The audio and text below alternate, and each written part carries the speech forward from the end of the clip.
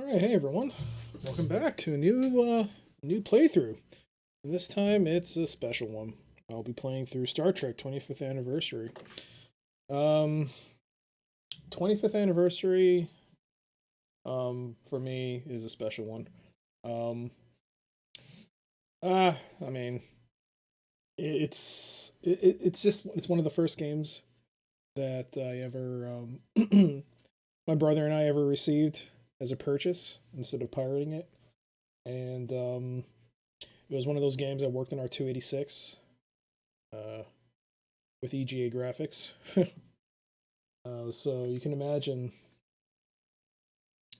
having only one or I only had two to three games at that time that we bought. The first two were sports games. I think this was the third one. Um, but yeah, there's more story to it. But suffice to say, this game is really important to me. But I can never beat it. So I think it's time I finally take that opportunity. I won't be playing my original copy. The original copy I have is the floppy disk version. But I do have the manual, and I'll be using that because I need to navigate the game world. I'll need that as because that's their inbuilt copy protection. So I'll need the manual for that. But I will be running this off the 25th. Well, not the 25th, but the multimedia CD-ROM version. So this is the talkie version. This has the voiceover work from the original cast. Um, and I was reading that there are some benefits to having the floppy disk version over the CD-ROM version, mainly with the computer database, because apparently, because it is fully voiced, they didn't have as many entries in the computer, whereas the floppy disk actually has quite a bit more information. But they had to eliminate a lot of it because of they couldn't just voice it all. It was a lot of work. So, but I'll be playing the talkie version because um, it has the original voice acting from the from the original crew. I'm just curious though. Does this actually run in? So I was planning on playing it through DOSBox, but does this play on ScumVM? I never actually checked. Oh, I should probably have done this before I. Yeah, Star Trek's not on this.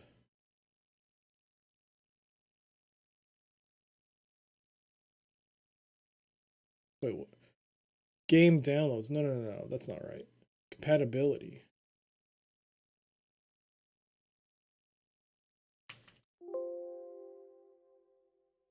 Okay, so Star Trek is not on the list of compatible games. Okay, good. Good, good, good.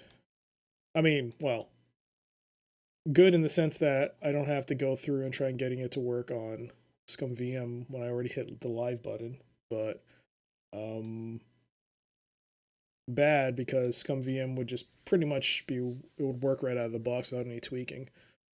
Um, are there any Interplay games on here? Oh, that's on there. Ooh. Okay. Okay. Excellent. Um. Well, yeah. Let's get started and let us load up old DOSBox. Actually, I haven't seen if DOSBox ECE has been updated lately. Just take a look here.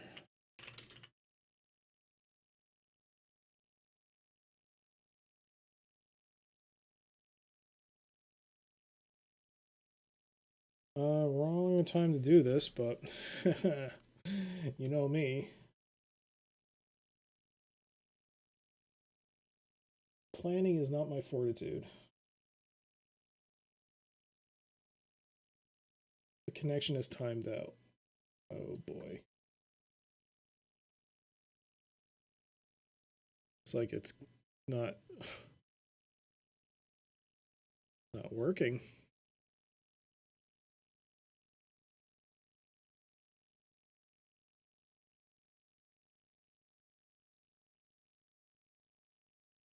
Uh Yesterday was posted, some posts were made on Vogons. Doesn't mention anything about the website being taken down, but yeah, it's not working.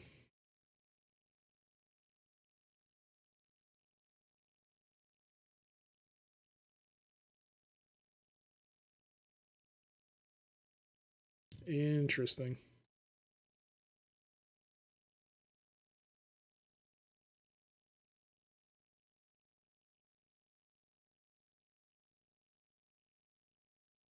Well, doesn't matter.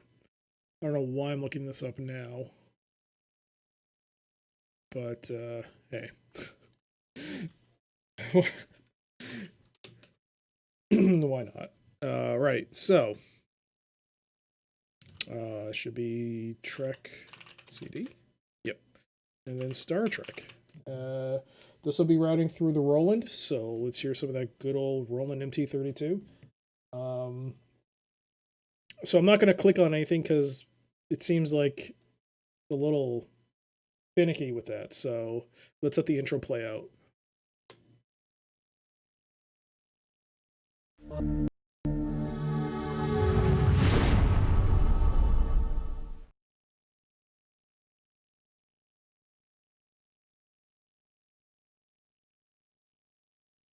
It takes some time for it to transition.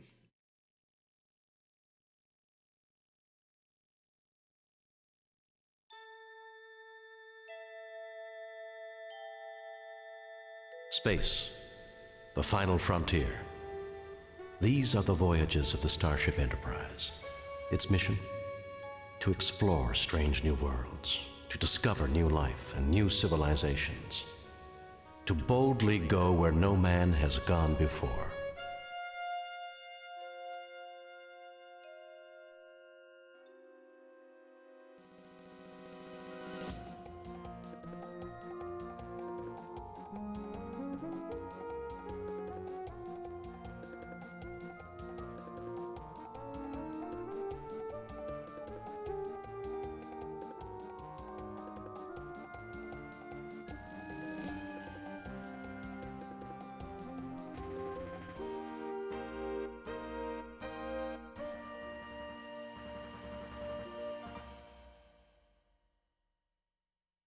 There we go.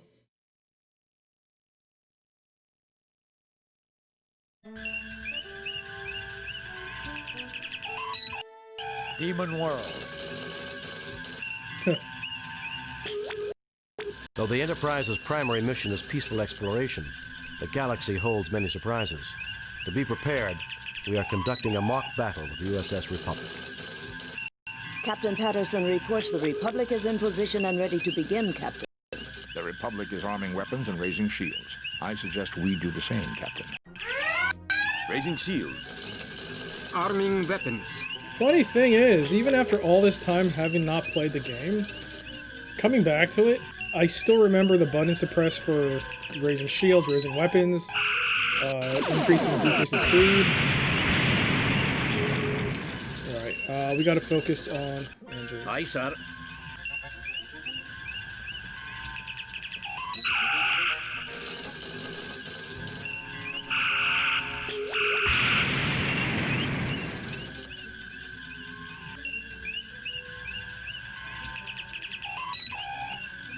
Come on.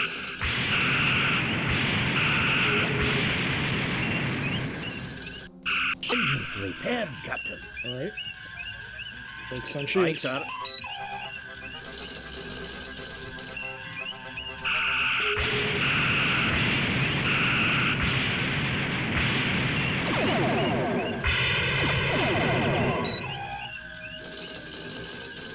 Focus on repairing our shields. Keep cycling through lower and quicker speeds. We're speeding up now so that we don't give him time to turn. Now we're right behind him.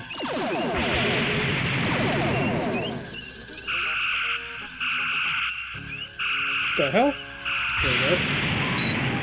There we go. Computer estimates the Republic is crippled, Captain. Captain Patterson extends his congratulations, sir. Lowering shields and disarming weapons. Alright. Message coming in from Starfleet. On screen, Lieutenant. Jim, the Enterprise is ordered to travel to Pollux 5. The natives report that alien life forms have been attacking the settlers near a mine at Mount Idle.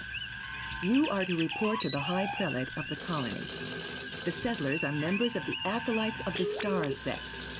The description of the attackers vary, but all say that the attackers resemble creatures from many Earth religions known as demons.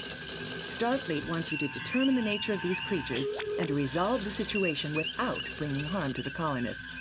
Starfleet out. Okay.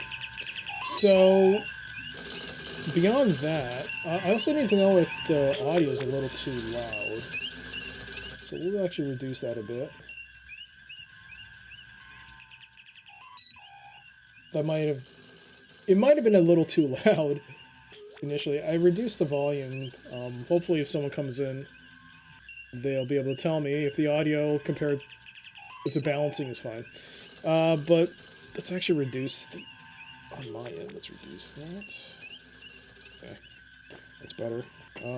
So yeah, outside of remembering the buttons for shields, weapons, and the speed, I don't remember anything else. So I need to find where in the manual tells you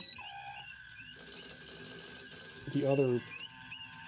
Oh, here we go. Pauses the game. You can pause the game by pressing P. Tabs toggles between ship movement and fire mode and bridge crew selection. Okay.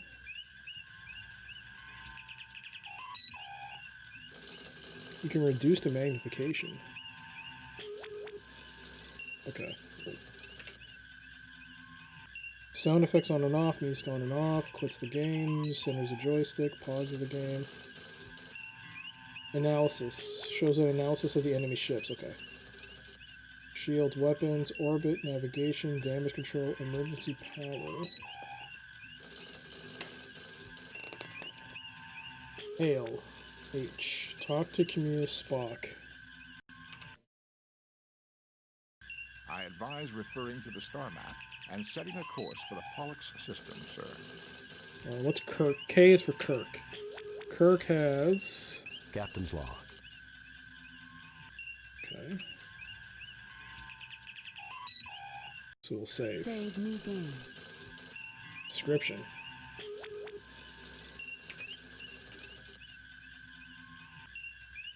Alright, so let's press N to navigate. And this was the game's version of copy protection, where you needed the manual to navigate around. Otherwise, if you were to go to any of these... Well, let's go to... Just for the sake of demonstration, let's go to the wrong quadrant. Just pick any random one. Bam.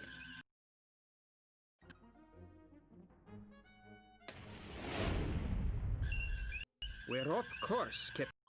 Instruments indicate that we have crossed the Klingon neutral zone. Klingon ship is arming its weapons systems. Damage control stand. Message from the Klingon. On screen. Enterprise, you are in violation of Klingon space. Your ship is forfeit. Prepare to die. Raising shields. Arming weapons. Wow, and just like that... Shields, Oops. Captain. Raising shields. Aye, sir.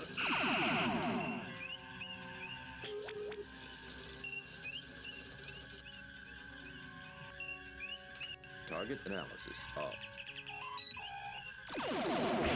And there we go. The Enterprise has been destroyed. Load a previously saved game. There we go. Right, now let's go to the right place. So we have to hit the Pollux system. Pollux is, according to this, 19, which is right here.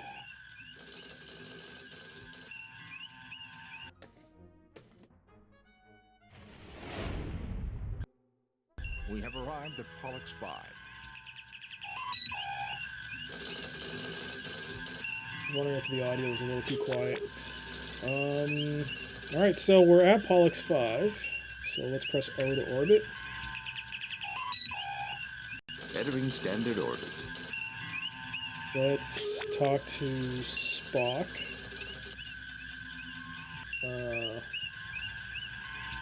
Spock again?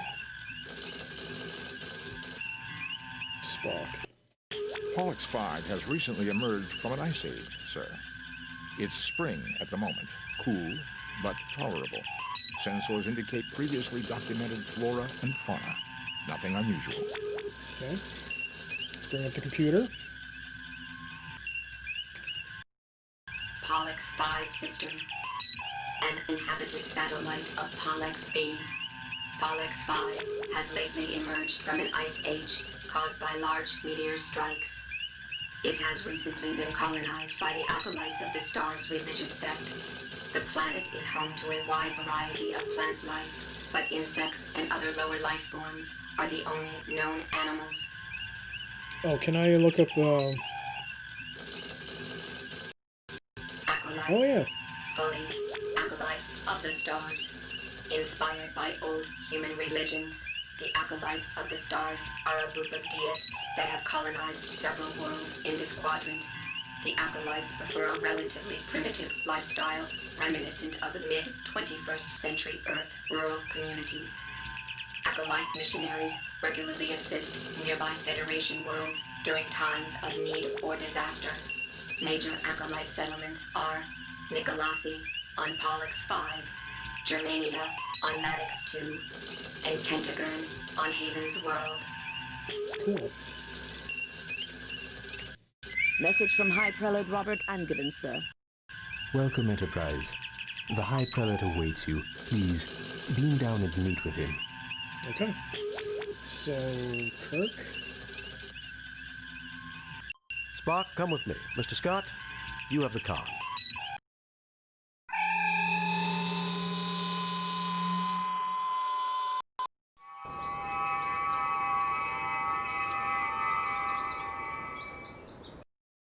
This is so much better, gentlefolk. We are honored at your presence, and hope you will find peace here in our haven. Welcome to Pollux 5. Captain, the flora on this planet is very interesting. I wonder how useful it may be for medicinal purposes. I wonder indeed, McCoy. So yeah, this is Pollux 5. Let's go say hi. Actually, let's first save. Save new game.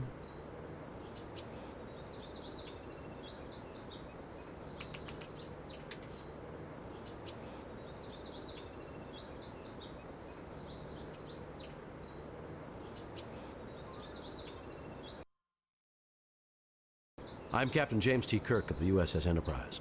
We have received word that alien life forms are creating problems at your mining facilities at Idle Mountain. Tell me more. So we have multiple choices here. Most High Prelate Angevin, I am honored to meet you. I consider it my divine duty to assist you in any possible way with the spawn of the devil. A little pandering. Been seeing ghosts and boogeymen, eh? I find that a little hard to believe. Probably the choice we shouldn't pick out of all of them. I'm Captain James T. Kirk of the USS Enterprise. We have received word that alien life forms are creating problems at your mining facilities at Idle Mountain. Certainly, Captain Kirk. Not aliens per se. We have encountered what we believe are demons at Idle Mountain. Creatures surely emerging from the very gates of hell. Our God would not test us thus without reason. So we believe your might and insight are our God's method to help us discover what is going on. Aside from seeing demons, has any hard data been collected? Any evidence I could see? Demons, gates of hell, this is the 23rd century. Aside from seeing demons, has any hard data been collected? Any evidence I could see? A skeptic would consider everything merely anecdotal or unproven. My people will gladly tell you their own stories, so you need not hear it secondhand through me. What can you tell me about the mine itself? You're wasting the time of a starship capable of destroying this planet with campfire stories? No wonder you were dumped out here in the middle of nowhere. This is like the option that Kirk probably in his head would love to say. What can you tell me about the mine itself? The area is exceptionally stable tectonically, and easy for our machinery to work in, praise God. We've mined for hafnium and a variety of useful trace elements. The deeper we dig, however, the more anomalous the variety of minerals seems to be. Our Ignatiate brother Stephen has his own theories about why this might be. Either way, the anomalies inspired Brother Candray to conduct studies inside the mine. Yesterday, he reported discovering a strange door. A gate to hell, surely, for the demons caused a cave-in immediately. Candray was trapped, unconscious, and the demons prevent us from rescuing him. We can only hope he is still alive. Thank you for your courtesy, Kirk. May you receive the guidance and protection of our God as you complete this divine mission. Okay, let's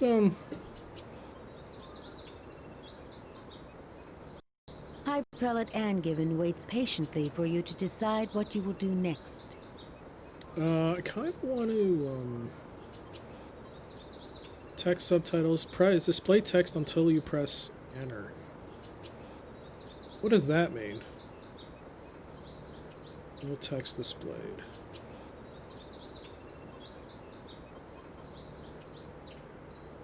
The only option I was looking for was for me to prompt for the next thing to start. That was it, but I guess I'll stick with this. Let's take a look around. Spock raises an eyebrow. This is off a CD, so it does have to access, so there is a bit of a pause every time. Dr. Leonard McCoy, the finest doctor in Starfleet, wishes that he were on a warmer planet. Ensign Everts, who has never been this close to snow before in his life, gazes with childlike fascination at the ground. Oh, I forgot to... Once again, I forgot to turn on the timer. Lovely. How much time has been passed? About 20 minutes. Give or take.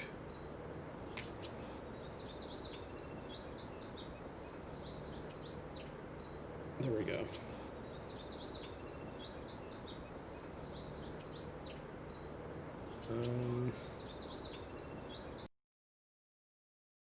Captain, demons and supernatural creatures are, almost by definition, illogical.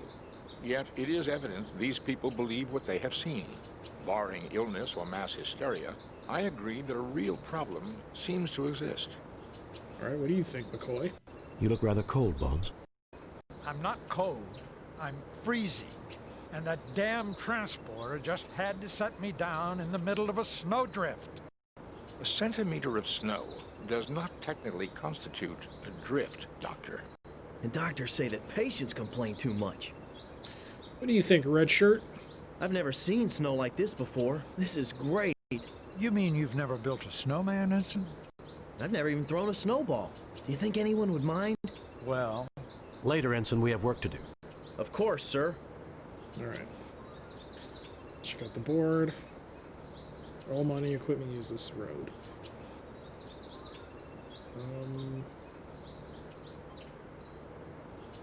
Nothing to report, Captain. His blood pressure's up a bit, but he believes he's telling the truth. There's nothing there requiring a ship's doctor. There's nothing there requiring a ship's... Okay. Save new game. Replace... Let's go in.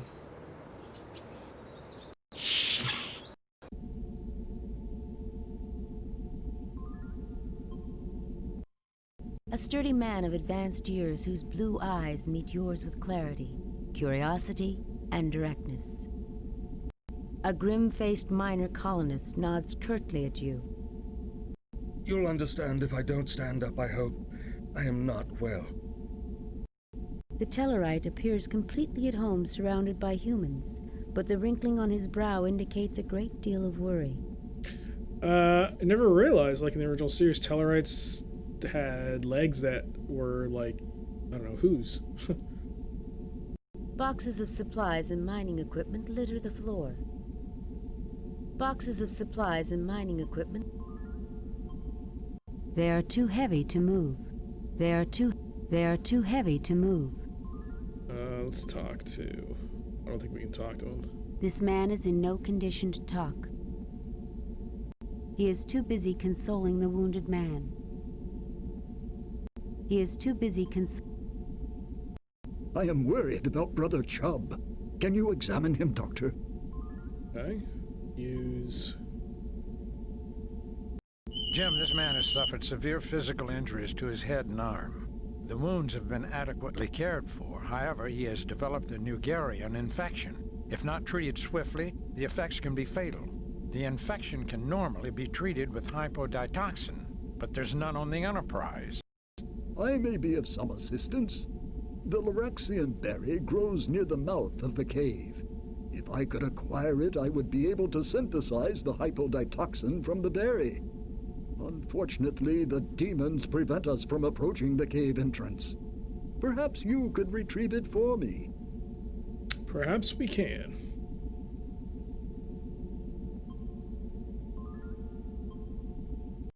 Time is of the essence.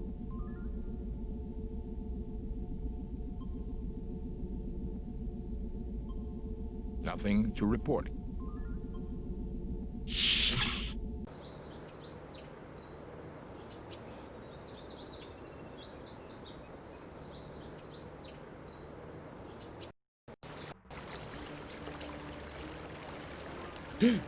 Klingons.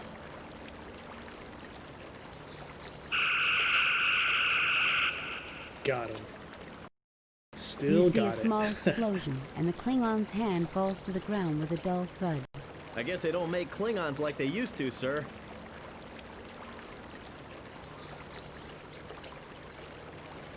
They look like Klingons. They look like Klingons. It's the Klingon's detached hand.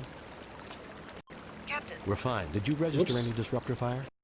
No, Captain. Why? Are there Klingons down there? No, just an idea. Kirk out. Fascinating. I begin to suspect that we have stumbled upon something that the colonists would never have uncovered. What is it, Spock? I wish to gather further data before making a definite conclusion, Captain. One Starfleet. Let's do this by order. This is definitely not a real Klingon, Jim.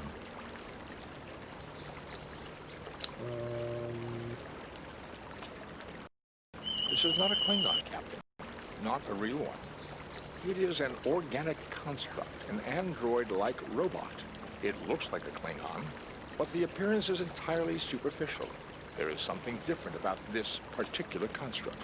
Come here, Captain. Look at the hand. It seems to have been separated from the body.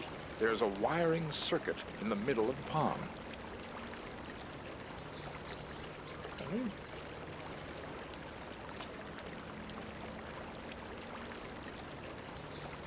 You take the Klingon's detached hand.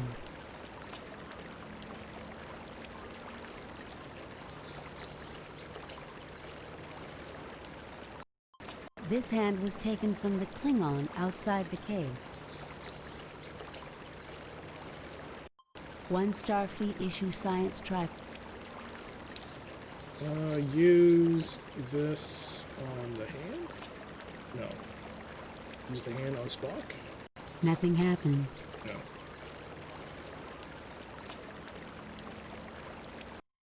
Captain, I detect a recent avalanche approximately 6.2 kilometers away that occurred within the last 3 days. The mountain may be quite dangerous. Demons, Klingons, avalanches.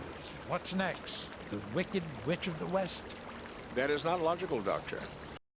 It wasn't supposed to be logical, you green-blooded Vulcan. Why does everything have to be so damn logical? Just like the show. Well, we've seen Klingons. Now all we need is a few Romulans. Control your thoughts, Doctor. There is a high probability that something here is using our own memories against us.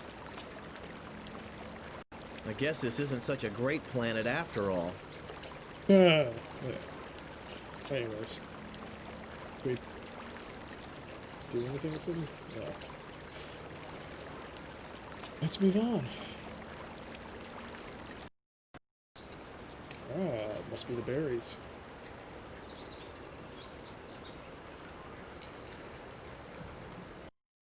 Various types of berries grow amongst the bushes. One Starfleet issue. Jim, these are the berries we need to synthesize the hypoditoxin. We must get these to Brother Stephen quickly.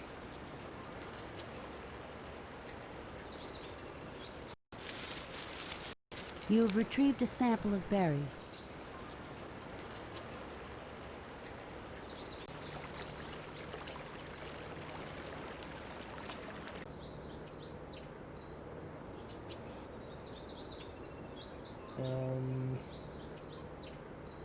You look rather cold, Bones. I'm not. The doctors say that. I believe it's over here.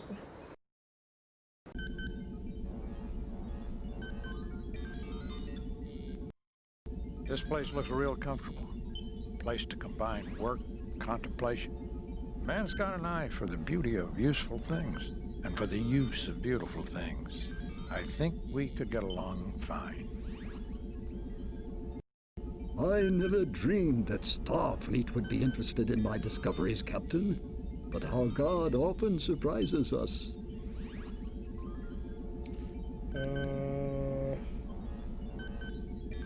Berries on Brother Steven. The settings on the Ardak 4 have already been adjusted. Simply place the berry in the machine and the hypoditoxin will be synthesized. What's the Ardak 4? This thing?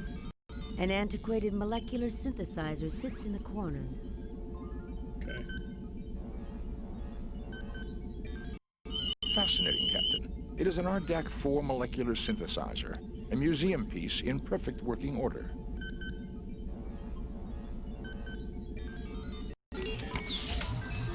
The machine synthesizes a quantity of hypoditoxin.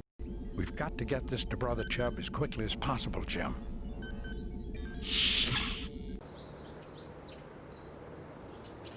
Okay. We got the cure for Brother Chubb.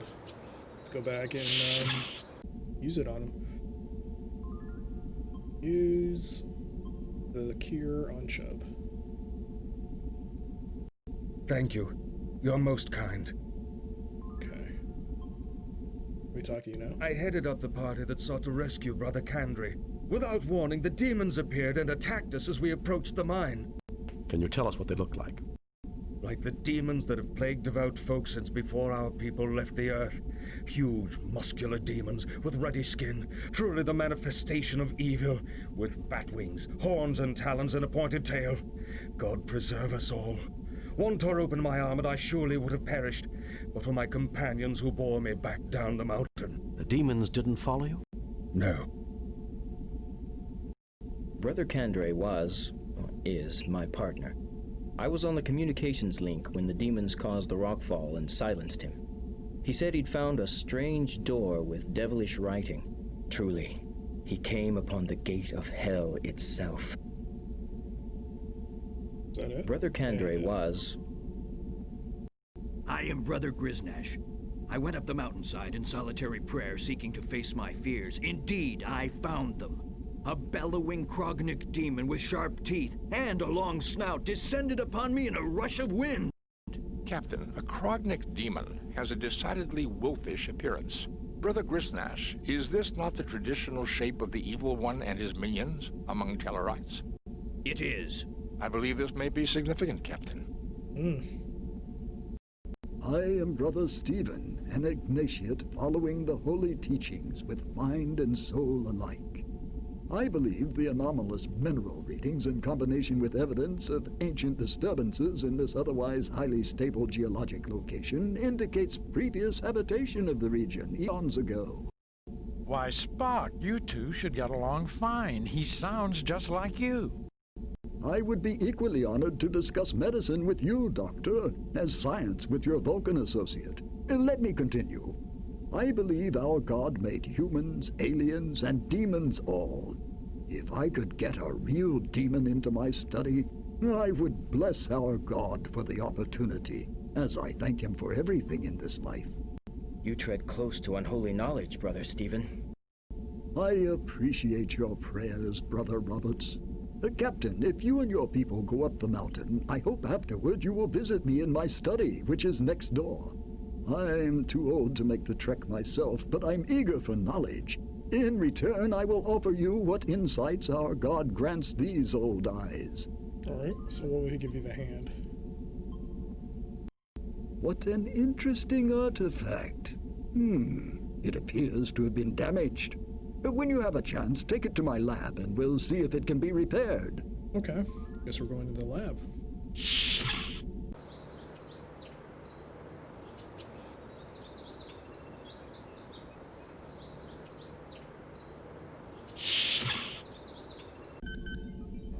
Alright, let's give it back to him now. What a fascinating piece of equipment. Highly advanced technology. You see here, it seems to have been damaged, however. Take it to my workbench and let's see if it can be repaired. I fear my hands are too shaky to perform such fine work, but perhaps one of you can do it. Alright, so let's save. Save new game. Replace. So use the hand here. Mr. Spock, see what you can do about that hand.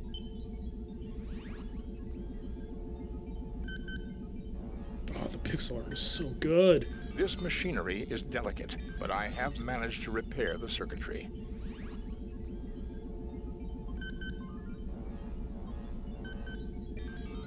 This hand was taken from the... Okay. I remember that I needed something from here. A glass-fronted display of mineral specimens, including a meteorite, a few fossil shells, the skull of a cat-sized alien animal, and a very encrusted twist of metal.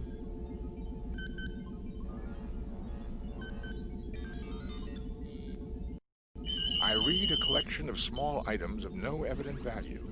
I would characterize this as a small museum display, Captain. There's nothing there requiring a ship. Do we need one of these things? The glass case is locked. The glass case... I never dreamed that Starfleet would be interested in my discoveries, Captain. But our God often surprises us. Maybe I don't need it now.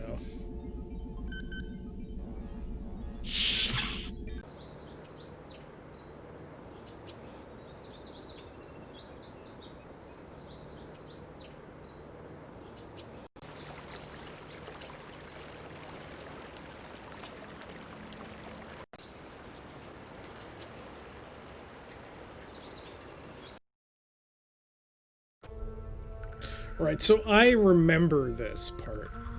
What happens here. So I'm going to save here because I just want to show what happens when save new game. You do Replace things a previous little game. In the wrong order. That's why this game was so unforgiving at times. So you see this rock formation, and one of the things that we have to do is clear it. So we can use our phaser to clear the rubble. But you actually do have an order here. So if you do it in the wrong order... Assume firing positions.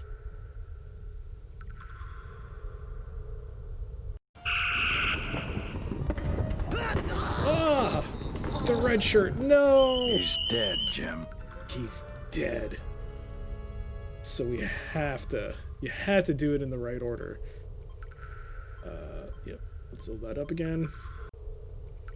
So I remember that. So when you shoot it, you have to shoot that rock first. Assume firing positions.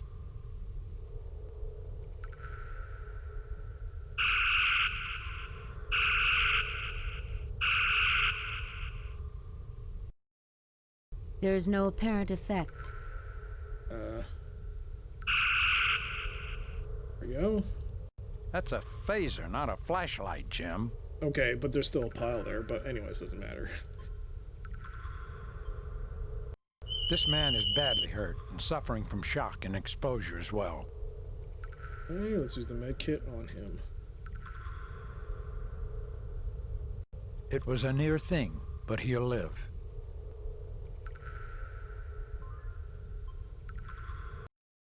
Oh, thank you, kind souls, for saving my life. Let me rest here for a little before returning to report this miracle to Prelate Angiven. Save new game. Replace... Save... Okay. Fascinating, Captain. This door is made of an unknown material. It is clearly built by an alien race we have no knowledge of. Nothing to report. It appears to be a security lock designed to open the door when the correct handprint is registered.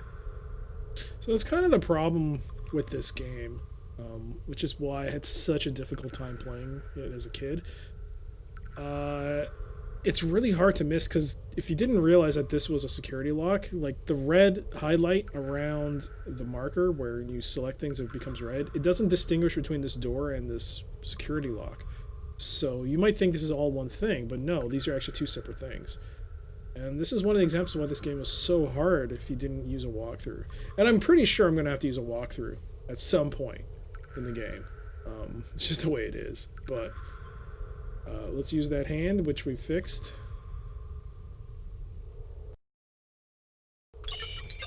Let's see what happens. The hand circuitry triggers a connection and the door opens. Nice. Save new game. Replay. Let's go in.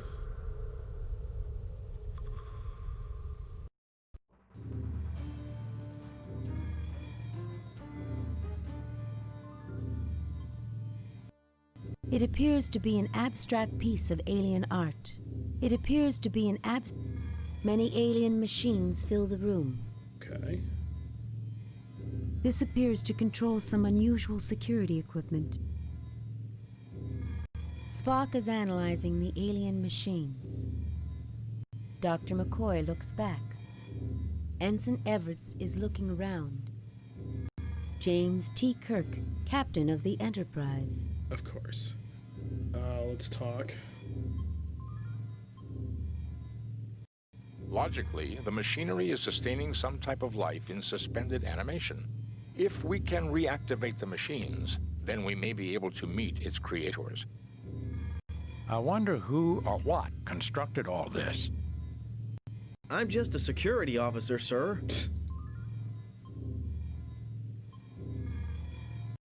This control panel is a manual override for the alien life support equipment.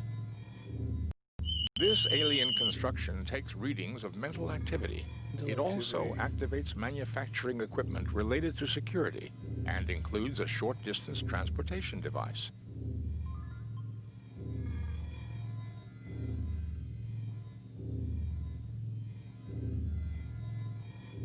Okay, this is as far as we go.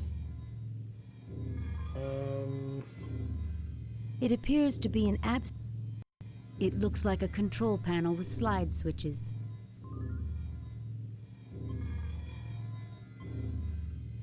This control panel is a manual override for the alien life support equipment.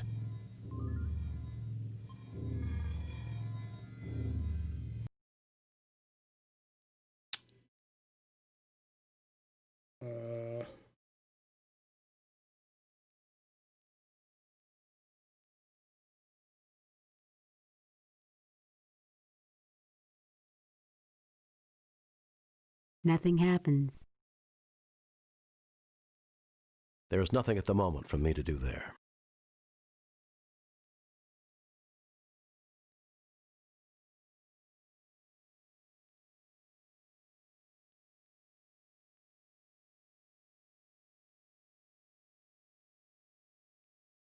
Just to put everything at level 1.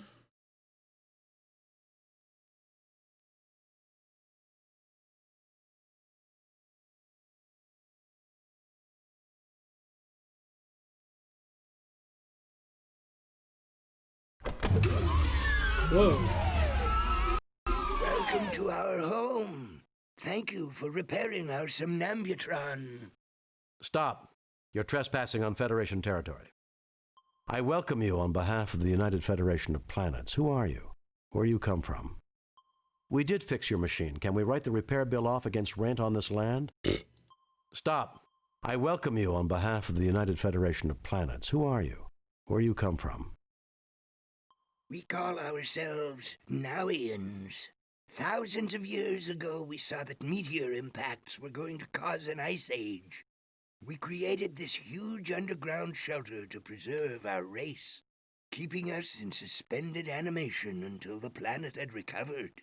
We programmed the machinery to revive us at the next eclipse, but we did not count on the destruction of our moon. Some advanced civilization. That's exactly the choice you should be using. Perhaps you can tell us about the demons. Some advanced civilization. Perhaps you can tell us about the demons. The demons, as you call them, are created by a machine designed to keep intruders away from our sleep chambers. It pulls from the minds of any approaching creature their most feared enemy and produces replicas to scare them away. For you and your crew, it was Klingons. For the Tellarites, a wolf demon. And for the other humans, a demon from their religion. On behalf of my people, thank you for waking us. I will turn off the machinery which creates our guardians, so that they no longer bedevil those with whom we now share our home. All right. Oh, woe! Alas! The key is missing. I can do nothing. Even we will suffer the attacks of our own guardians unless the key can be found. I implore you, if you can help, please do so. Okay. Remember that I think it was back at the professor's thing. Can we still talk to you, or is there anything else you want to add? Have you found the... No.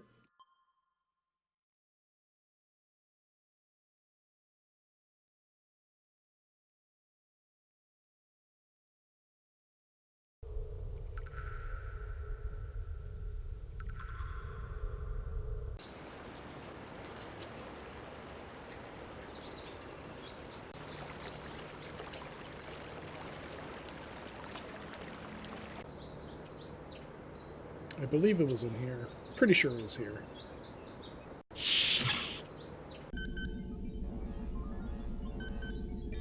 I never dreamed that... Okay.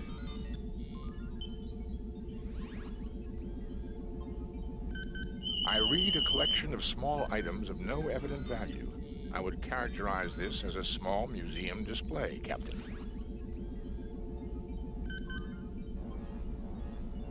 A glass-fronted display of mineral specimens, including a meteorite, a few fossil shells, the skull of a cat-sized alien animal, and a very encrusted twist of metal.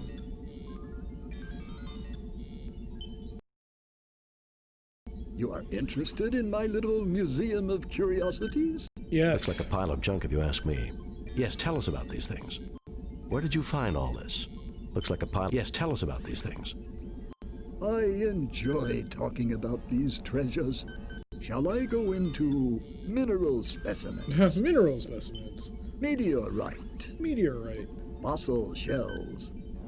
Skull of a small alien animal. Twist of metal.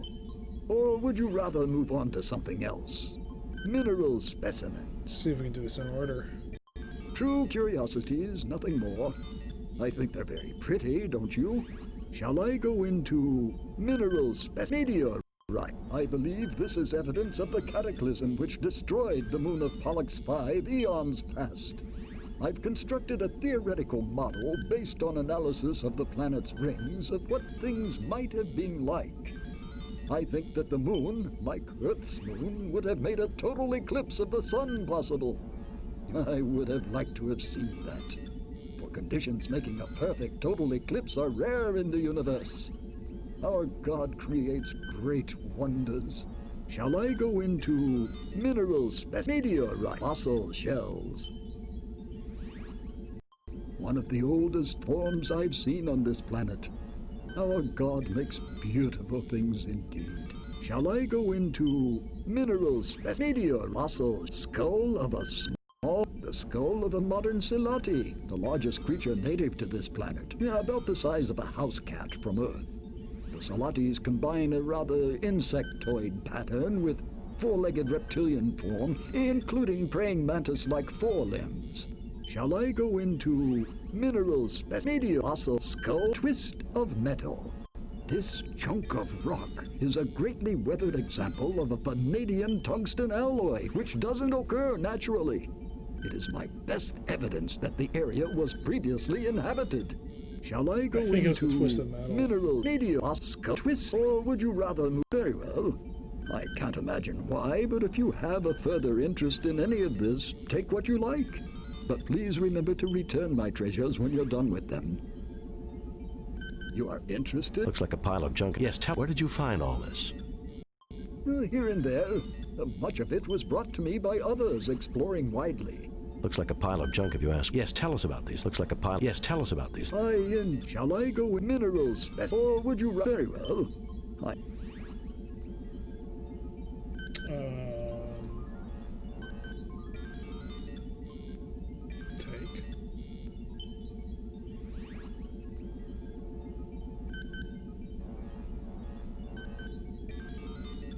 Take that.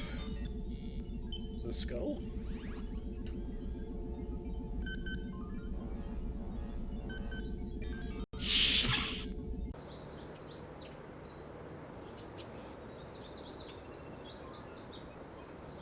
Save new replay.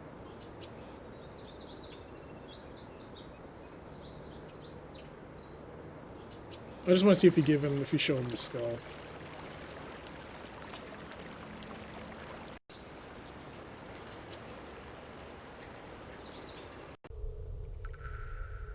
Oh, he's gone. Alright, we should actually go back and see if he's back there. Sometimes the clicking is a little...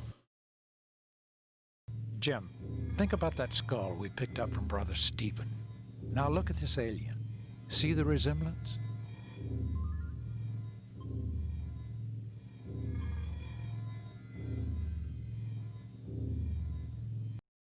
A child?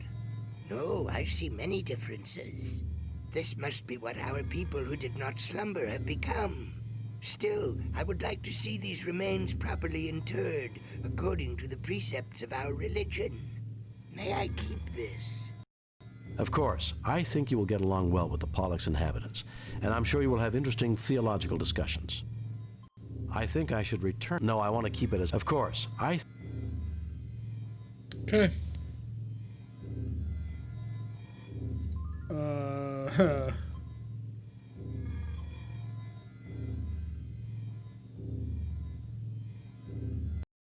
You found the key. I can now turn off the machinery creating our guardians, and no more sentience shall be at risk. Surely the Holy One smiles upon us all. I have no way to thank you, Captain, but please carry this request from my people to yours. We have much ancient knowledge we can share, and we would like to join your Federation. Go in peace. I will be glad to accept your application to the Federation. We shall have a diplomatic envoy sent to make the final arrangements. We look forward to meeting them. We also look forward to having discourse with the colonists. Farewell. May the Holy One bless you. Live long and prosper. Kirk to Enterprise. Beam us up, Mr. Scott. That's it. I think, took that guy's poor skull, but hey, it's for a better cause, right?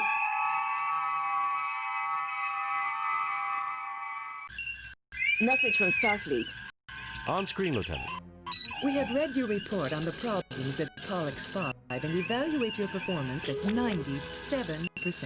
97? You and your crew received 3 commendation points. The top brass at Starfleet are impressed. Outstanding work, Jim. What did I miss out on? I might have known there weren't any demons. We all have demons of our own, Bones. The ones we can't confront are often the hardest to deal with. These demons were based on fear, Captain. A human failing. I don't know, Spock. Everything that I've ever read about demons describes them as having pointy ears. That's it. Next episode. Hijack. Message from Starfleet, Captain. On screen, Lieutenant. The USS Enterprise is to report immediately to Beta Myamed. The USS Masada has failed to report as scheduled. Determine nature of delay and take whatever measures are necessary. All right. Set course for Beta Myamed, sir. Yes, we will. Just give me a second. I gotta... First, let's save. Save new game. Okay. Let's talk to... Perhaps you should access my library computer, sir. Okay. Myamed? Beta Myamed, a Federation world. A supply depot orbiting Beta Myamid 8 has recently been subject to attacks from Alasi pirates on 2 occasions within the last solar year. Alasi. Alasi Prime, a binary star system which won in Alasi pirates. There are several bands of pirates based from Alasi Prime, the Ajalasi family, the Ajthuri, and the Andrasili. Recent events on Manalbagor have caused these bands, which typically battle each other, to unite and prey on Federation ships. Okay. Masada. Masada, USS. A Federation tug tender, registry NCC 293391. Currently under the command of Captain Kevin Keeler. Crew complement of 17. Primary mission, tow, repair of disabled ships. Its input override code is 293-391-197736-3829. I think we need that for something else. But yeah, let's navigate to Beta Myamid. Let me find it on the map here. Beta Myamid 15, which would put it here.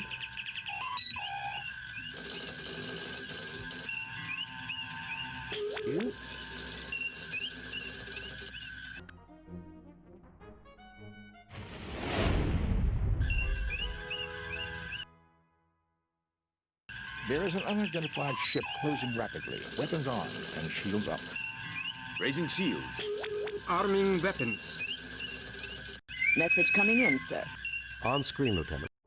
Leave the Beta Myamid system immediately. You're interfering in Ilasi affairs. We are conducting a search and rescue mission for the USS Masada. It was last reported in this system. We cannot leave until we can confirm its location and condition. So be it. You have been warned. Prepare to die. Target analysis on. Target analysis on. Okay, where is it? There it is. Target analysis on. Target analysis on. There we go.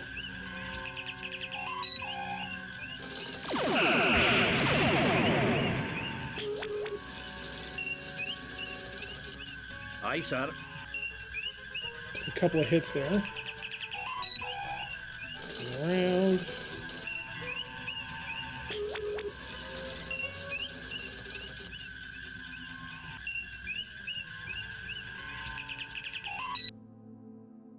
Shields repaired, Captain. Good job.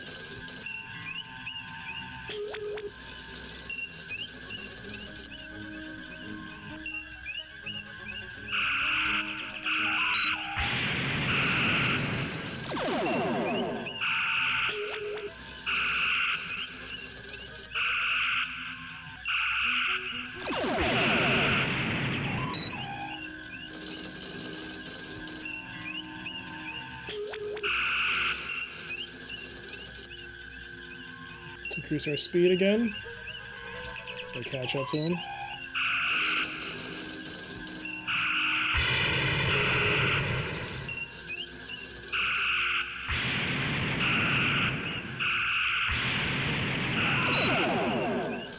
Alright, he's taking some damage. Target analysis on. Target analysis on. Aye, sir.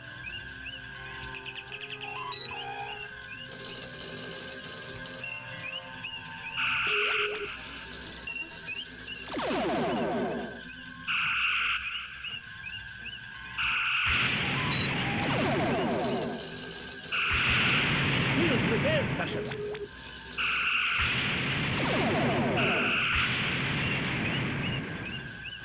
Aye, sir.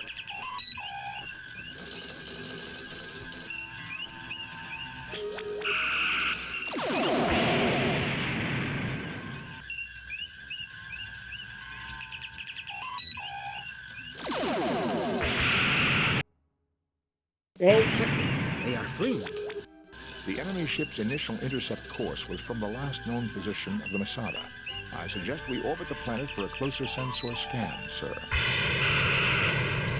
Okay, but let's keep going after him and see if we can chase him. Oh, he's Shields gone. repaired, Captain. He booked it. He's still there. And I still... Ah, he's gone. Alright. Alright, that went well. Save new game. Replace previous. Lowering shields, Captain. Disarming weapons. Alright, let's orbit.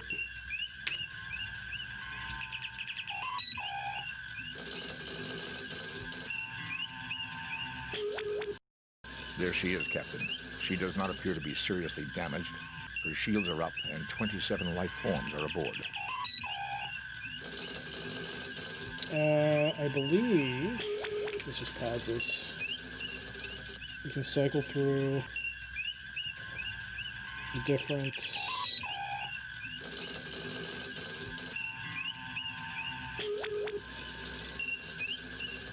options available.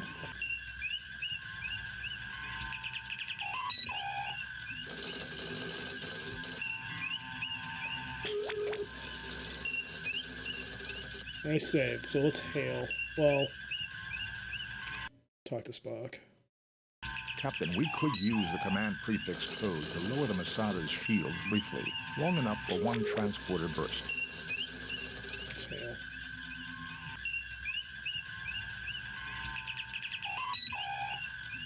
Hailing the ship, Captain. Greetings, Federation Imperialists. I am Elassi Seraph, and I have claimed this ship as a blow for freedom against Federation tyranny. This is Captain James T. Kirk of the USS Enterprise. You are illegally in possession of Starfleet property. This is Captain James T. Kirk of the USS Enterprise. Listen, Lassie. Hand over the ship and hostages now, or things are going to get very nasty. This is Captain James T. Kirk of the USS Enterprise. Mr. Elassi, it appears that you have found something the Starfleet lost. This is Captain James T. Kirk of the USS Enterprise. You are illegally in possession of Starfleet property. Ah, the infamous Captain Kirk. The Masada is mine. You will release 25 political prisoners I specify, or I will destroy the ship and its crew. The list of those wrongfully imprisoned should be coming over to you now. Data file captured, Captain.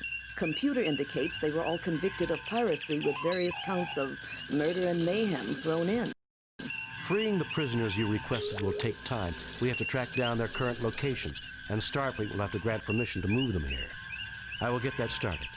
You should tender a show of good faith on your part. Will you beam over so we can discuss negotiations face to face? We can work together on this, Elassi. How about beaming some of the hostages over as a show of good faith? Freeing the prisoners you requested will take time. We have to track down their current locations, and Starfleet will have to grant permission to move them here. I'll probably pick this one. I will get that started. You should tender a show of good faith on your part. Will you beam over so we can discuss negotiations face to face? He's probably not going to do that. What? Lower my shield so you can beam over a war party? I'm not stupid, Captain. We'll play by my rules. So long as the shields are up, Captain, our hands are tied. The Enterprise can overpower the Masada and take her, but the pirates would have all the time they need to kill every one of the hostages. Will you send over data on the whereabouts and conditions of my falsely accused clansmen languishing in your dungeons, Captain? Very well, we'll do it your way. I will put together the data packet. Kirk out. Your fellow Elassi have been tried in Federation courts of law and found guilty of their crimes. We'll listen to your complaints if you discuss them reasonably. Forget it, Elassi Seraph. You'll be the next one languishing on a Federation penal planet unless you drop your shields and surrender to me immediately. Very well, we'll do it your way. I will put together the data packet. Kirk out. Your fellow Elassi have been tried in Federation courts of law and found guilty of their crimes. We'll listen to your complaints if you discuss them reasonably. Very well, we'll do it your way. Supposed to pick I this will one? put together the data packet. Kirk out. Yeah, I think this would be the right choice. Okay. Press hail. It's in the prefix code. Yeah.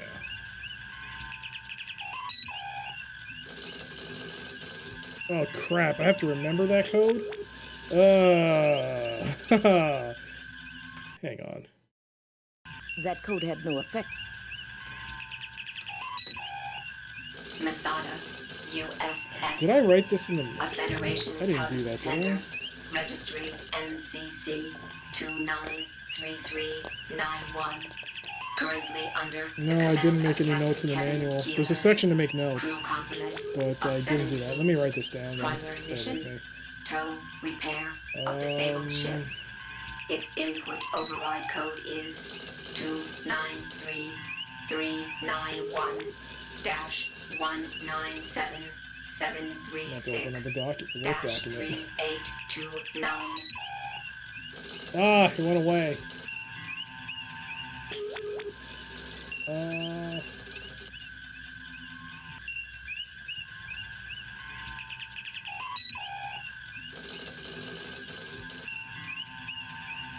You know what? I really should put like a note thing on the screen so that I can make notes as we play. That'd actually be kind of cool, but I'll do that for next time.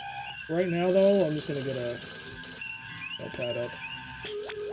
Documents. Yeah, there we go. Now I gotta hear that again. Hey there, phone. How you doing? Good to see you as well. Hope you're keeping safe and everyone that you know is keeping well. Let's do that again. Masada, USS.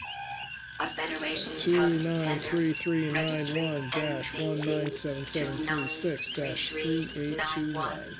Currently under the command of Captain Kevin Keeler.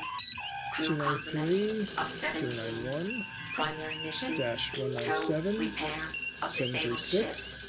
Its input override code is 293-391-197. I'll do that again. Hey, the host. Wow, it's been a while. How you doing? All right, the code was all right. Thanks a lot. I'll do that now, actually. So let's hail. Nope. Send the prefix code. 29. Well, I gotta use the 293-391-19736-3829. Sending prefix and lowering the Masada shields. Okay. Hailing the ship. No, don't hail. Not yet. We're still... Captain, there is now one fewer life form Shit. on the Masada. Let's still head up again. No! That was the wrong button. I lost... damn it. Skip through that. That sucks. There she is, Captain. She does not... I'm doing good, let's do that again. Hailing the ship, Captain. Greetings, Federation Imperialists. This is Captain James. Sorry, I've T. gone Kirk through this, so I'm just gonna skip through it. Sorry. You're illegally in possession. Unless you want me to. Property. This is Captain James T. Data file captured, Captain. Freeing the prisoners you What? Lower my so long as the shield. The Enterprise can overpower the Masada. Will you send over data on... Very well, we'll do. Okay. Hail. Hailing the ship, Captain. Do you have the... Damn it! No! It's not what I wanted. I thought I already looked it up. Ugh, Kirk. Load.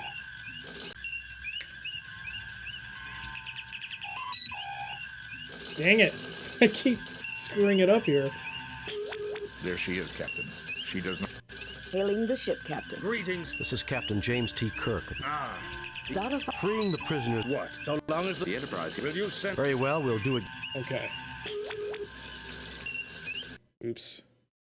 Topic no... Masada, you... Okay, talk. Captain, we could use a... Hail the Masada, no. Send the prefix code, yes. 293-391-97 736-3829. 3829. Sending prefix and lowering the Masada shields. Excellent. Kirk. Lowering shields, Captain. Disarming weapons. Spock, come with me. Mr. Scott, You have the con. Excellent. Off we go to the Masada.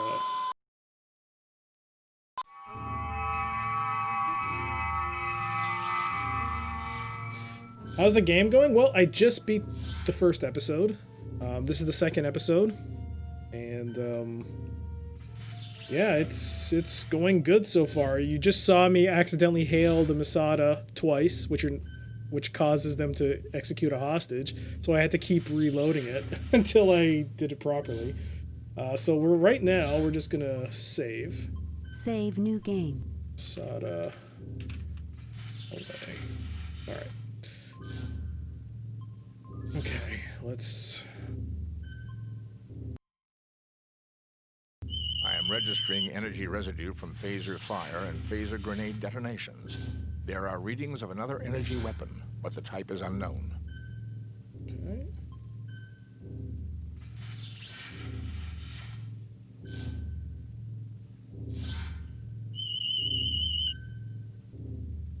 He's not hurt badly. I can revive him. Okay, good.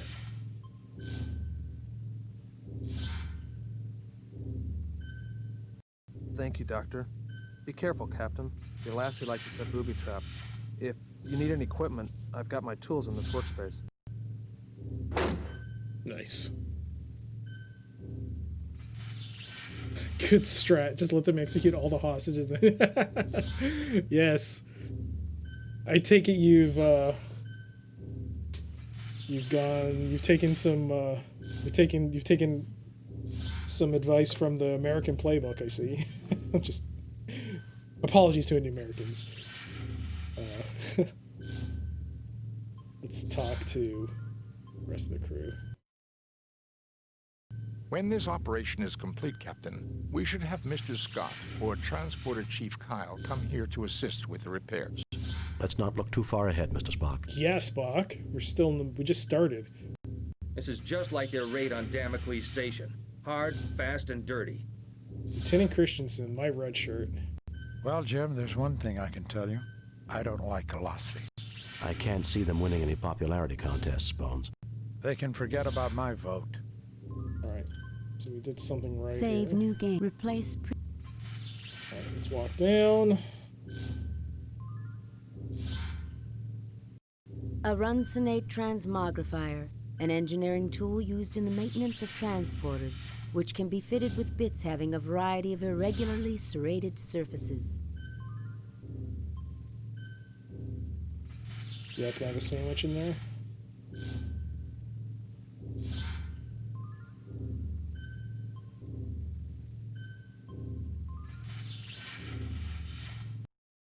The Runcinate transmogrifier. This device was invented by an engineer with a sense of humor about names. With the proper attachments, engineers use it for temporary fixes on key circuits. Okay. Spock quietly analyzes the damaged areas of this transporter room. McCoy wonders how many patients he'll have on this mission. Lieutenant Christensen stands ready. Crewman Simpson. Crewman Simpson. Okay. The transporter bay has been... A small bomb appears to have damaged the transporter controls.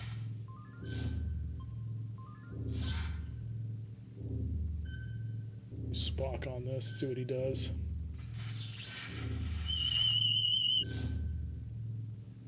The controls have been virtually destroyed, Captain. Can they be repaired, Spock?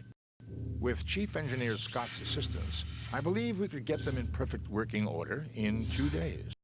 Spock, we don't have 2 days. If we can repair the transporter, we might be able to transport onto the bridge and capture the Lassie. I can attempt to jury-rig repairs if I can find parts. However, there is only a 67.357% probability of success. I've always been a gambler, Spock. Figure out what you'll need. Okay.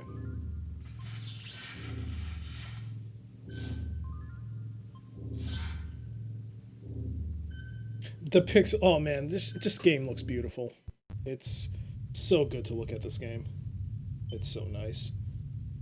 All right, here we are in the halls of the Masada. Let's take a look around. Some kind of force field appears to cover the door. Yeah, this game is beautiful. Ugh. This is only the third game that my family ever got, well, my brother and I ever got, and it was a present. And it's always been special for me because A force field of unusual configurations has been erected in front of the doorway, which leads into the bridge. I don't think it would be healthy to approach too closely, Captain. Okay. It's been one of those games which I've always had, and it's just been like I've never been able to finish it. I got stuck on the final mission. The final fight was so hard I couldn't beat it. But it's about time I take this opportunity to try and beat it now. You've not played this game, but I've heard great things about the Star Trek. Yes, I mean the biggest complaint about the Star Trek point-and-click games is that, one, it's really hard to see what's important, because you can see, like, there's a lot of stuff here, but how do you know what's important? Nothing to report, Captain.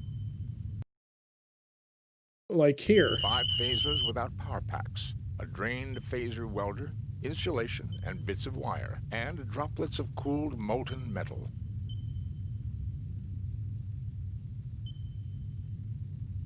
Nothing to report. Let's take it. See? We took it. How would you know that crap on the ground was actually important?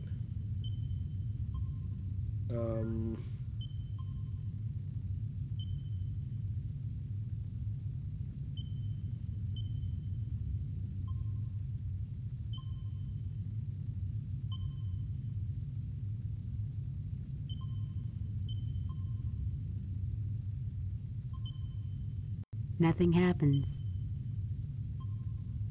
Nothing happens.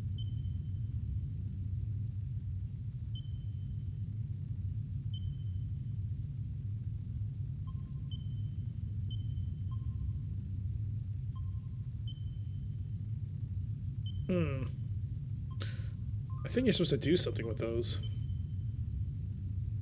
Oh, if you noticed, I also put up the MooBot. You can now see the commands sometimes. Oh, shoot.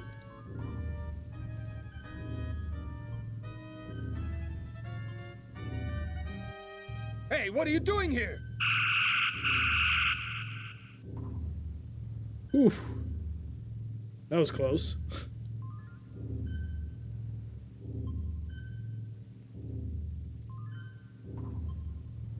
Save new game.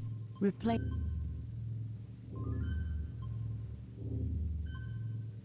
The pirates won't wake for a while, but they're going to be quite unhappy when they do. I recommend that we not be here when they awake. The crew is tired and has elevated signs from extreme stress, but they will survive.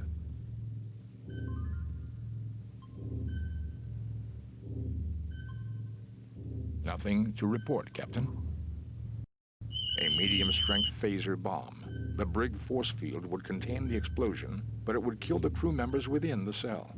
I recommend that we find a way of disarming it, Captain. Okay.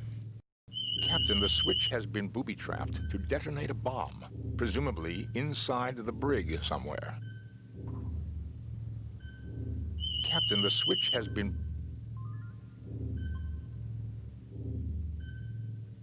A medium-strength phaser bomb. The brig force field would contain the explosion, but it would kill the crew members within the cell. I recommend that we find a way of disarming it, Captain. Which mission is this? This is the second one. So I just completed the first episode, quote unquote, and this is the second one now. All right, so I got to figure out how to disarm this bomb. Do I use Spock on this?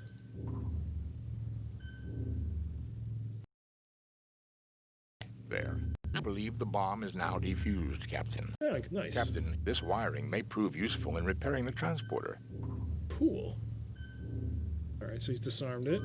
So we'll take it.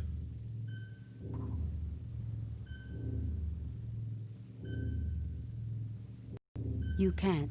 Oh.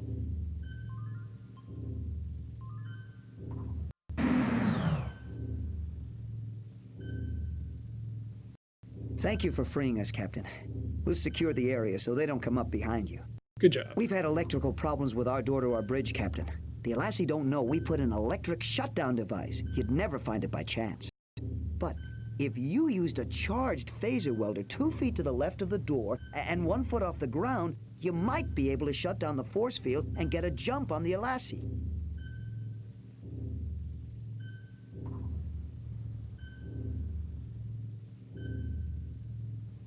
Okay. Let's take a look at my inventory here. I got a lot of stuff here. So I've seen that. What's this? Some scraps of metal found in the corridors of the Masada. Okay. A length of wire removed from the terrorist's bomb. Some scraps of wire found in... Already seen that one. Some scraps well, that's scraps of metal. Okay, okay. A phaser welder. It is without power. Okay. These weapons are powerless, having been shorn of their power packs. A bomb with 3 wires. Primitive, but potentially quite deadly. Save new game. Replace. Nothing happens. Nothing happens.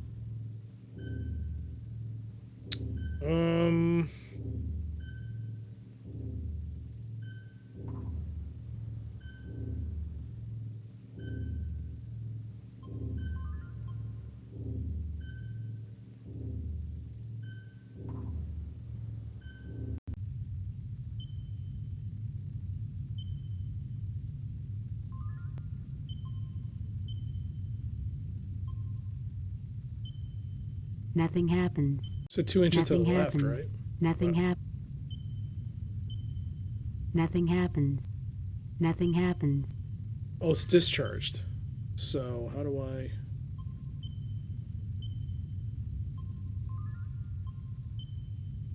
A phaser welder. It is without power.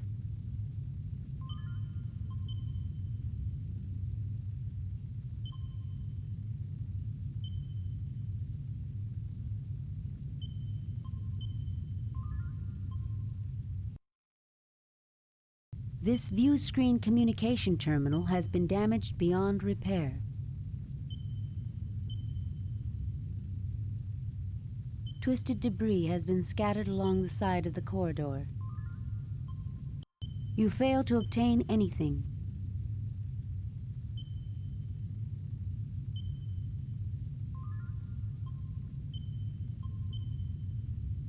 Nothing happens.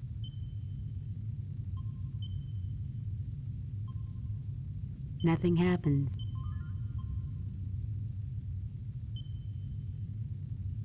Let's walk back.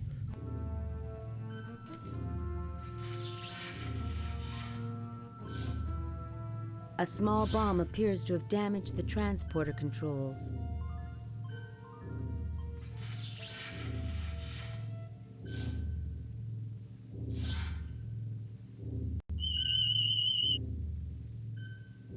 The controls have been... Can they be with Chief Spock? We don't... I can attempt to jury... I've always been a gambler, Spock.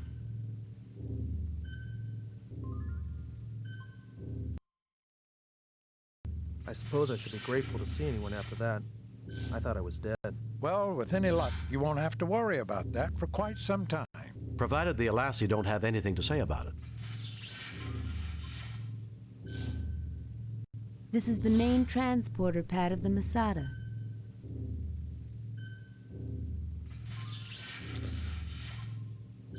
So how do I combine things here? Some scraps of metal. Use...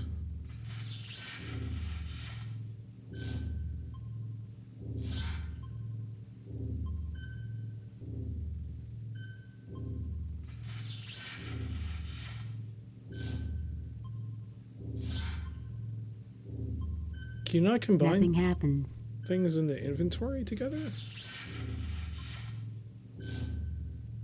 Nothing happens. Nothing happens. Let's actually go back there and talk to him again. I just want to make sure. He said something about...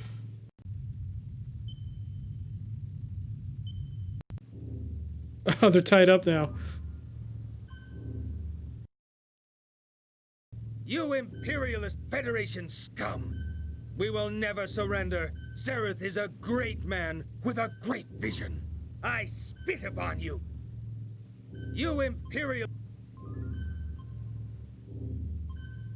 Nothing happens. Nothing happens. You are in the brig of the Messiah. You are in the brig of the Messiah.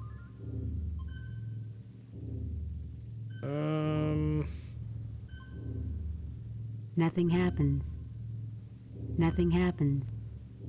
Nothing happens. Man, it's been I miss point and clicks. But I also don't miss the whole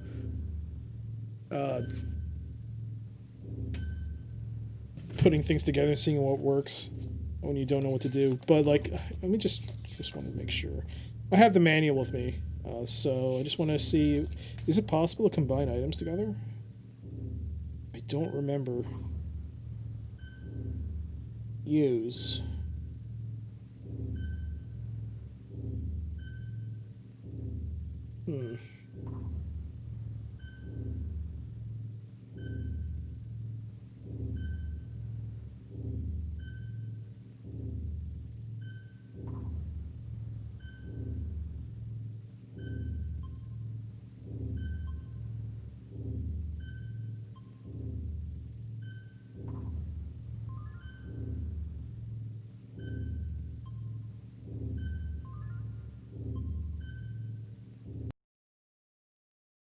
Thank you for freeing us.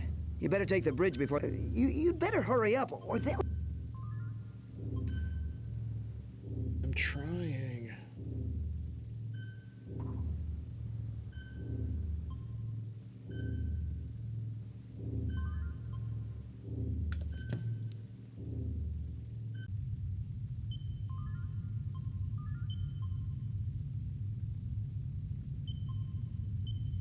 Nothing happens.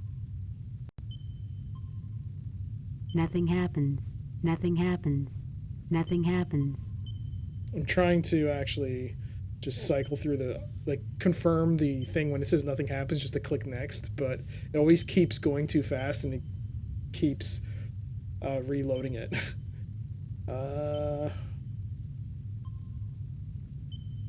Nothing happens. Is it 2 inches to the left, right? Nothing happens. Nothing happens. But it's not charged.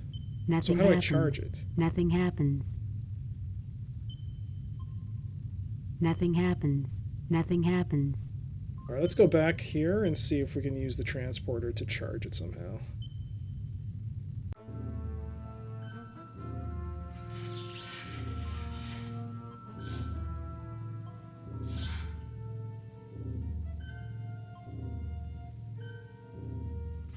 Okay.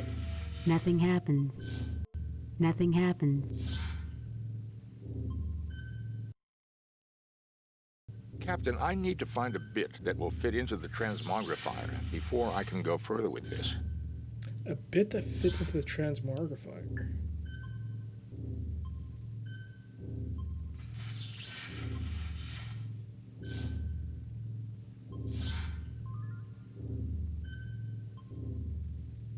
Some scraps of metal found.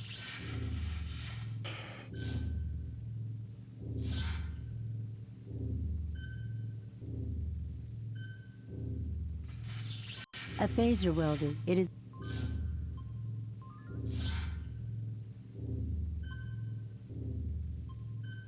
Nothing happens. Okay. Nothing happens. Nothing Nothing happens.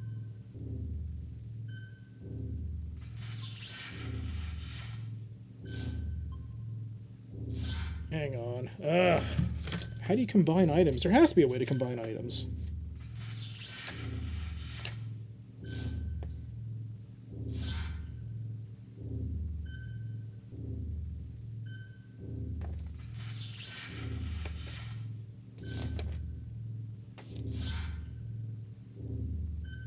Place the... okay.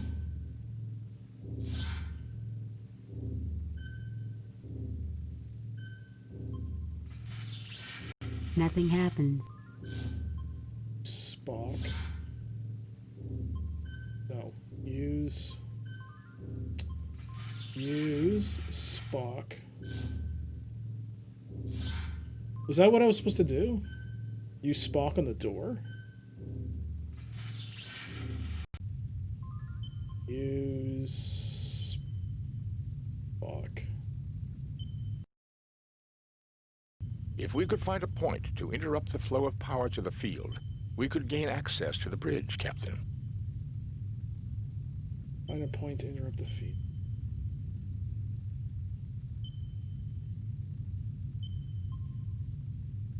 Nothing happens.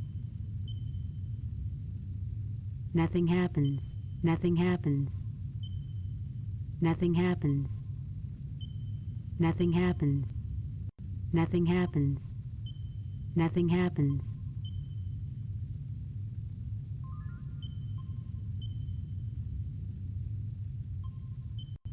A force field of unusual configurations has been erected in front of the doorway, which leads into the bridge. I don't think it would be healthy to approach too closely, Captain.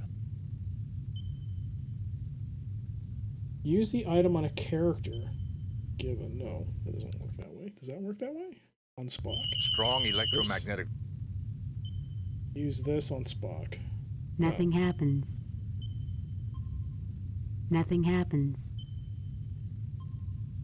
Nothing happens. Remember, this is always a two-step operation. Use one thing on the second thing. You can't use Spock on the tricorder. On the rock. You can use the tricorder, Spock or McCoy's on the rock. Okay. But how do I combine items?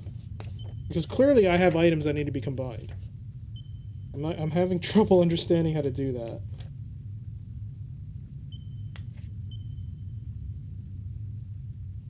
I can't believe as a child I figured this out, but as an adult I'm having difficulty remembering how to do it. There's something appropriate about this situation right now. It'll come to me, it'll come to me. Only been... Wait, hang on. Is something wrong with the timer? Give me a second here. Why is the timer only saying that there's only been 22 minutes when it's been way longer than that? What? What is going on? I've been streaming for almost 2 hours. An hour and 40 minutes, I mean. And the timer's still stuck on 22 minutes. What's going on here? Now there's another mystery to solve.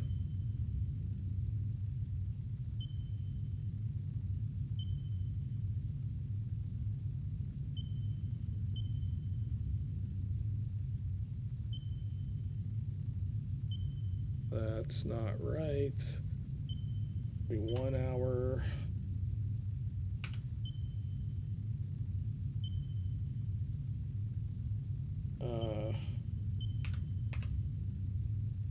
Should be about 1 hour and 30 minutes. Why does it keep resetting? Why is it showing 54 minutes? That's not right at all. Oh, that's 54. Oh, I'm such a dummy. I am such a dum-dum. I thought I put it in the hours column. Instead, I put it in the days, like, that's seconds. Nuts. Start that again. Hang on.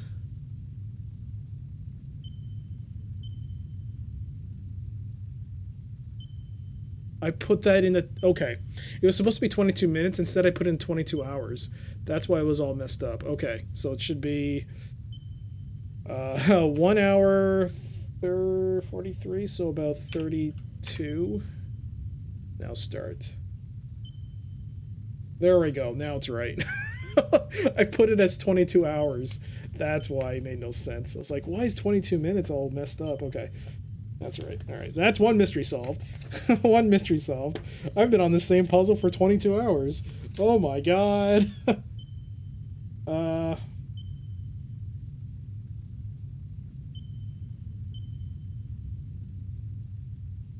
Hmm.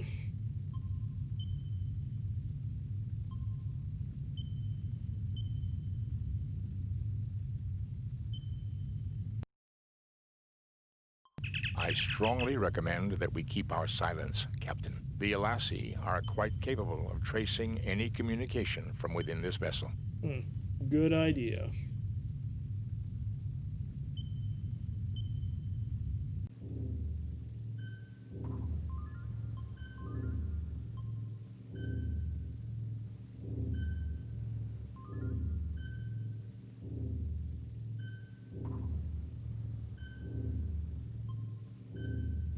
Nothing happens.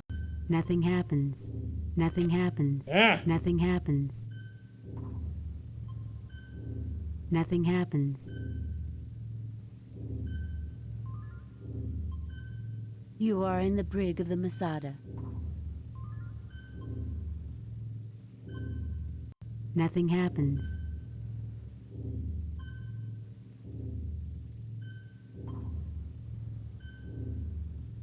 Nothing happens. How do I charge the... How do I charge the welder? That's my thing right now.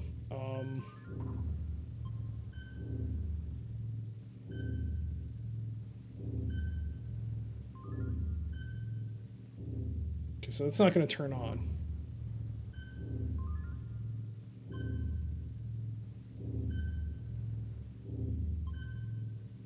Nothing happens.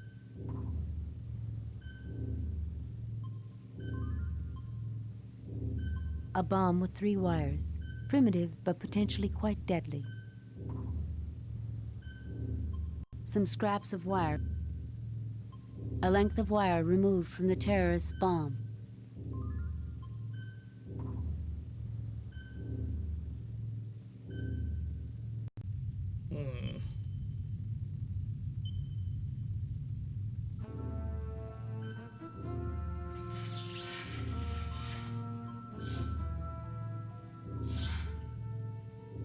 Spock quietly analyzes.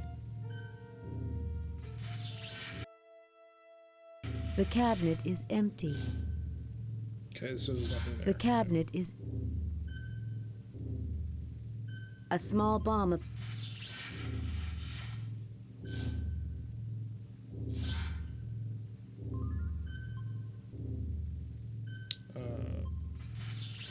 nothing happens.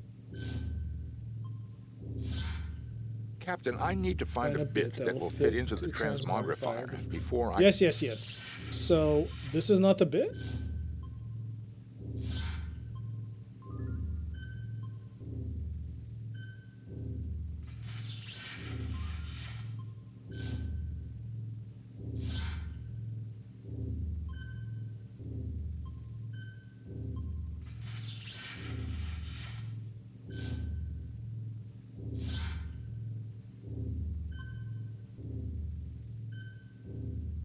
Nothing happens.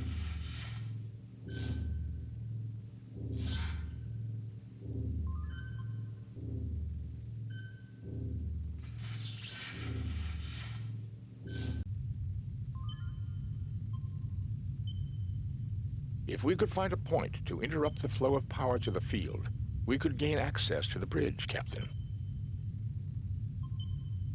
A force field of unusual configuration. The force field is interfering too much to get an accurate reading, Jim. Nothing happens.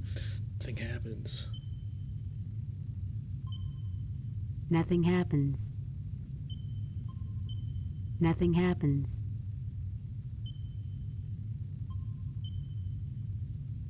Nothing happens. Nothing happens. Nothing happens.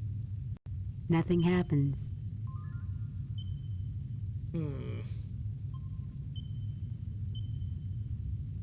You fail to obtain anything.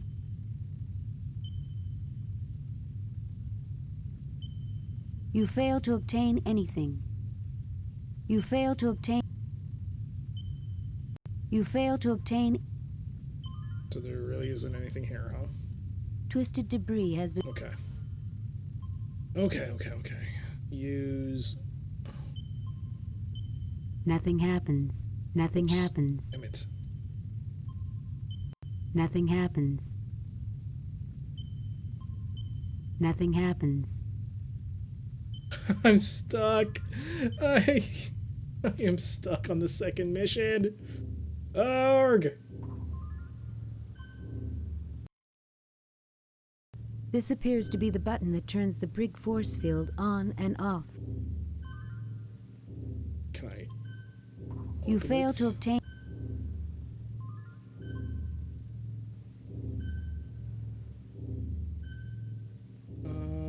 Don't see any exposed wiring or something I can interact with here. I've heard that this game has, like, kind of, does have some dead-end scenarios. If you don't things in a certain order, it might screw you up, but this is... I've gotten past this. And how come I can't understand how to combine items together?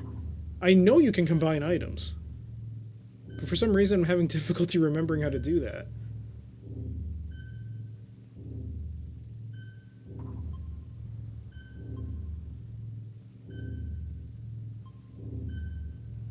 Doesn't seem to want to do it that way.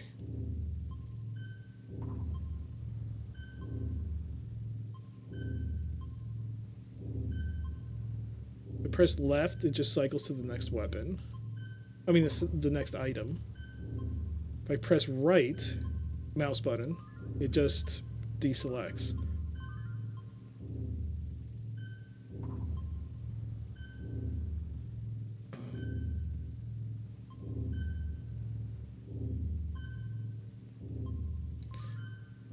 Oh, am I supposed to look? No. The Runcinate transmogrifier. This device... A bomb with 3 wires. Talk, use.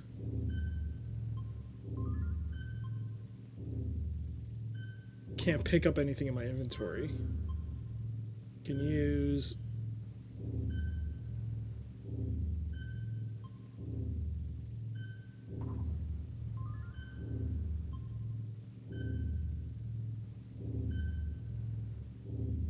The crew is tired and has elevated signs from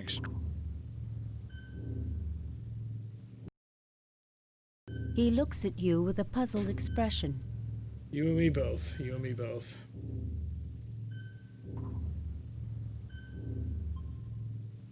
Nothing happens.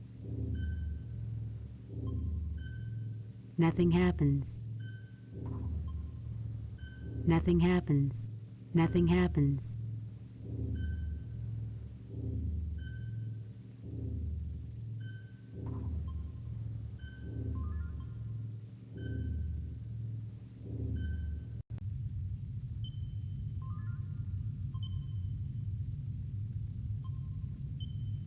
Nothing happens. Nothing happens. Nothing happens. Nothing happens. Nothing happens.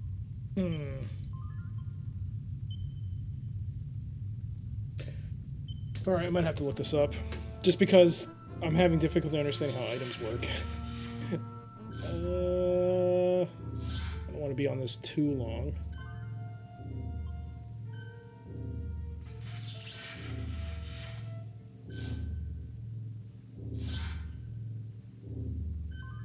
Alright, let's first see if I can... Nothing happens. Nothing happens. Nothing happens. Nothing happens. Captain, I need to find a bit that will fit into the transmogrifier before I can go further with this.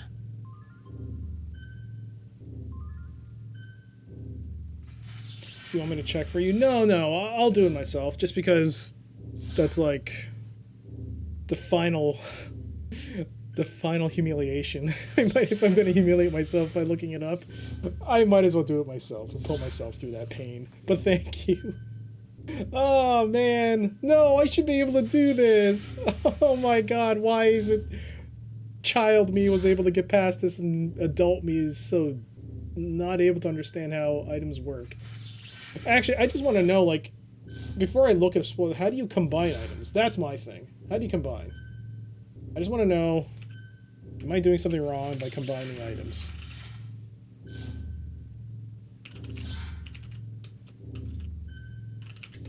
That's the only thing. What am I doing wrong here?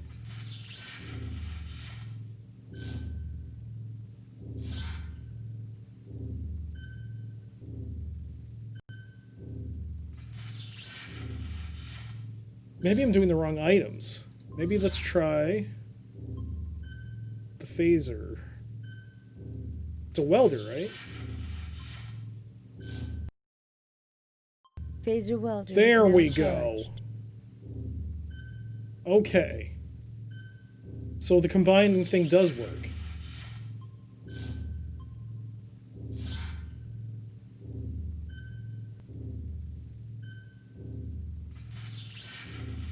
Yeah. See, I knew it. You click on the white item and you mix it together. So then what? You click this and click that? Did I just do the So it was never these items together. So I'm missing something.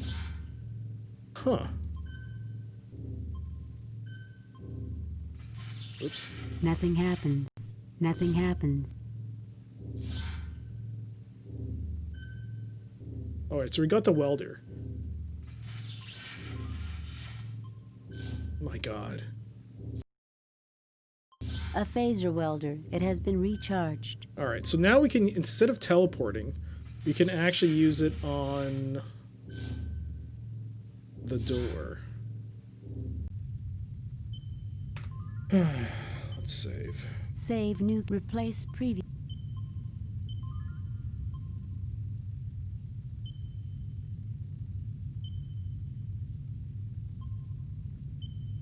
Is it 2 inches from the door to the left?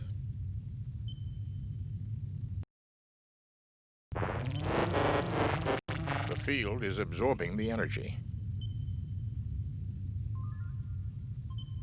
Some kind of force field. Whoops.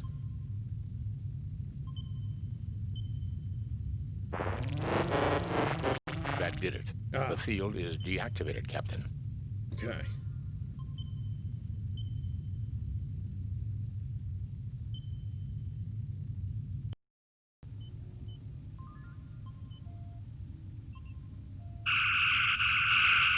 Ah! Scotty, beam down.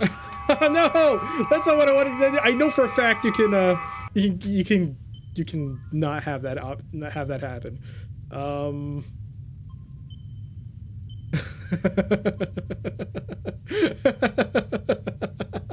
What just happened? What happened was that I pulled my gun out, and I thought you had to pull out your gun and like freeze them, right? But apparently no. What you're supposed to do, I think you're supposed to talk to them first. Let's see. So we deactivated. I do know for a fact. The field is deactivated, Captain. So I remember, I do remember if you jury rig the transporter and you teleport in, you lose a man. This is actually supposed to be the easier way. The way you're not supposed to. This is the way that allows you not to lose a security officer. So let's.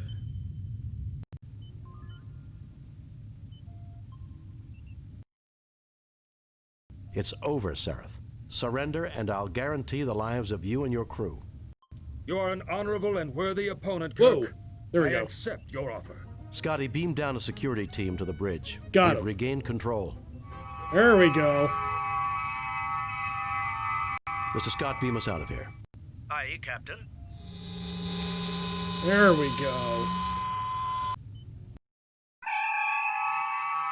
I think another thing you can do is you can take the bomb and teleport it onto the bridge and kill everyone on the bridge. On screen, Lieutenant. We have read your report on the problems at Beta Myanmid and evaluate your performance at 77%. 77? You and your crew received 2 commendation points. Well done, Captain. Keep up the good work. Trying to hold a Federation starship captive. Can you believe it? Since we just witnessed that very event, Doctor, I'm surprised you asked. It was a rhetorical question, Spock. That took quite a bit of organization to seize a starship. Think we'll see more of the Alassi pirates? Undoubtedly, Captain. I suspect they have considerable resources to draw on. So do I. Sulu, take us out of here. All right, episode 2 is over. Love's labor jeopardized. Priority message from Starfleet. On screen, Lieutenant. A raid across the Romulan neutral zone has placed Starfleet Research Station ARC-7 in jeopardy. Proceed immediately to ARC-7 and determine the status of the station. Good luck, Jim. Okay, so let's first save. Save new game. Arc space. Let's talk to Spock. Federation agents report that the new Romulan cloaking device not only renders their ships invisible, they also won't show up on our sensors. Okay. Computer, Arc 7. ARC-7, a highly sophisticated arcology project looking into the origins of life in the universe. The project is being led by Dr. Carol Marcus, who, along with a crew of 17 members, is dedicated to unlocking the mystery of life. Further information is classified. Okay. So let's set a course for Arc 7. Once again, the copy protection of the game kicks in. Arc 7 is 3 on the map here. So we gotta head. This is 1. This should be Arc 7. I think I'm gonna have to take a look and see.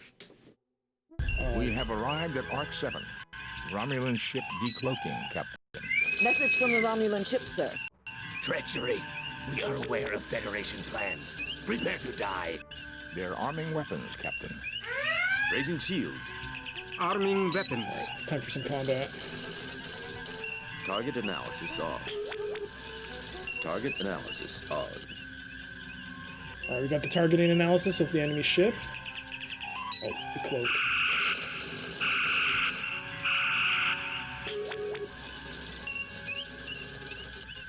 Okay, if you look at the bottom of the screen, you'll see the little radar there. That's what I'm using to see where the ship is. The green dot is where it is. I think I got a couple of hits in. Just above the view screen, you'll see like a little red and green bar that actually tells you my speed. And I'm cycling through the speeds to slow my ship down or increase speed so that I can keep... Oof. Target analysis off. I took a hit. Focus our damage repair on the shields. Aye, sir.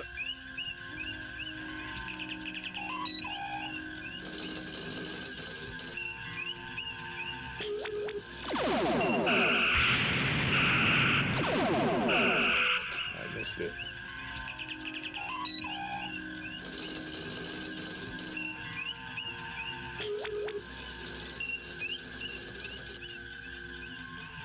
There we go. Let's pop back up.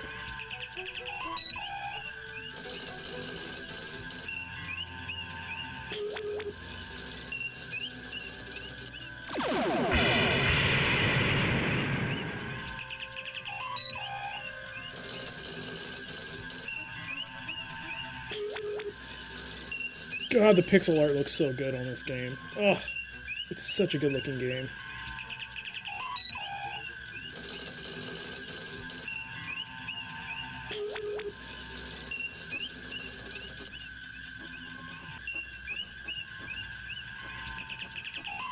And that's rolling NT32 music playing in the background.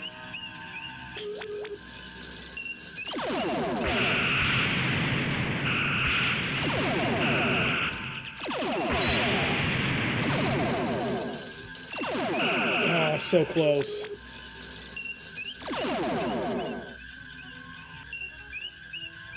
Aye, sir. Focus the repair on the shields, Mr. Scott.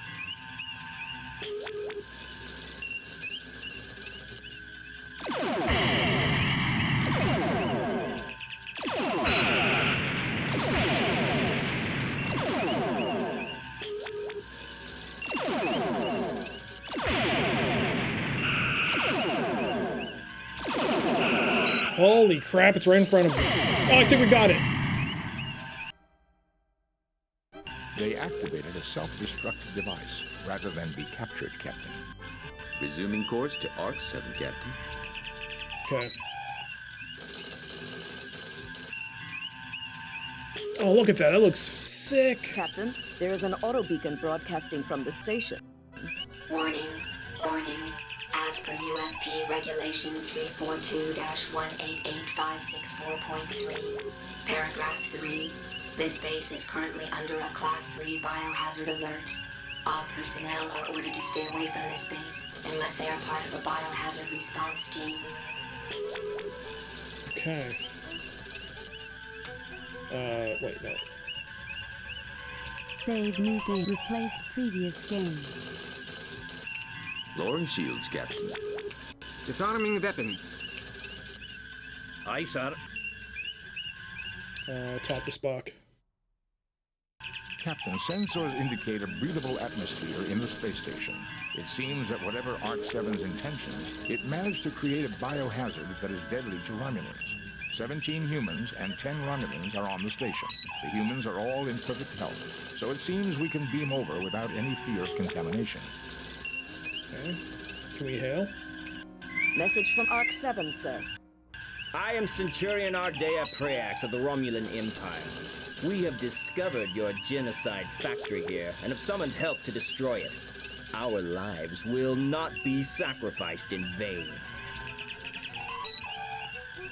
Okay.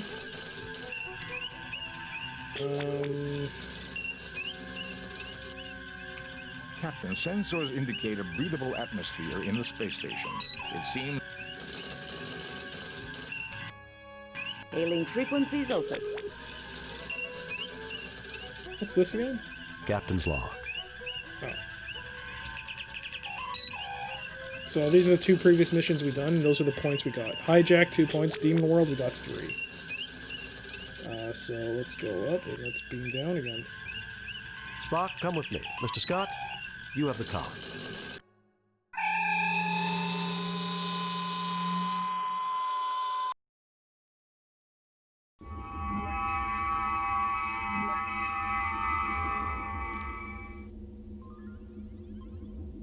A Romulan bird of prey hovers menacingly on the view screen. Okay. Save new game. Alright. Let's take a look. Let's talk to everyone. Nothing unusual here, Captain, though the station's computer may be able to tell us something. Nice view of the Romulan ship. How comforting. Strange that the bridge is empty. Stay sharp, everyone. The station's computer system might give us some answers. This is a very dangerous situation, sir. We should proceed with caution. Thanks for that, red shirt. Use Spock on the computer system. Dr. Marcus Log. Supplemental. Continued testing of the Ouroboros virus confirms its potential harmful effects on Romulan Vulcan humanoids. As soon as the spill has been cleaned up, we will sterilize both labs and purge the circulation system to make sure no traces of the virus will remain viable. Then all research files must be erased. We must leave no chance that this terrible accident will ever be repeated. Doctor, you may be interested in the medical data file appended to the log. Okay, so use McCoy. Now that's interesting. There's more here. All of Dr. Marcus' research data on the Ouroboros virus. Let me see. Virus growth patterns. Pneumococcal mimic affecting Romulo-Vulcan genotype. Alveoli involvement in... Boy, Jim, this bug works fast. Is this really the time to catch up on your reading, Doctor? Now listen here, you pointy-eared... Gentlemen, I think we have more pressing problems. Jim, there is an appended medical database online. Also, it would be useful for me to experiment on how the virus grows in the presence of different gases. I'm sure the station has the necessary equipment. Okay.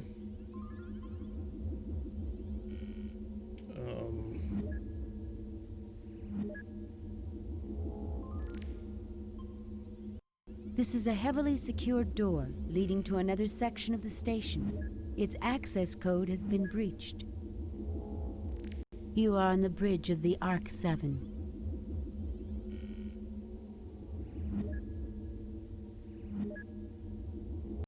This computer terminal is linked into the station's main computer. It is currently running an open file of log programs. This is a standard door leading to another room on this deck. Let's go out.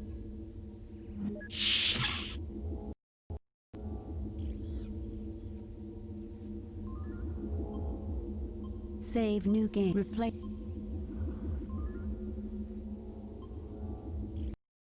This is a large refrigeration unit. This is a distillator used to isolate specific compounds from raw material. Okay. A device to accelerate neutrinos. Not much good for anything else. This is a large engineering safety door with heavy shielding. Its entry codes seem to be breached. Its entry codes seem to be breached. What does that mean? This device is used for the rapid reproduction of virus cultures in the presence of suspected anti-agents. This chamber is where virus samples are placed. What is this then? This device is used for the rapid reproduction of virus cultures in the presence of suspected anti-agents.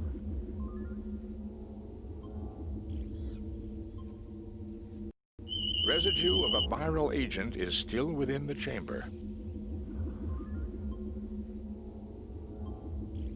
There's nothing there requiring a ship's dock.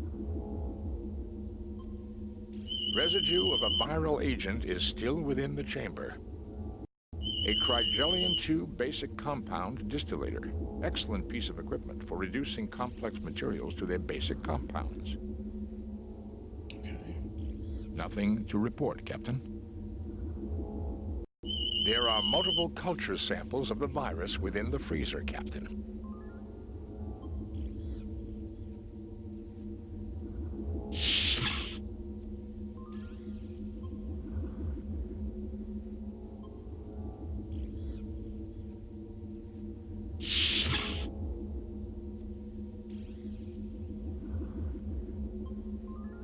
Oh, he just closed the door.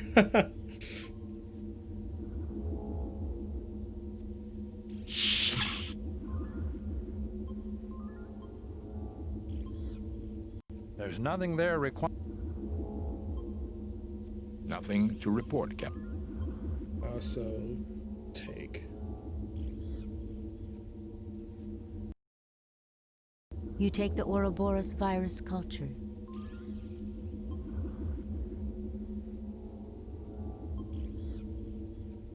Jim, these viral cultures are alive.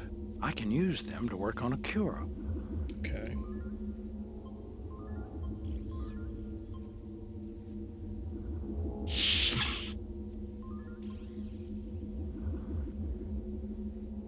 Hey there, Apollo. It's going well. Going well. Heard this game is called. Yep, it is. It's near and dear to my heart, even though I never beat it. And clearly, I forgot some finer points of the game on how to play it. But I managed to set things right. I just realized I was combining the wrong things together. But yeah, other than that, hope you're doing well. Oh, there's another door here. So this is the door to the bridge, right? This is a standard door leading to another room on this deck. This is a standard door.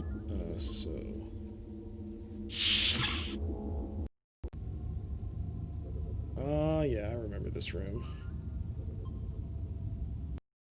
This is a science lab. An RDAC 1000. The last word in molecular replication, one of the most advanced pieces of scientific equipment ever constructed. It would take us several hours to get this machine working, Captain. I do not believe we will need it. The synthesis chamber should be able to give us what we need. This is the door to the synthesis chamber. In principle, Captain, this device is quite simple. When this chamber is empty and gas tanks are attached, it will combine the gases to make new compounds. If chemicals are placed in the chamber, the machine will combine them with the gases to create new materials. Next, he'll tell us the DNA molecule is simple. Compared to many molecular models, it is, Doctor. I rest my case. This is a synthesizer used to combine and replicate chemicals and form new compounds. This particular model has twin gas feeds. A gas tank marked O2. A gas tank marked H2. Okay. This is a synthesizer. This is a synthesizer used to. This is a synthesizer. This is a storage cabinet. See what's in the storage cabinet. What's that? A small field effect anti-gravity unit useful for moving things too heavy to lift and carry by muscle alone.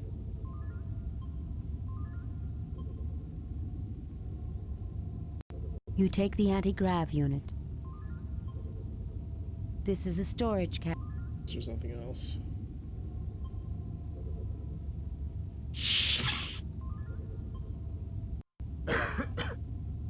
Spock.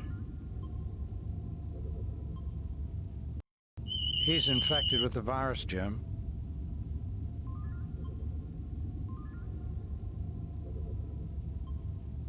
This is a synthesizer used to combine and replicate chemicals and form new compounds.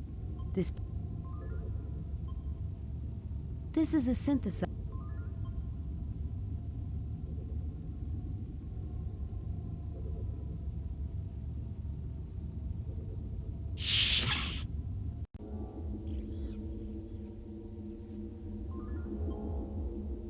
We go through here.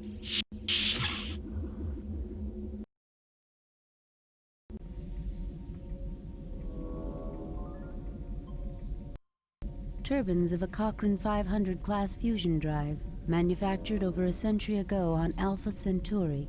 I didn't realize that they use these old fusion reactors anymore.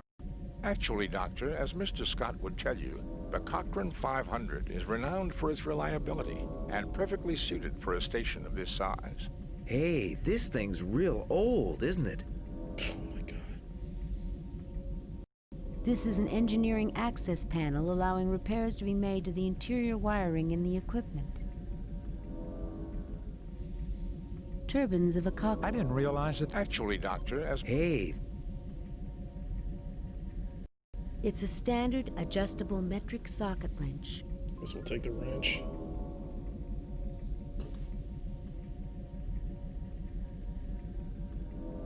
You pick up a large wrench. This is a screen and filter for the ventilation shaft. You need something to pry this open.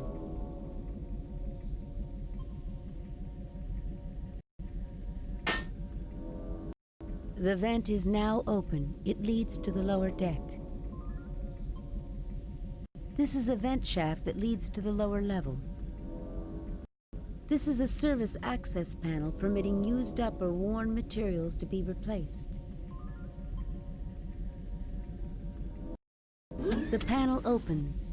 You see a gas tank labeled N2 with its feed lines running deeper into the wall.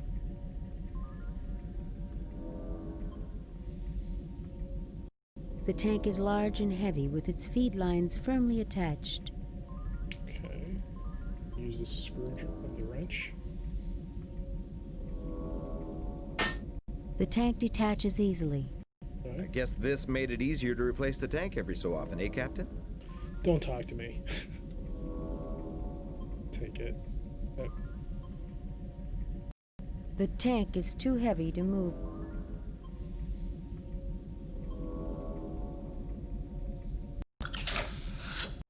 You attach the anti-grav unit to the gas tank. Nice. It can be moved freely. It sure beats hauling it around on our backs, sir. Stop talking to me. Alright, so we have it. I'm gonna save. Save new game. Replace. Let's go, Borgs. Hey there, Robandit. Use this elevator. I remember something. Watch out, sir. It looks like the Romulans have taken control of the lower decks. Ah! Load a previously saved game. Alright. Maybe the timing on the game is a little too fast. I'm gonna have to take a look at that and see what the proper timing is. That was a little fast. Can we go through here? Oh, okay.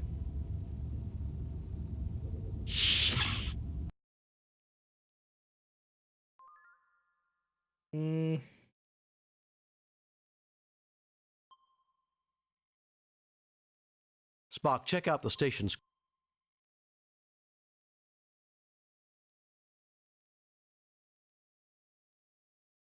Please select subject file. Ouroboros virus. TLTDH gas. Nitrous oxide. Ammonia. Dihydrogen oxide. Exit database. Dihydrogen oxide. Dihydrogen oxide. A colorless, tasteless, non-flammable compound, H2O. Water. Liquid, solid, or gaseous at 1 atm. Temperature scales defined in most humanoid cultures by state shift of pure water. Please select subject Ouroboros. Exit dihydrogen ammonia. Ammonia. A colorless pungent compound, NH3. A common byproduct of metabolism in carbon-based life forms. Liquid or gaseous at 1 atm. Compounds widely used in agricultural, medical, and industrial applications. Please select subject file. Ouroboros dihydroammonia nitrous oxide. Nitrous oxide. A colorless non-flammable compound, N2O. Gaseous at 1 atm and temperatures within the human norm.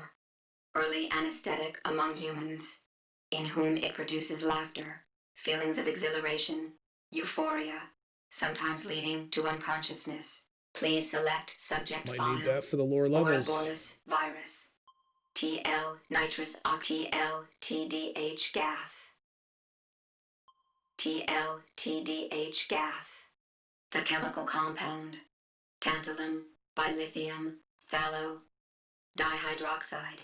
Colorless, odorless, non-flammable, gaseous at 1 atm, and temperatures within the human norm. Early anesthetic among Vulcans and Romulans, in whom it produces laughter, feelings of exhilaration, euphoria, sometimes leading to unconsciousness. In post-industrial pre-spaceflight era, a social problem evolved when crude TLTDH became popular to cook up from non-conductive tantolithial compounds commonly used as electrical insulation. Please select subject Ouroboros virus. The virus itself. Ouroboros virus. Atypical growth patterns for L-type virus. Opportunistic pneumococcal mimic affecting Romulo-Vulcan genotype. Etiology: contact or airborne vector with alveoli microcollapse. Involvement immediately upon exposure. Tissue dehydration follows pneumal flooding. Mortality: 0.6 in 1.0 stardates. 1.0 within 2.0 stardates treatment, none. Named for the mythic world snake that swallows its own tail. Please select Ouroboros virus. TLTDH gas. TLTDH gas. The chemical compound. Tantalum, bilithium, phthalo, dihydroxide. Colorless. Okay, odorless, so how I'm gonna have to make this, aren't I? Gaseous at 1 atm and temperatures within the human norm. Early anesthetic among Vulcans and Romulans, in whom it produces laughter. Feelings of exhilaration. Electrical insulation. Euphoria. Please select Ouroboros. Ouroboros. Oops. Please select Ouroboros. Exit. So I think I have to knock out those Romulans. But I don't have anything like that, do I? No.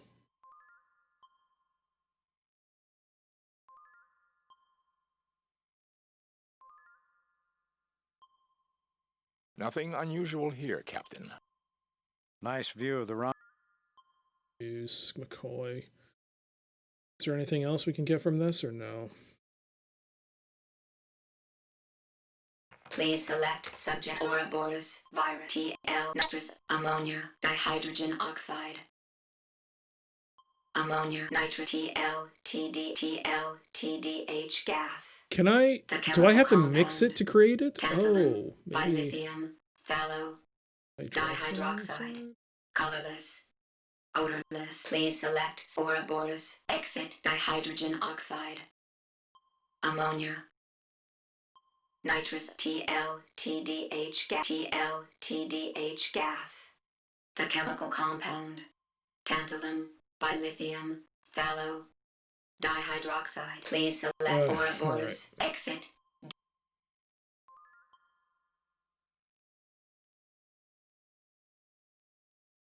Kind of wish the music would be in the background. It's a shame. You only get it when you're on the ship. This is a distillator used to isolate specific compounds from raw material. From raw material.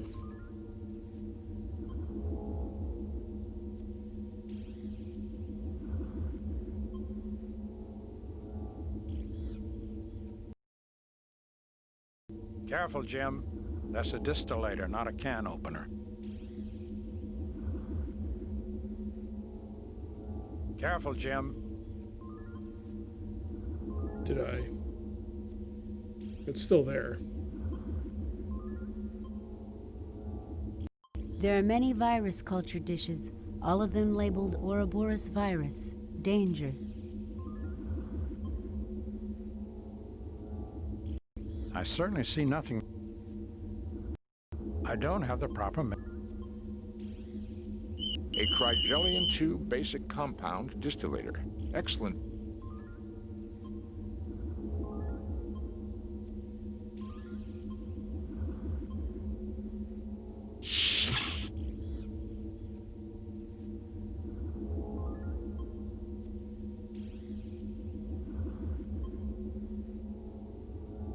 We have to attach something to the nozzle first.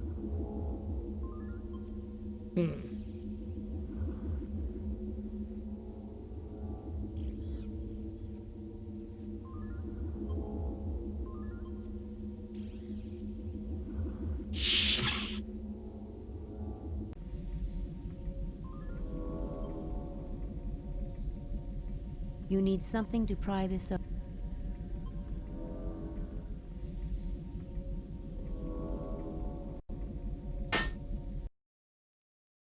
The panel is open. You see vast quantities of dust and stripped insulation from wiring repairs made to the console in the past.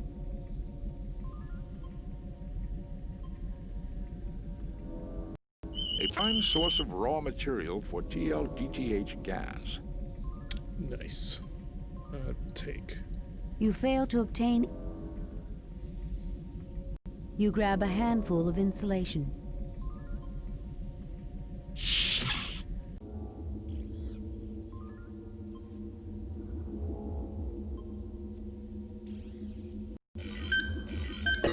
You have distilled a quantity of polyberyl carbonate.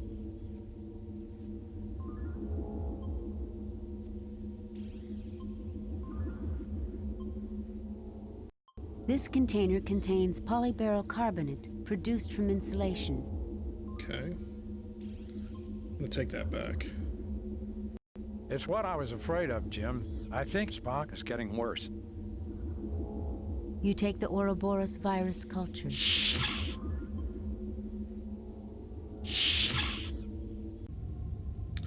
It was... Oh, shit. I have to look at the computer again.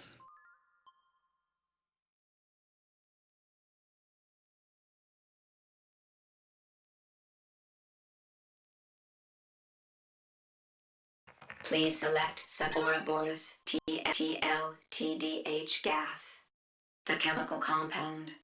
Tantalum, bilithium, phthalo, dihydroxide. Colorless, odorless, non-flammable, gaseous at 1 atm, and temperatures within a human norm. Early anesthetic among Vulcans and Romulans, in whom it produces laughter, feelings of exhilaration, euphoria, Biolithium sometimes leading to dihydroxide. unconsciousness. Please select Ouroboros. Exit.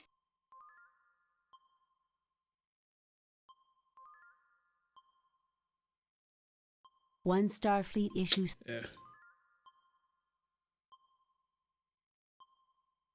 Yeah. You are on the bridge of the... This container contains polyberyl carbonate. Alright, so then I have to make ammonia, Spock, right? check out the...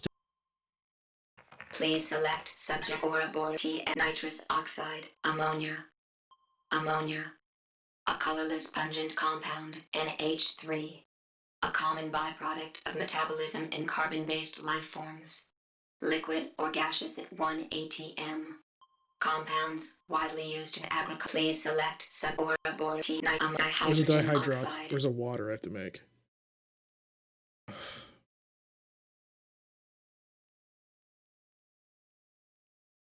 Ammonium nitrous oxide. Nitrous oxide. A colorless. Please select Ouroboros. Please select Ouroboros. Exit. All right. Database.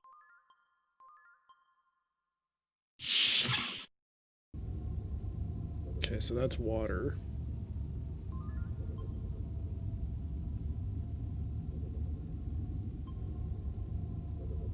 Nothing happens.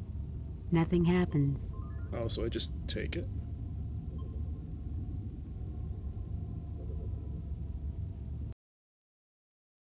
You attach the anti-grav unit to the gas. Okay.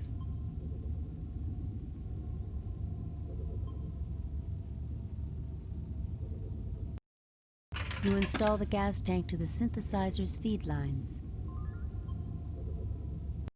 I fail to see the lot.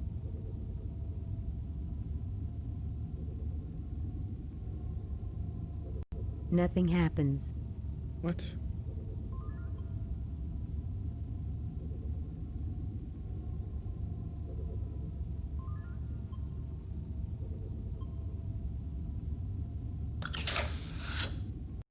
You attach the anti...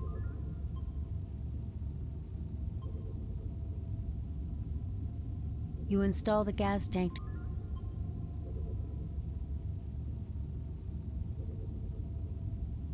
Nothing happens.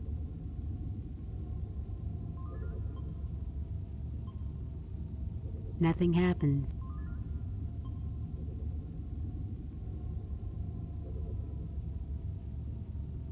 Nothing happens. There is nothing at the moment from... Can I not make compounds?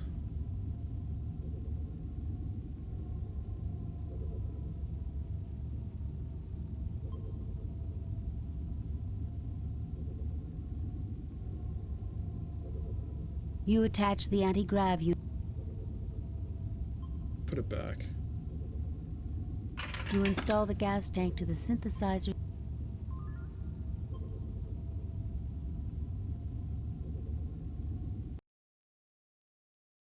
Captain, I see the problem. The gas feeds are turned off. If you'll permit me. Gas feed is on. Hey, isn't that what I did? The machine synthesizes a liter of pure water. A clean drink of water, but I don't see its application in the context of our difficulties, Captain. Whatever. I fail to see the logic in that. Can never go wrong with water. You take a 1 liter container of pure water.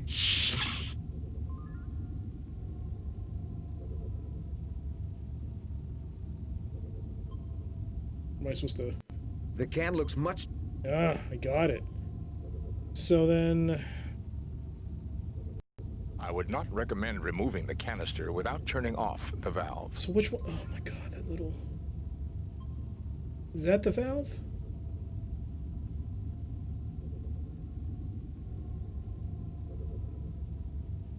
The can looks much too... Where's the valve? There is nothing at the moment from...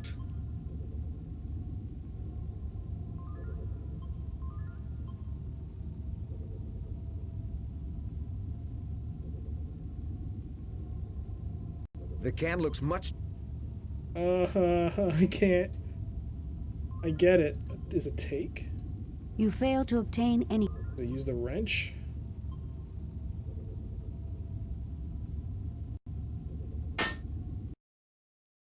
Gas feed is off. Arg. Okay.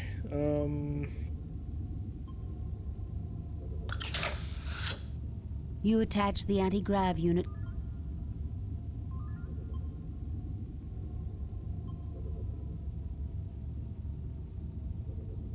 You install the gas tank.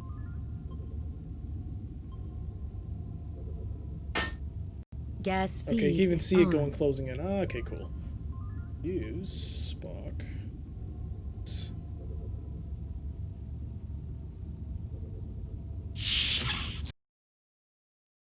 The machine synthesizes a liter of ammonia. I hope you don't want me to swab the deck with that, Captain. I think we can set this aside and not worry about it.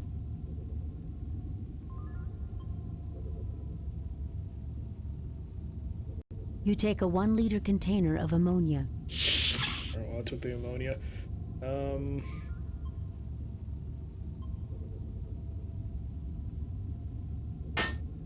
Gas feed is off.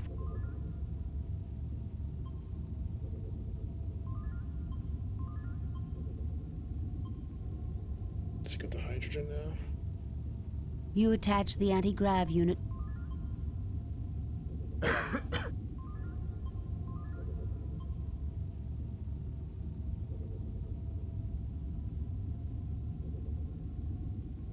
H2. Hey there, Mr. Cola. I hate this mission. Yeah, this. You install the gas tank to the synthesizer. God, it's so monotonous. And the worst part is I forgot a lot about how this game plays. Gas feed is on. I had that problem on the Masada ship. I couldn't figure out like how you're supposed to combine items.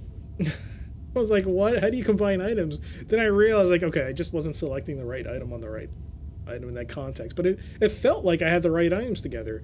I had a transmorgifier and some metal bits, but they just wouldn't connect. Maybe I needed something else and I just didn't see it. But yeah, it wasn't great. Now what do we have? Nitrous oxide. The machine synthesizes a liter of nitrous oxide.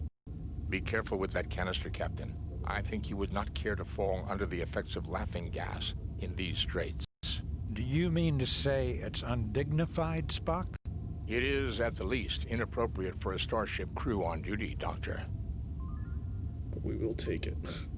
Because why not? You take a 1 liter container of nitrous oxide. Okay, well. What glorious sound, though. Definitely what different than what I was used to. Oh, man. During the scenes where you're in the ship, it actually does play music. And it plays Roland music. It's hooked up to the MT-32, so it's really good. I just wish it did during the away missions it would actually play background music, because it doesn't. Save new game. Replace previous. All right, so let's experiment. Can I put this here? That's for virus cultures only, Jim. Okay, so then.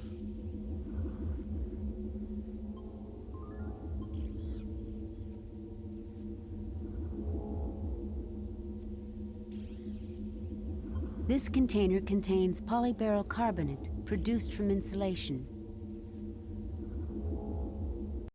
This blue-gray container. Right, so then use. Wait, which one's the? I forgot which one's the. This is a research lab. You didn't know that was a thing? I had a sound blaster. Same here. I had a sound. Well, when I first played this, I first played it on a 286, and that was with speakers, PC speaker music, or PC speaker. So I had nothing. It was EGA graphics and PC speaker, and I didn't really play it since. So it's been a long time, and I actually got pretty far in the game. Just that when I'm playing it now, I completely forgot, which is a good thing because it makes for a more interesting playthrough. But I actually made it to the final boss, the final mission, I guess. But I could never figure out how to beat it. It was just too difficult for me. Yeah. But yeah, now that I'm older, I'm thinking I can play it now. This game had more ambient sounds and music. Judgment Rights that came after it had music during missions. Highly recommended. No, I've never played Judgment Rights. I have Judgment Rights, and like you, I have both box copies. So this is actually, well, I guess I might as well talk about it. This was actually this is my brother and I. This was our third game we ever bought as kids. We only had a 286, and most of our games were pirated. But we only had, at the time, 2 other games. One was Hardball 3, and the other was it was a pack of Accolade games, so it came with 3 games in it. One was Test Drive 3, Star Control 1, and Hover Force. And I still have them. I love them. But this is memorable for me because my uncle, who used to live at the time in Africa, he was a military man, and he came over to visit us. And he stayed with us for about a month or so, almost 2 months, I think. And one day we were walking in the city, and he's like, let's go to the mall. So we walked in the mall, and he was like, you know what, guys? He was like, my brother's like, you know what? Let's go to the game store. Let's pick out a game, and I'll buy it for you. And my brother, at the time I was too young, but my brother was like a huge Star Trek fan, so he bought this. And yeah, it was like one of the most memorable moments because like a few years later, my uncle died of cancer. So for me, like Star Trek 25th anniversary, like the copy I have, it's like it holds a special place because it was like the one time he came to visit, and like yeah, it's just something that's near and dear to my heart. But I never beat it, so I'm looking forward to playing through this in Judgment Rights, and hopefully I can do that. I like Judgment Rights a lot more. Missions make a lot more sense. Less dead ends and some really cool missions. Yeah, I'm looking forward to playing it. I've only ever seen Judgment Rights during demo reels. Whoa. Did the game... Hello? Did the music cut out? What's going on? This is off. This is not the GOG release. This is off the retail CD release, so... Okay, I thought the game crashed because the background music suddenly cut out.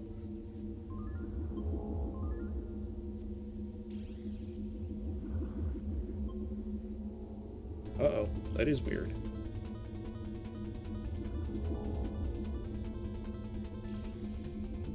Oh, the music didn't cut out. I thought the music cut out on my end. My volume slider went to 0 for some reason. I was like, what? The music is gone. No, I'm just an idiot. The slider on my headphone to mute. Yeah, I mean, yeah, it was sad. I mean, I was very sad when he passed, but like those moments that you have, like, they're near and dear to my heart. And yeah, I'll remember that. And thank you for the raid, Lieutenant Colonel Lag. Welcome everyone coming from Lag Stream. I hope you had a good time. I'm Dr. CDCS, and I'm currently playing through Star Trek 25th Anniversary. And I was just having a little talk with Mr. Cole over here. Yeah, I'm going to play through Judgment Rights after I play this. I'm looking forward to it. I have both copies. I have both games. I've just never been able to beat this, and I've never played through Judgment Rights. So I'm really looking forward to that. Anyways, what was I doing? Right. I wanted to combine... Do I just throw that in there?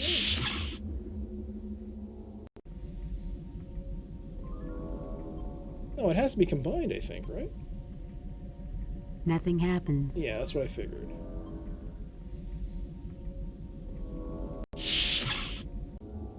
Alright, let's try that again.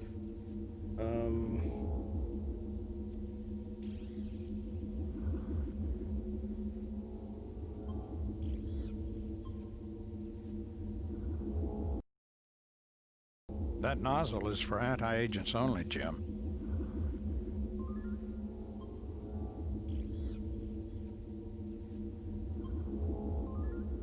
Let's look at that. What is this? This blue-gray container holds...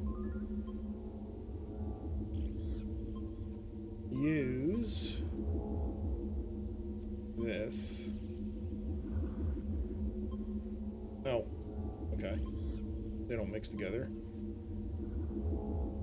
I can only get so far in this game. We didn't have the guide, so I think I got stuck on the old Devil Moon. Is that the first level? Devil Moon was the first stage. Yeah. I think.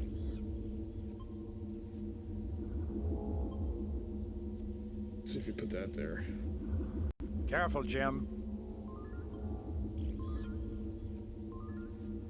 Well, I guess I can put this here in the meantime.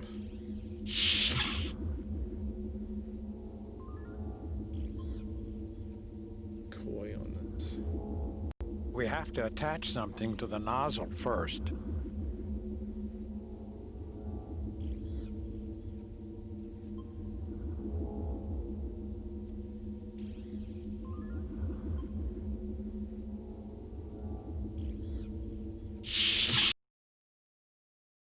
Eureka, this is it, Jim. Oh, shit. Not much, but all I need to do is synthesize some more, and we're in business. Okay. This nozzle is where anti-agents are placed. There is a single viral culture dish in here, and it contains a sample of the Ouroboros cure. So now I have the cure, a sample of the cure. Not the first one, the one the after... Ouroboros cure sample. Oh man, I can never say this right. I know how to say it. The virus has spread to me, Captain. I suggest you concentrate your efforts on the problem. Okay. Give me a second. No. That's fine. I don't have the proper... Nothing happens. Nothing happens. You have to, like... Jim, we need to synthesize more to make that serum before we can use it. You need to synthesize more.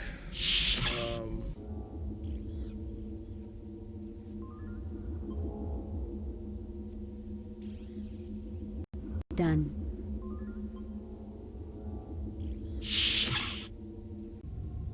Quetzalcoatl. Gah. That's how you say it. Use... Oh, this is synthesizer, right? Fascinating, Captain. But it...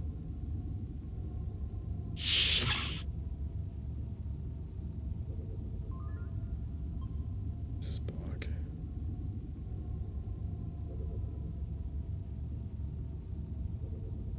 The machine synthesizes a quantity of wet gray goo. We must be doing something wrong, Jim. Whoops. Did I destroy it? I destroyed the sample. This was DeForest Kelly's last performance of McCoy, in case you didn't know that. Well, actually, someone mentioned that someone mentioned that, yes, Judgment Night was his last performance, but there was something else he did that was not Star Trek. Yeah, well, you're right. It's his last performance of McCoy. You're very right in that regard. But yeah, there was something else he did which wasn't Star Trek related. I think that was technically his last. Whoops. That. Then we got a take. You take the Ouroboros virus. Then we take the sample, put it there. Then we take the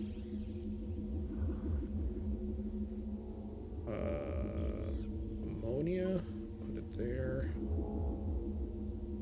Use McCoy, the synthesizer.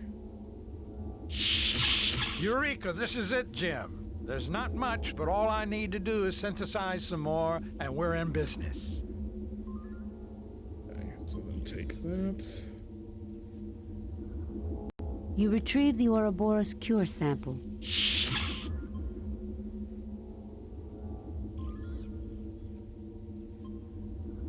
This device is used for the rapid reproduction of virus cultures. So then... This is a distillator used to isolate specific compounds from raw material. This is a stand.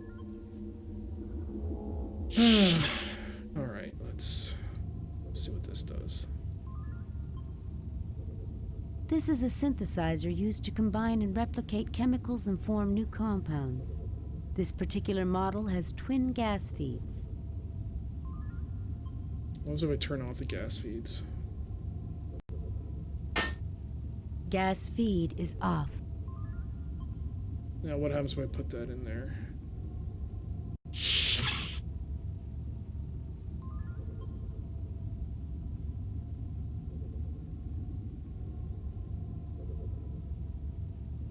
Nothing happens. Okay. But you can't put the sample in there.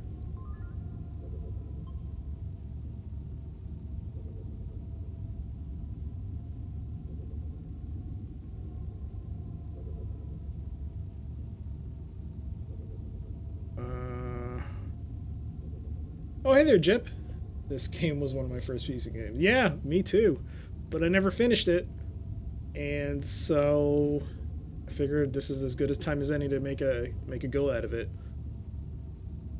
Alright, so I think there's nothing else in this area for me to manipulate, right? You are on the Yeah, bridge. there's nothing here. That's the main computer. There's this thing, and then there's that thing, and if I go near here, it'll kill me. There might be something down there, but I need to figure out how to knock these guys out.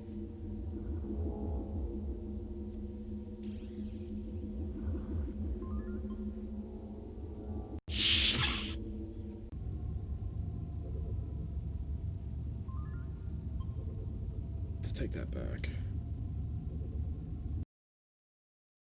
You retrieve the oral.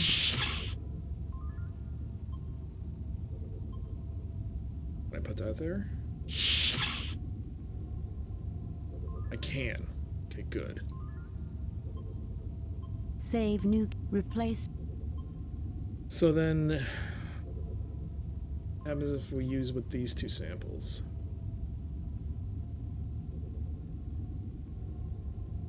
Did I turn it on or turn it off? I don't remember. Nothing happens. Okay. So, use the wrench. Nothing happens. What? Nothing happens. So pixel perfect. Gas feed is on.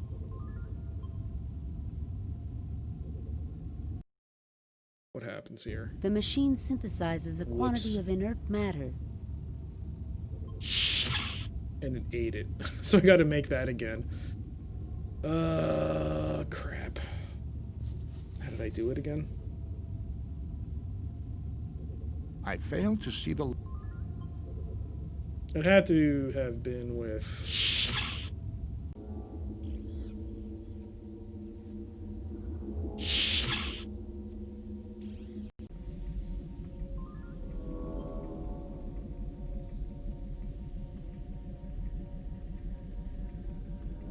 You grab a handful of. You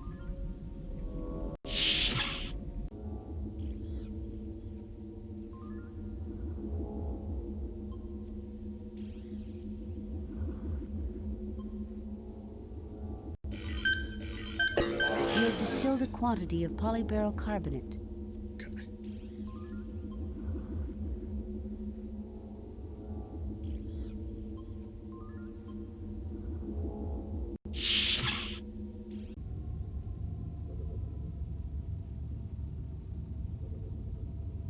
Let's go back to the computer.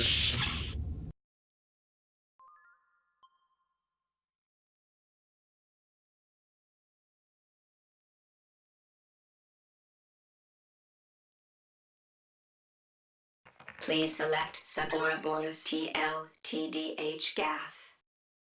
TLTDH gas. The chemical compound. Tantalum, bilithium, phthalo, dihydroxide. Colorless. Odorless. Non-flammable. Please Ouroboros. Please select Ouroboros. Exit. I failed to see the...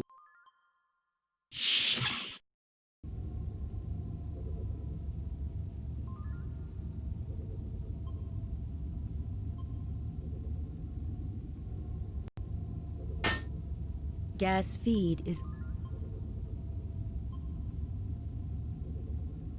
You attach the anti...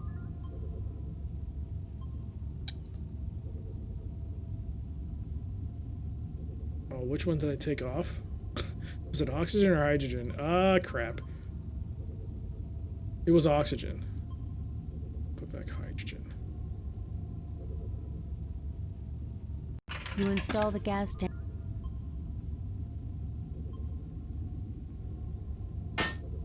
Gas feed is on.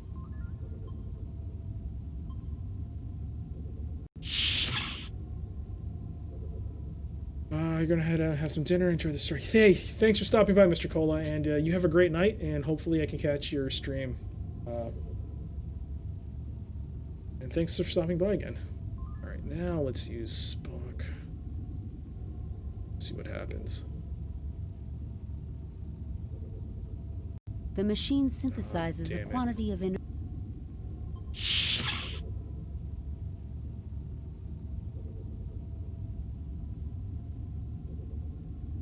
I failed to see. Let's try oxygen, hydrogen, and oxygen. Gas feed is...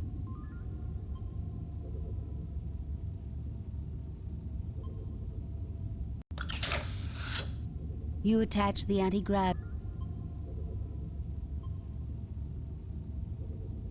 You install the gas...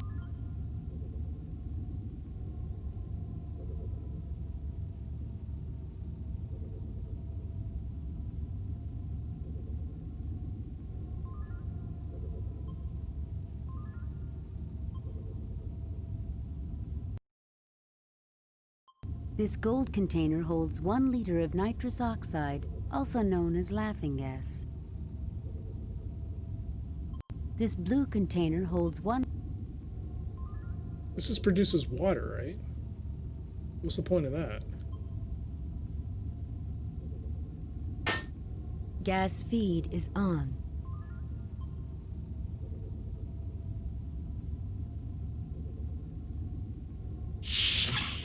The machine synthesizes... A clean drink of water, but I don't...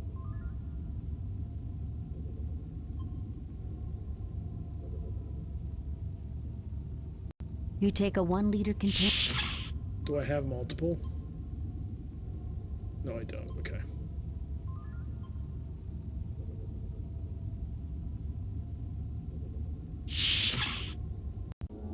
This game is as complicated as I remember.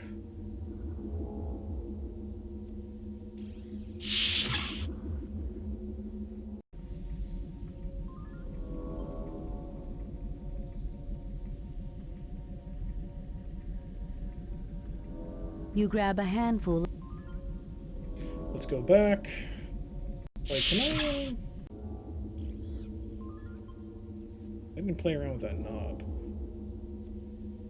You have distilled a... These are all the same thing, right? This is a distillator. This is a distillator used to ice... This is a research... Actually close that.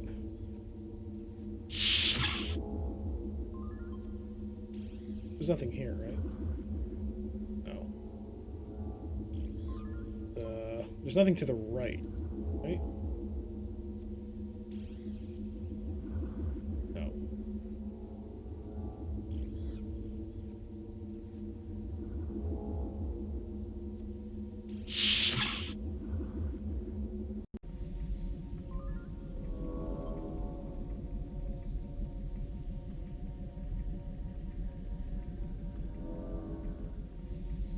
I fail to see the logic in that action, Captain. I fail to see the logic. Nothing happens. This is a vent shaft that leads... So how do I convert? I need to convert this into the thing to knock out the Romulans.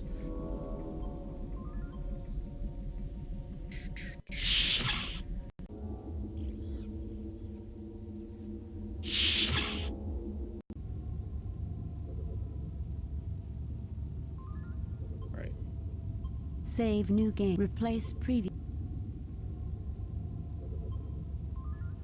I don't think I did this with H2O, but just to save time and just confirm that it doesn't do anything.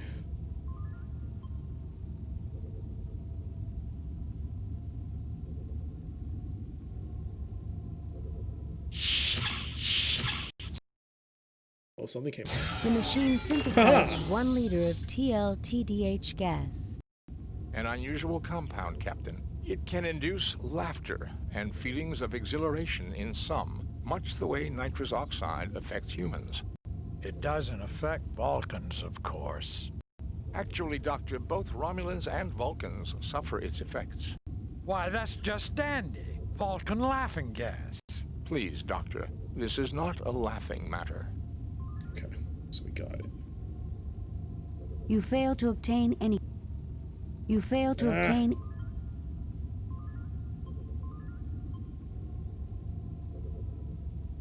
So now we have the gas. You take a 1 liter. So now that we have the gas, let's walk back here.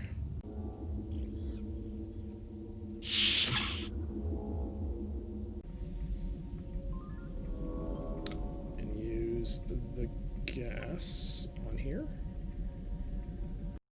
I don't suppose you'd enjoy the psychological release of a few good belly laughs, Spock. We could open the canister right here, if you like. I would strongly recommend against it, Doctor. With a hiss, the Romulan laughing gas billows down the vent. Things are strangely quiet below. Okay.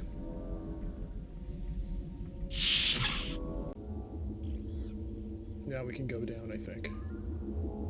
Use the ladder. Aha!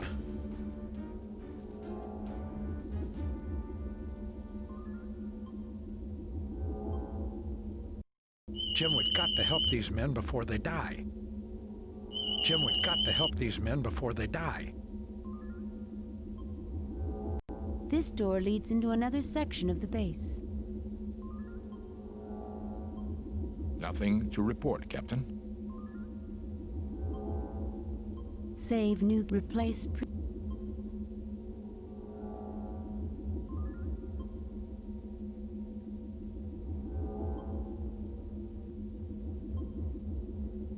No. So how do I synthesize more of this?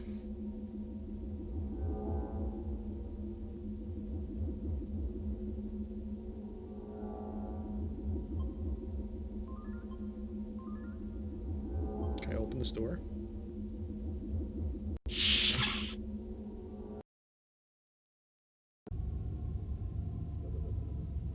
Sweet.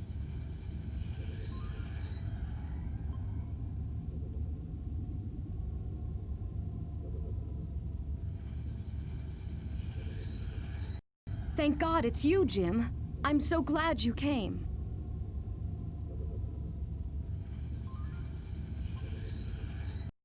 Anthony and I will look after these Romulans, Jim. Dr. McCoy, we could use your expertise on discovering a cure for the virus. All our equipment is at your disposal. Okay, use this on Dr. Marcus. Nothing happens. Nothing happens. An odd-looking device, almost like a 20th century torpedo fitted with an experimental gear. My God, that's some kind of weapon. Everyone on this project is an avowed pacifist, Doctor, myself included. We do not make weapons. Is that Genesis? It's Genesis! Some odd-looking equipment connected to the torpedo. What is this? We're conducting research into the origins of life in the universe. This is our equipment. We believe that, well, I guess you don't have the time. You can get the background in my doctoral thesis. This Romulan commander is unconscious. He's infected with the virus too, Jim. Okay, so it looks like there's nothing else here to get.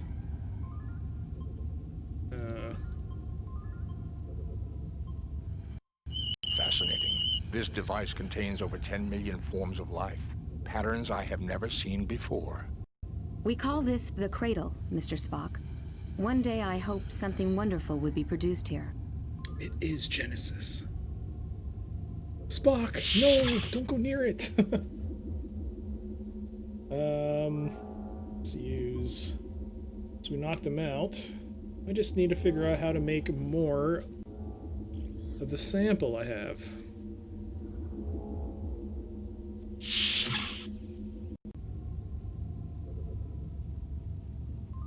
Did I use... Save new replay. Let's see, did I use H2O on here? Well, H2O.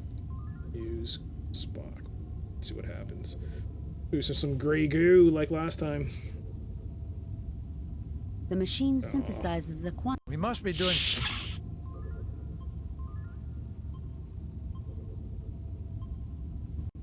So it's not that.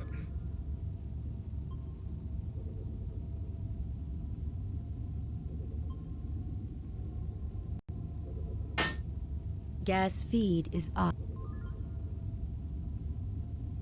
Let's go back to the computer here.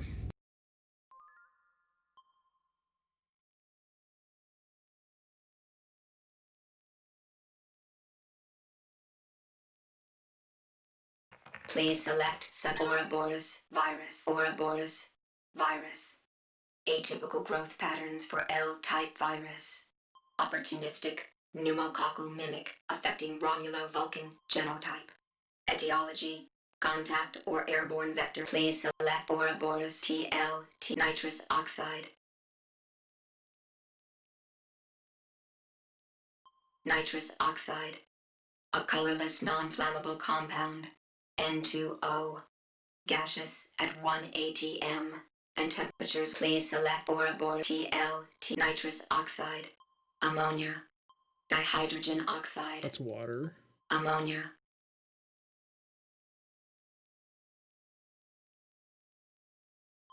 Ammonia. A colorless pungent NH3. compound. NH3. A common byproduct. Please So it said select have to make it on a larger Ouroboros scale. exit. So then we use NH. to see the lot. We use the NH N8 N. Game over. Oh crap! Go to previously set. Oh crap! Okay, so we're actually on a time limit here.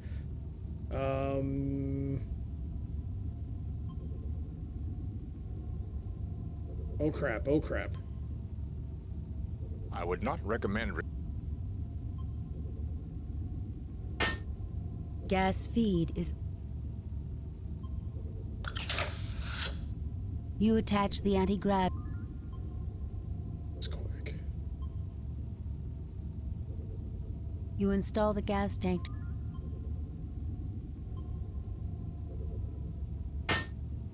Gas feed is. Oops. Nothing unusual. Game Oh over. no! Load Oh no! previously There saved is. game. Oh no! Oh no! Oh no! Oh no! Oh no! Oh no!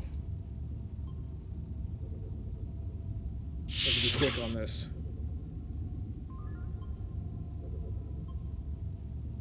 Nothing happens. Gas feed is. Nothing happens. Nothing happens. Ah! Nothing happens.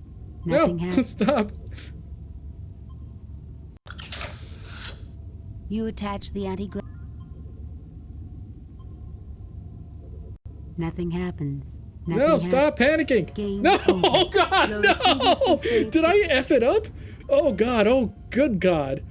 Oh good gravy!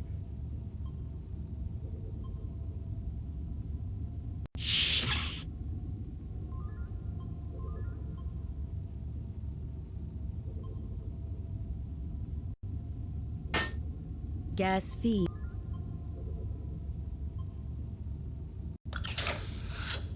You attach the anti-grav.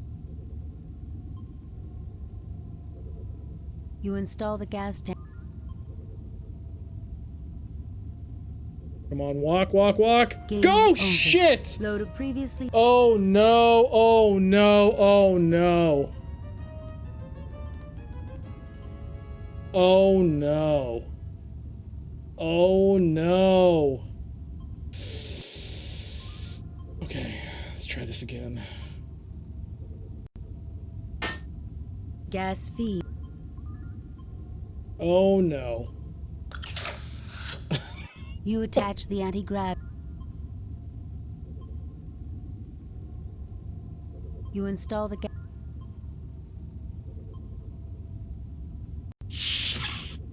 I am on DOSBox. I could probably decrease the cycle count.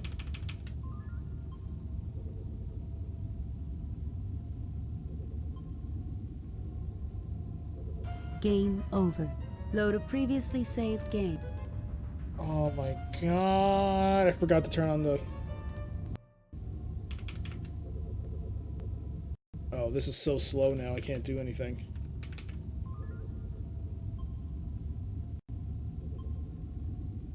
Alright, so I kind of goofed it up. I'm gonna have to restart it.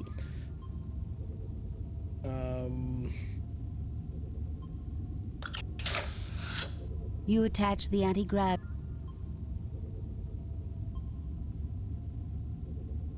You install the gas tank.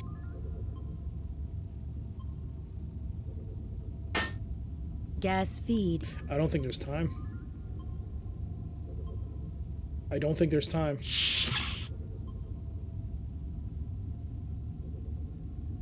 Game over. No, Load there a isn't previously time. saved game. I'm gonna have to reload this. Oh no! Oh, you are kidding me! You're right, let's try that then.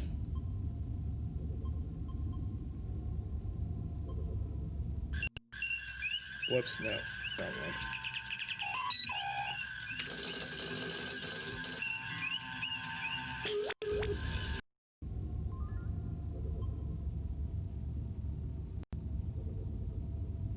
Nothing unusual. Damn it.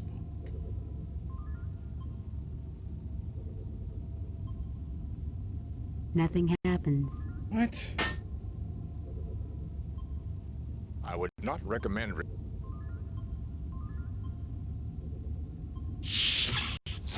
The machine super clean drink.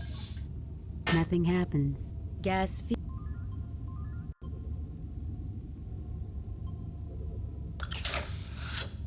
You attach the anti.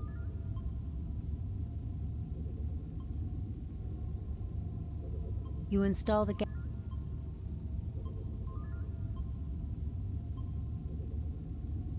Game over. Load a previously. I don't think there's time.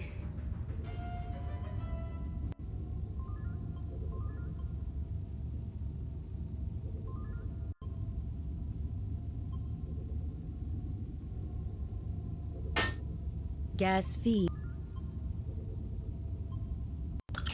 Nothing happens. You attach the anti-grav unit.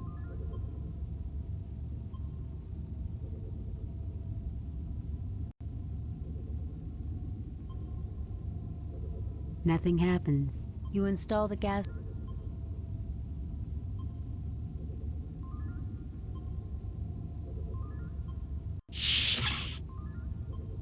I don't think there's time because I think even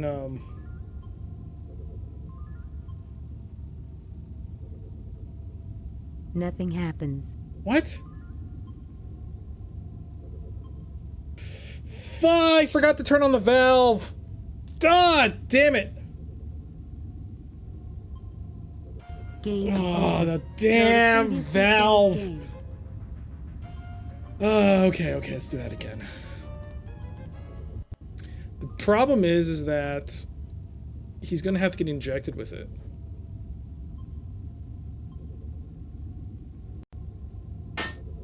Gas feed. Nothing happens. You attach the...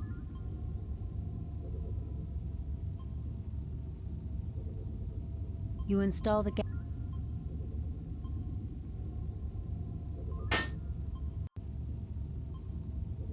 Gas feed is on.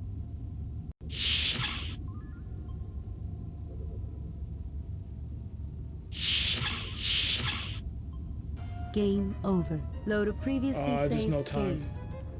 There's no time. Whoa! Restart the game. Well, I'm gonna have to... Load up, quit the game. Load up previously. Have to do it from here again. Alright. Message from Arc. I am Centurion Ardea Preax of the Romulan Empire. We have discovered your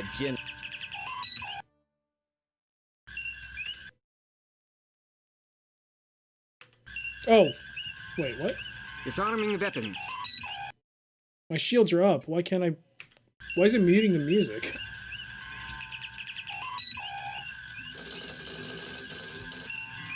Target analysis on. Target analysis off. That's weird. S is supposed to turn down your shields. But instead it's bringing down my music. That's not supposed to happen. Whoops, not quit. Yes, quit the game. No, do Don't not quit the game. Captain, the shields are up.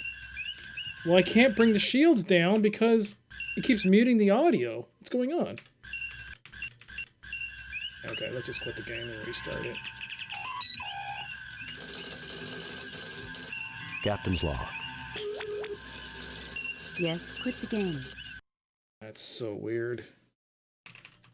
Whoa! Okay, I think I need to restart DOSBox here. DOSBox got a little weird there for a second. Load that up again.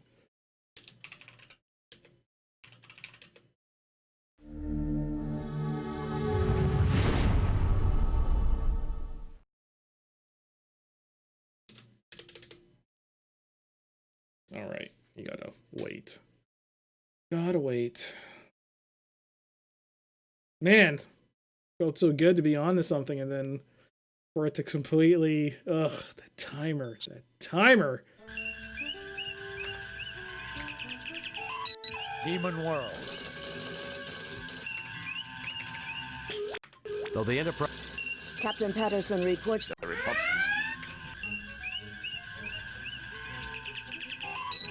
Space. There we go. Shields, Captain. Now it works. Message from Arc 7. I am Centurion.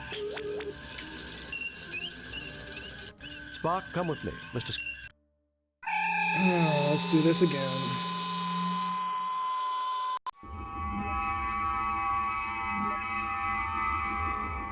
Spock, check out the station. Dr. Marcus log. Doctor, you may be... Now that's interesting. There's this. Now listen, gentlemen. Jim, there is enough.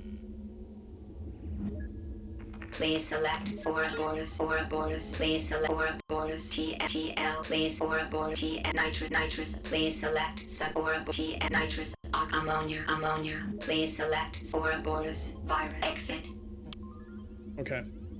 First things first, let's go get the cure ready.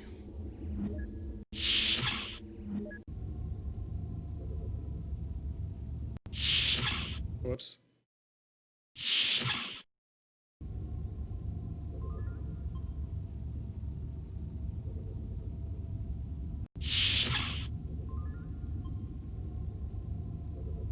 You take the anti-grav.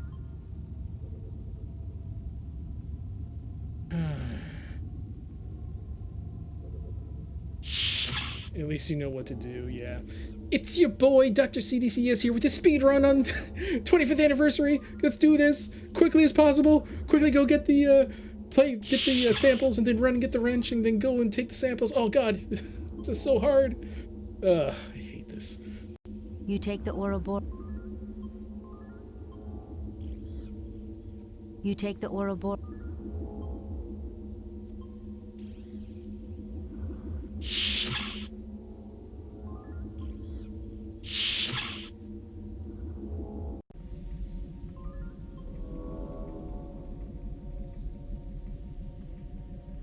Smash that bell.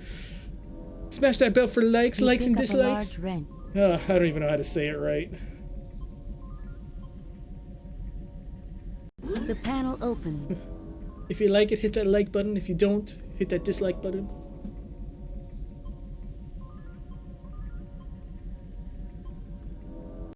Nothing happens. The tank detaches. I guess this... You attach the anti-grav unit to the gas tank. It Tell 'em all sure of that beats mobile hauling it game. around on our backs, sir. Oh, for God's sakes, I can't even think of one off the top of my head. Oh yeah. Hope this is a good time to mention Raid Shadow Legends, of which I'm a sponsor of. Remember, smash that bell if you like it. Was it an H for Momonia?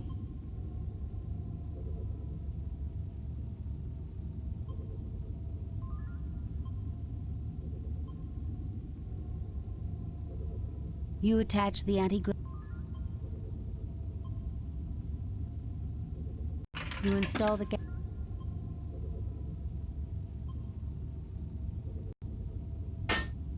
Gas feed is on.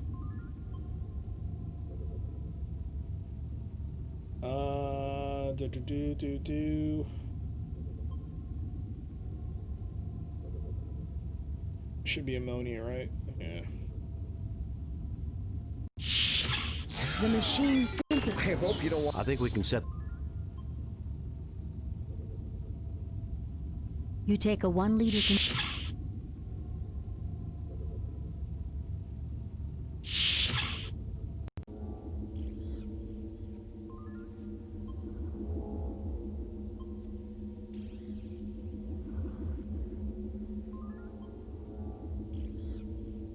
No, damn it.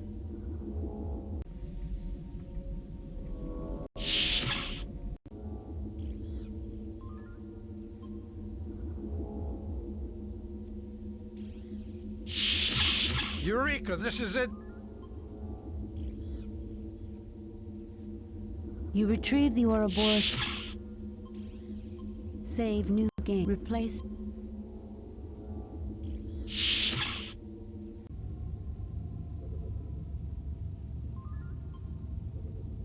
Now, if you place it here, yeah.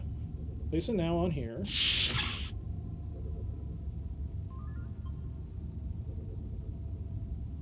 This should work.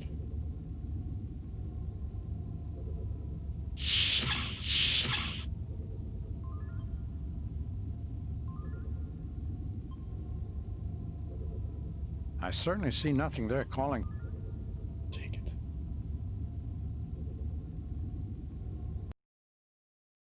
You take the hypo with Ouroboros toxin cure. You fail to obtain any. This is Dr. McCoy's cure for the Ouroboros toxin in a hypo. Or like the cure I made. There we go. One problem solved. There, you're now cured. Thank you, Doctor. Finally, a human response.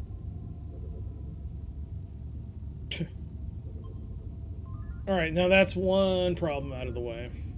Now to create... Save new game. Replace previous. How to deal with the Romulans. Let's go back.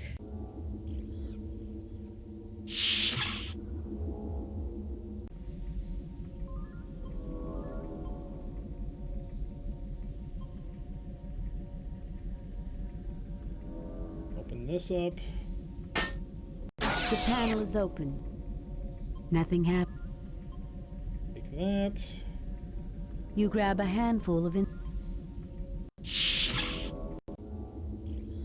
use the insulation here. You have distilled a quantity of polycarbonate. Okay. And now I have to remember.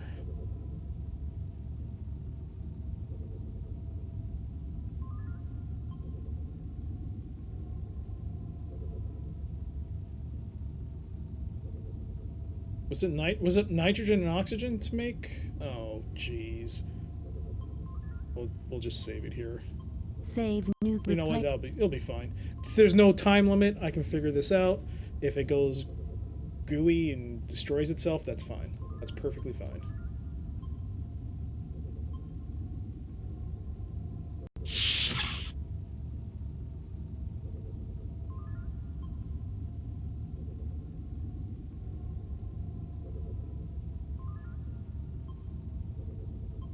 be fine. It doesn't matter. Gas feed.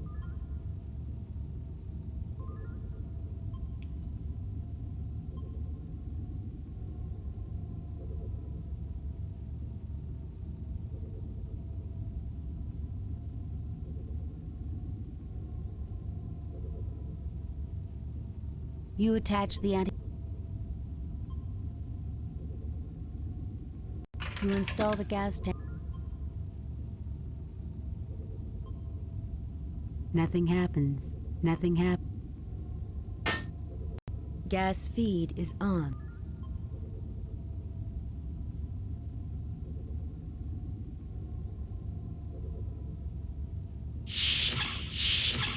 The machine synthesizes An unusual compound. It doesn't affect. Actually, Doc. Why, that's just. Please, Doctor.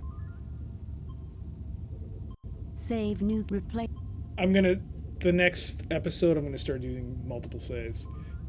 Just for this, I'll do it now with the same one. You fail to obtain. You take a 1 liter.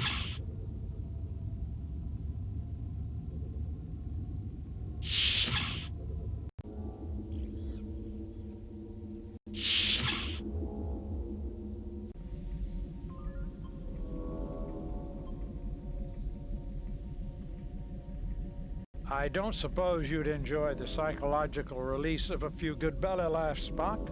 We could open the canister right here, if you like. I would strongly recommend against it, Doctor.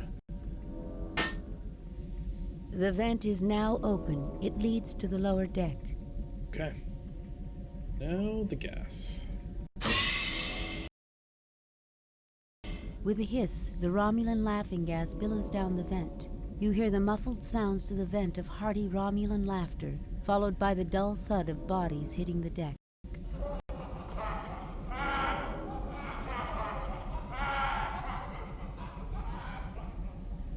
Alright, so I think based on the time that we took to solve in the previous, before the entire failed state happened,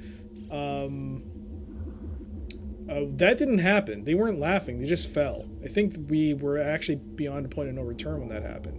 So that's actually, it's a nice little touch they did. I like that. Okay.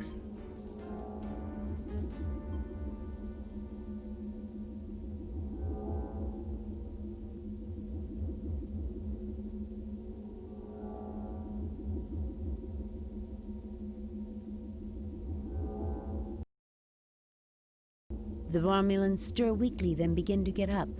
They've all been cured. They're severely dehydrated, but they'll live. We got to them in time. Oh, I should have made that water. Can I give the water to them? Can I make the water? Will they get crazy if I do that again?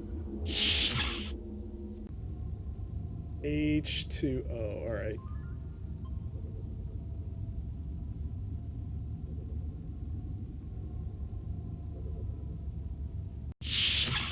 The machine synthesizes. Clean drink of water.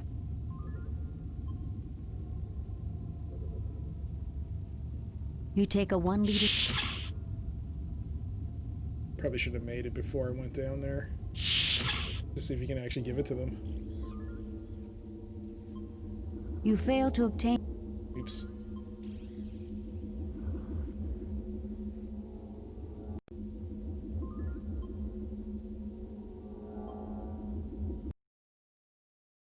The Romulans drink thirstily and empty the container. Take it easy now. You'll feel better in a few minutes. Good thing we had the water available, Jim. Yeah. We aren't barbarians, in spite of what some people think.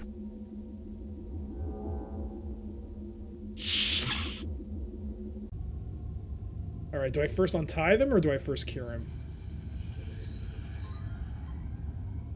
Save new game. Replace previous game. Delete previous. Replace. Save new. You know what? Doesn't matter. We'll just. What's this called? Arc Way 2. We'll first untie them.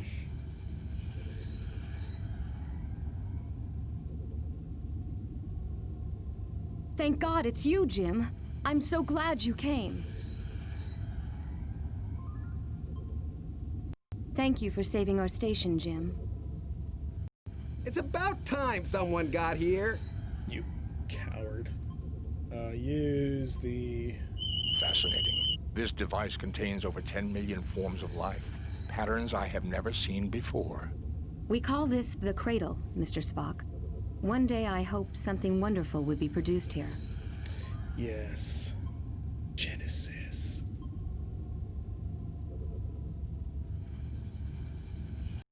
The Romulan Preax stirs weakly, then begins to get up.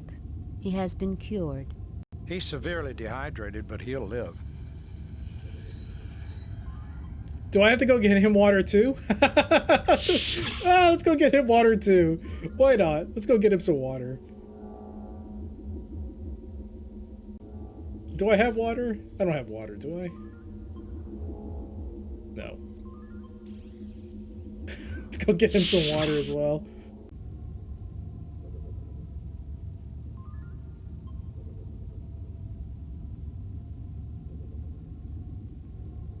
I mean, yeah, Kirk can make it, but it's only fitting Spock makes the water.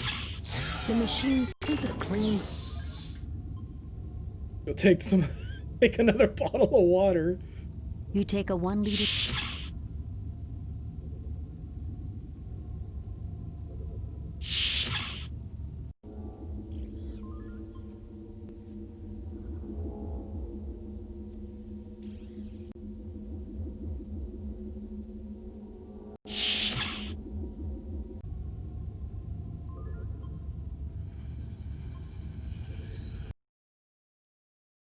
The Romulan Preax drinks thirstily and empties the container.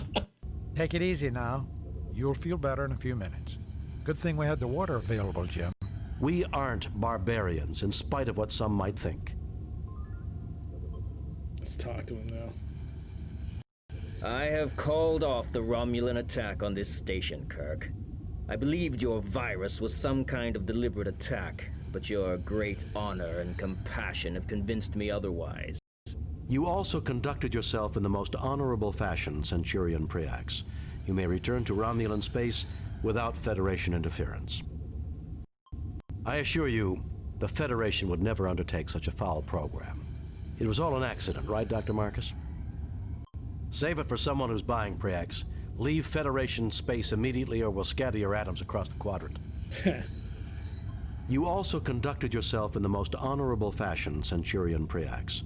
You may return to Romulan space without Federation interference. No. I assure you, This the seems Federation like the would never most... undertake such a foul program. It was all an accident, right, Dr. Marcus? Yeah. Absolutely. We've already destroyed all cultures and purged the data files. This will never happen again. You are an honorable adversary, Kirk. Jolon True. Jolon True. You are also a worthy opponent, Preax. May you live long and prosper. Raises an eyebrow. I have to actually click on this one. You'll never cease to amaze me, Jim. Goodbye, Carol. Goodbye, Jim.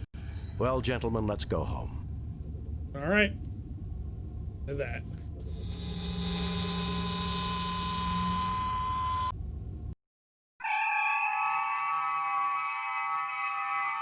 Another mission completed. Message from Starfleet. On screen, Lieutenant. We have read your report on the problems at Arc 7 and evaluate your performance at 100%. You and your crew received 4 commendation points. A perfect mission, Jim. You are a model for all Starfleet. 100%. I wonder if I'll see Carol again. Yes, you will. Well, if you don't, you can always drown your sorrow in some Romulan ale. That's illegal, Bones. Tell that to the Romulans, Jim. I found a whole case they brought on board the Arc 7. It'll never replace Scotch, Captain. That it won't, Mr. Scott. Scott, you drunko. All right, next episode. Another fine mess.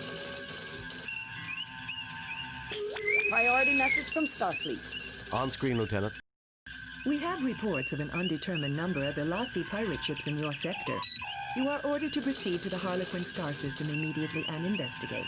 Starfleet out. Okay. Let's save. Save new game. Yep. mess space. And yeah, that was a great way to, from that moment of like a fail state, to come back, speedrun it, and not only get like just smash that mission in the face, and like here's your damn water, Romulans. Get that 100% efficiency rating. That'll never happen again. But yeah, okay. Our next mission. We have to proceed to the Harlequin sector. Harlequin, where are you on the map? You are number 4. So, navigation. This would be 3, 4, 5. This would be 4. Harlequin. So we're going to be fighting the Alassi next, eh?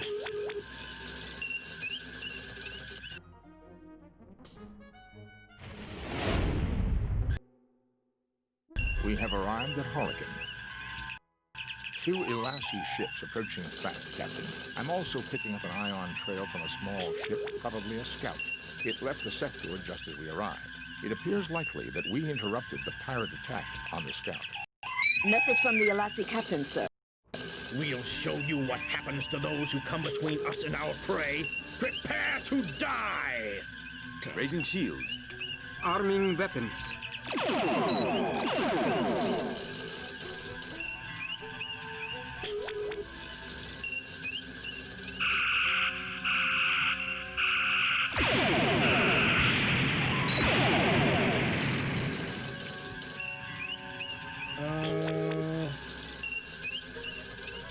What are those engines?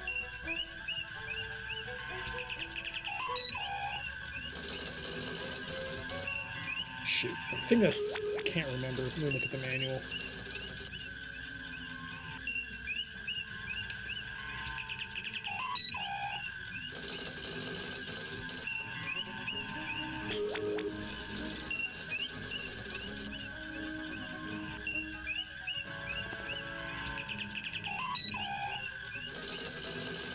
Those are impulse engines. So... repair engines would be that, yeah. Aye, sir.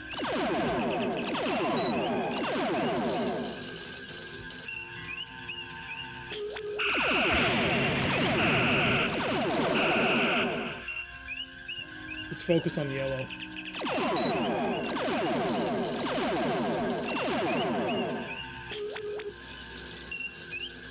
Ooh, my engines are really messed up.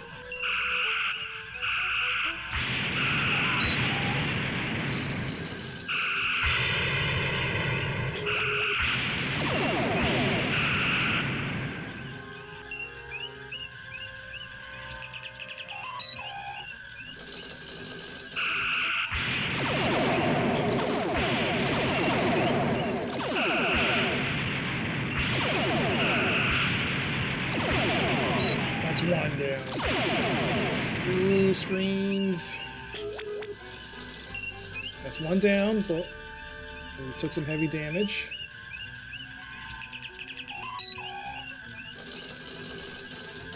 Aye, sir.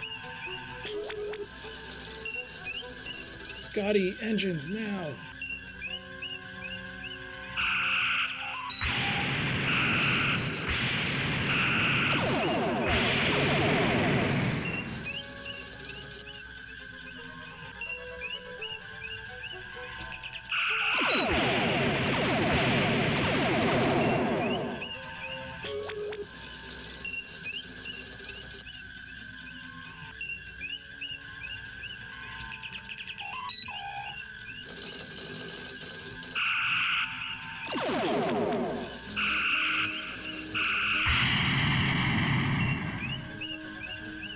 Aye, sir. Focus on that hull repair, Mr. Scott.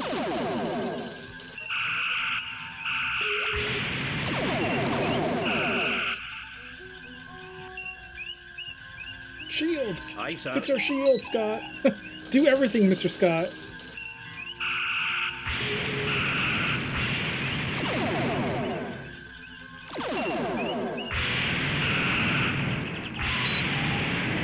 Target analysis on. Yeah, you're not doing so good, are you, Mr. Alassi?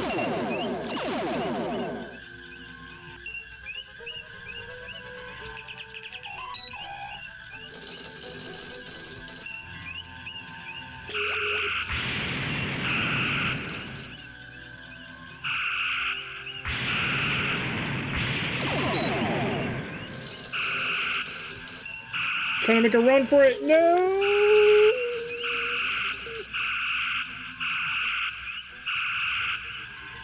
It ran.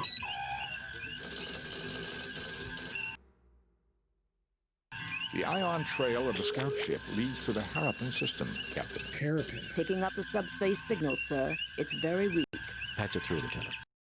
Enterprise? Is that you, Kirk? Friend Kirk, I can't believe they sent you to rescue me. That sounds like... No, please, say it isn't. I have a visual signal now, sir. You've come to help me, Kirk. You've got to help me. I have had a terrible misunderstanding with the Alasi traders. Traitors! They're out to kill me, Kirk. Fancy that. No, see here, Kirk. I sold my Mud's miracle digrimmers in perfectly good faith. A little sideline work, you understand. Now they won't leave me alone. No. They're tracking me again. I can't send coordinates. You have to come protect me. I'm a registered ship with the Federation. Mud out. I'm afraid his ship is registered, Captain, and regulations require we respond to his distress signal. All right.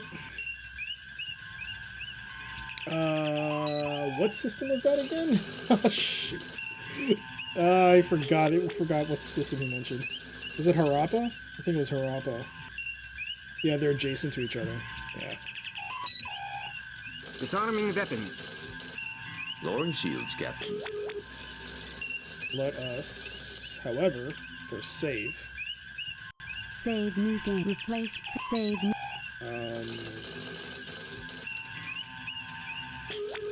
We're just gonna call it mud space now. And navigate would be adjacent, right? Yeah. What is this voice? I have no idea. Oh, here we go. And there it is.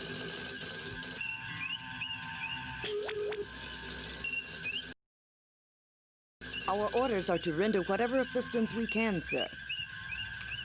I would very much like to see this alien ship, but the prospect of dealing with Harcourt Fenton Mudd again gives me pause.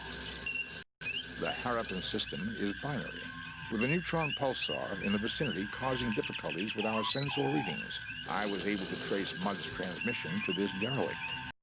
So, our friend Harry is on board, no doubt. Can you tell me anything about the derelict vessel? There are 6 major subdivisions within the hull. All systems are down. There is, however, limited atmospheric integrity. The environment appears to be the result of a temporary save-a-ship life support generator. Not exactly a reliable model, Captain. We're being hailed by Mr. Mudd, sir. Captain, you came. I'm touched. Harry, I have to be touched in the head to have anything to do with you. How's your lovely wife, Stella? That was a dirty trick, Kirk. However, you'll be glad to know I let bygones be bygones. If the Enterprise will stand by, fend off any pirates, I'll just finish my salvage operations here and be out of your hair. Computer records document that you filed notice that there was no salvageable value here, and that the ship was a common passenger tug. Did I say no value? Minimal, Captain, minimal. I meant nothing too promising when I filed the report. We both know my judgment isn't always perfect. I would say your judgment is never perfect, Harry. Perhaps we should beam over and judge the situation for ourselves. Ah, that isn't necessary, Kirk. I can handle... I mean... Harry, relax. We're old friends. We'll understand if things aren't picked up and looking neat. Kirk out.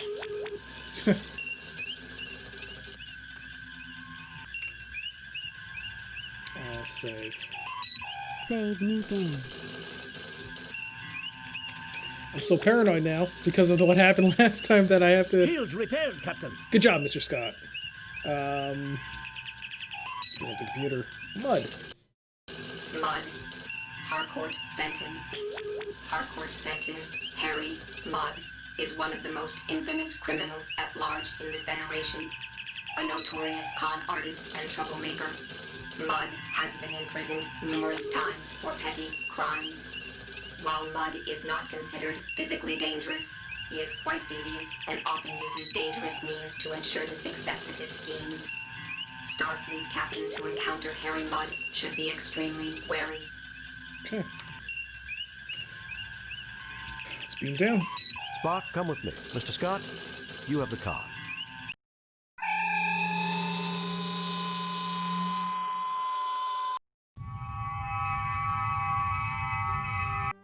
Welcome, Captain Kirk. So glad you're here. The Elazi have been terrible trouble to me. Well, you're terrible trouble to me, Harry. Tell me what this is all about. I happened upon this ship not long ago and dutifully registered as salvage, mind you. In the hold here, I discovered one of these devices in that box over there. When I tried one on a wall, it floated off the grease and dirt. Perfect for cleaning, near as I could see.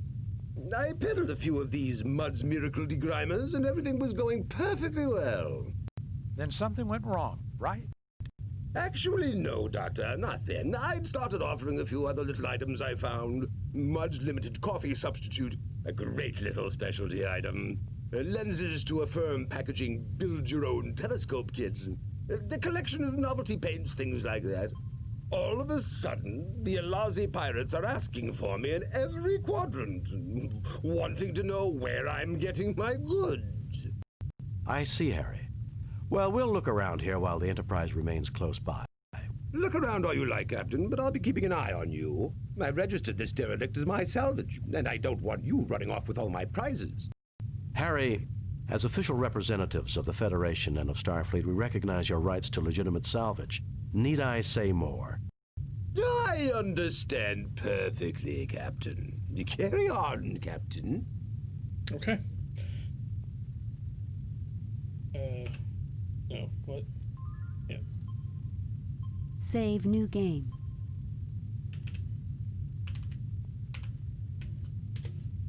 Mud away.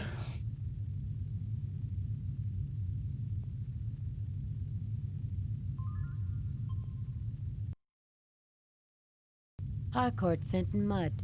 Of course he's going to be honest and fair with you. There are shiny, multi-sided spherical objects in this box. Odd-looking contraptions small enough to hold in one hand. Dr. McCoy looks like he would like to violate the Hippocratic Oath on Harry Mudd, but you know he won't. Lieutenant Buchard is standing around watching everyone else converse with Harry Mudd. Mr. Spock is as close to annoyed as a Vulcan can get. Given the past record of Harry Mudd, Captain, I strongly recommend that you do not trust him. Mr. Spock, whatever gave you that impression? I thought Vulcans were supposed to be logical. I am. Your record is that of a greedy, amoral, sociopathic fraud who preys upon human emotion, most notably gullibility. For once, Spock, I couldn't have said it better myself. Why, I've never been so insulted in all my life. Jim, you can't seriously be thinking of helping Mudd after all he's done. Bones, Federation law is clear on this. Federation law protects everyone, even Harry Mudd. Yeah, and we all know how devoted I am to Federation law. About as much as the Klingons are devoted to pacifism. So, you say you know how to break the gambling machines on Kurlon 4? It's a system that cost a gambler his life, boy. He crawled up to me and whispered it with his dying breath. And it can be yours for a mere 200 credits. Sorry, Mr. Mudd. My mother didn't raise any fools in her family. Starfleet! You're all the same. No sense of adventure. Okay. I would like to know who did the voice acting for Harry Mudd. Was it the original actor? Sounds very different.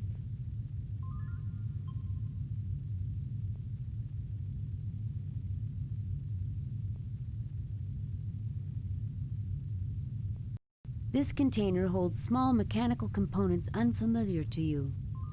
All right, well, let's get started. These are computer memory transfer media, probably designed for use with the alien computer system. A small energy device with a flanged opening at the front, about the size of one's thumbnail. Nothing to report, Captain. Nothing to report. There's nothing there requiring...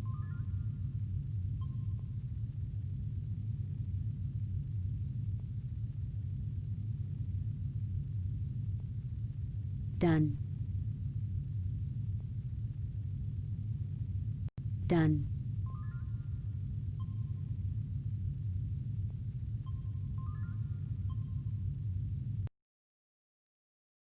Shiny dodecagons as long as one's hand, highly reflective, shimmering with the prismatic rainbow look of oil on water.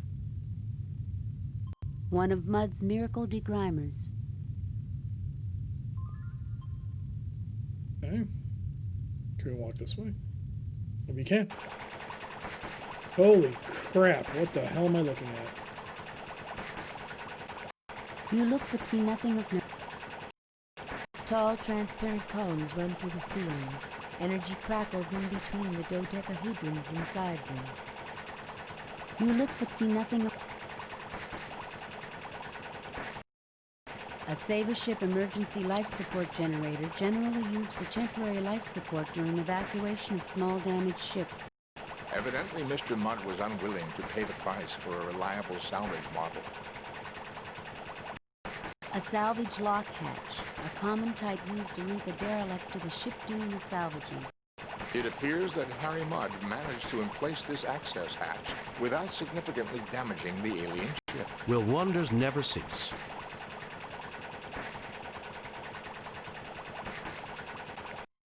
This Saber ship life support generator has seen a great deal of use. It was never a reliable model, being prone to break down without warning. It is, however, properly connected with warning alarms for temperature, atmosphere, and radiation. As one would expect, Mr. Mudd has sealed the hatch with his personal code. We cannot enter his ship, Captain. I suspect that's a blessing in disguise, Mr. Spock. Okay. An unusual matter-antimatter engine, reminiscent of the designs created by the Hoopoon of Seganis 4. An unusual matter... Okay. You can't interact with these things, can we? This room appears to have been the alien ship's engine pod. A ship-to-ship access hatch and a temporary life support generator are evidently recent additions. Can we walk down here?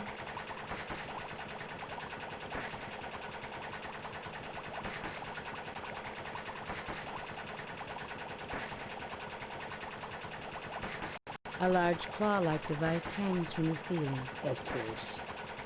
Then there's going to be a claw minigame, isn't there? This seems to be a crane of some sort, Captain. Currently, no power is running to it.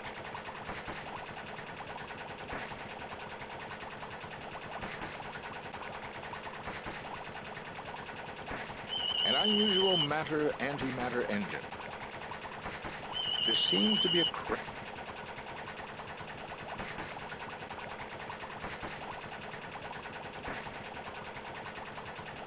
All right. Let's go the other side. Or slow down. Now let's walk through here.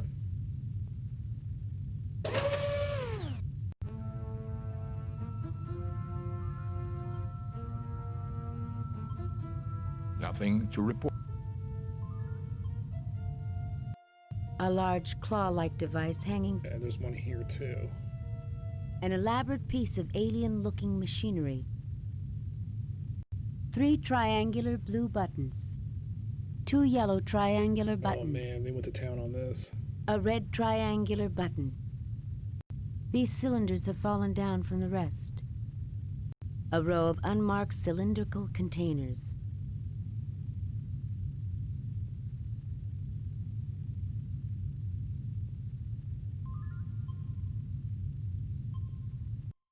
A weapons delivery system. It appears to be an accessory tied directly to the alien equivalent of our ship's phasers and photon torpedoes. The control panel has power running to it, Captain. It's the Simon ship. That's a good one. It seems to be part of the loading system for the weapon. It is also fully functional. Okay. Unique, Captain. I believe these are self-referencing packed quantum cartridges. Power boosters! Oh, I've read about those, but they're just theoretical. Evidently, these are more than theoretical, Lieutenant Buchert. The energy initially released is infinitesimally small, but boosts itself until the power finally released is comparable to our photon torpedoes. The technical journals discussing the possibilities indicated it would create a weapon of greater range than those we have now, if not a greater punch. The machinery to deliver these cartridges would be an engineering feat as well, Captain. We should take it. This is much too heavy to lift. Yeah. All right. You look but see nothing of note. Red shirt sure is talking a lot and not being dead. Yes, that's the goal, to hopefully not let a red shirt die. I show what happened when a red shirt died on the first mission, because I remember that happening. But other than that, so far we've been good on that. We haven't let a red shirt die yet. Of course, Kirk has died. Died on the station mission. Do you know how many of these point-and-click games there are? In the Star Trek universe, so there's 25th Anniversary. There is a Final Unity, which takes place in the Next Generation universe. And I got to play through that as well. And then I think there's one more.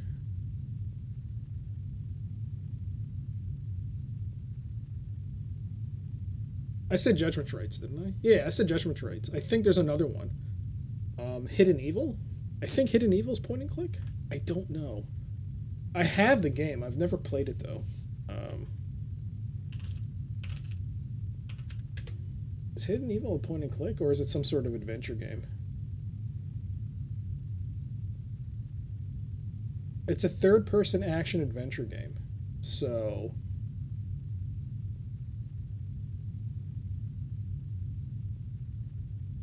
it's like a Resident Evil type of game. Okay. So it's definitely not a point and click. Yeah, but it's yeah, but as far as I know, there's this, Judgment Rights, and a Final Unity. All right, let's just walk through this door.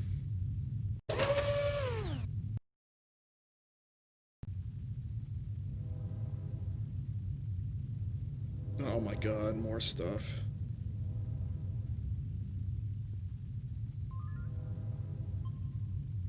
Save new game. Mud 2.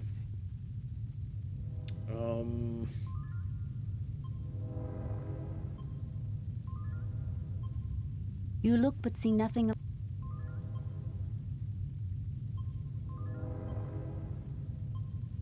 Nothing to report, Captain. Really? Nothing to report. Nothing to report. Nothing to report? You don't even know what these are. What are they? This is a medical thing? It would be interesting to analyze them back aboard the Enterprise, but these are probably vaccines, medicines, and research viruses. Do they pose any threat to us, Doctor?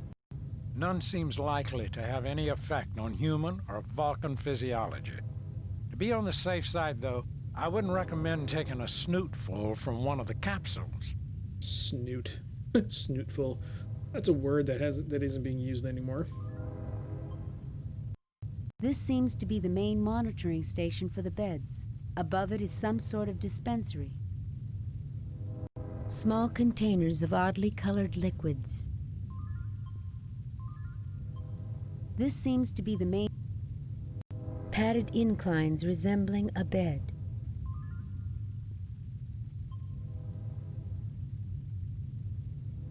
This is no time for a nap. That should have been Kirk who said that, right? The text is in yellow. This is no time for a nap. There's always time for a nap. There is nothing at the moment for me to... I certainly see nothing there. I fail to see... Okay. Well, there's nothing here for me to do, so we'll walk into this room.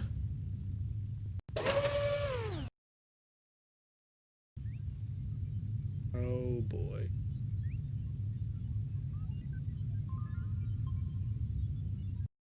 You see a plain gray screen. You see a plain gray... Technically that's not the screen, but whatever.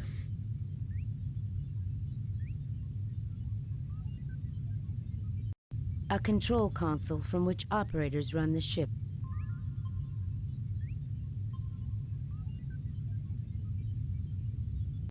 Evidently the aliens' bridge, their centralized control. A closer look may provide more information. It appears to be a view screen, much like the one on board the Enterprise. What's that? It is a multi-bit compact duver with its own Draktar traction unit and clamp kit. I don't know what that is, but I'll take it.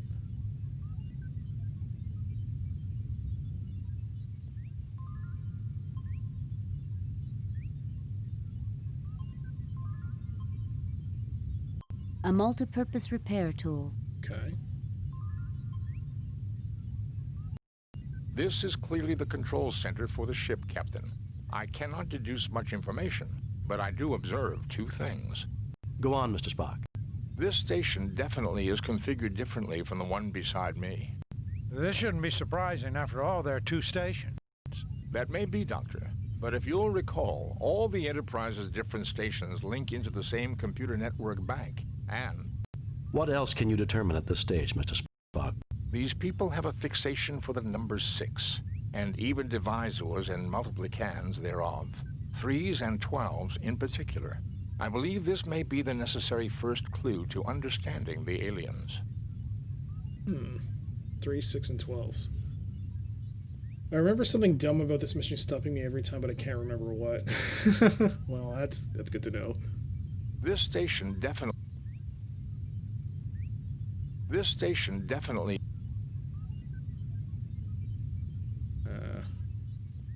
It appears to be a... Is there another area to go through, or...?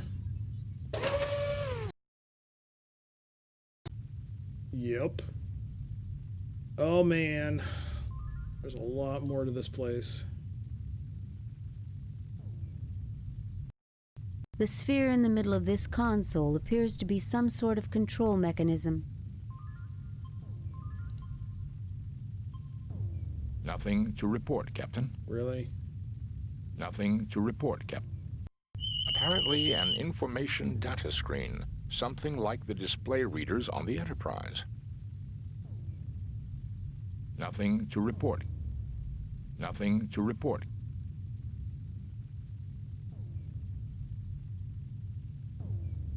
Usually in like point and clicks, whenever you start something, like a new area, there's always a hint of what you're supposed to do. But so far I haven't hit that point where it's like, oh, there's like a little thing where I need to do, like that starting off point. I haven't hit that yet. I'm just wandering around. I'm just taking a look. Let me use Spock on this. Oops.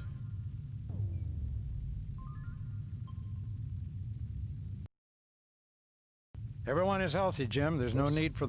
Wrong guy.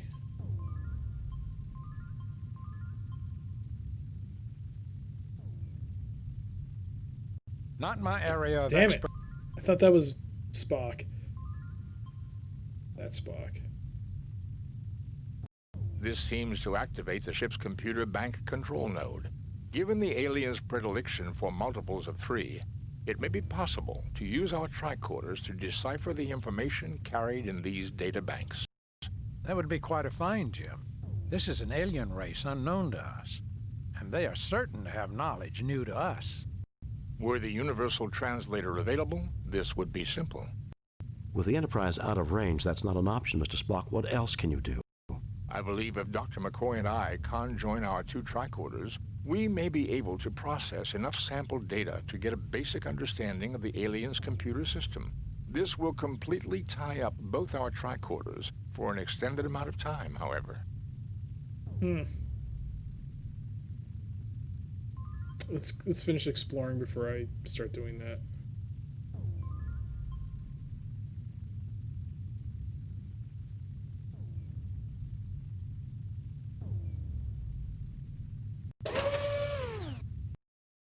Okay, so there's a door there.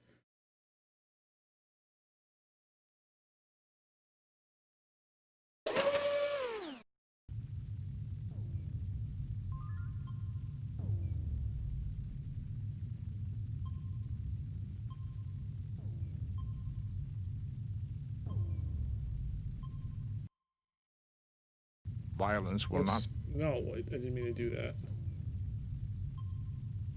So you can't combine these. Can I combine this small sphere with this big one? Nothing happens. You can't seem to make this work. Okay. There is nothing...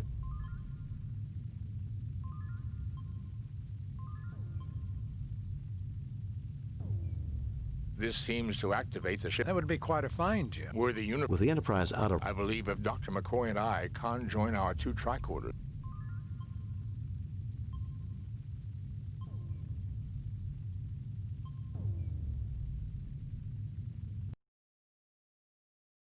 Both our tricorders are now working on basic processing of the alien's computer data system.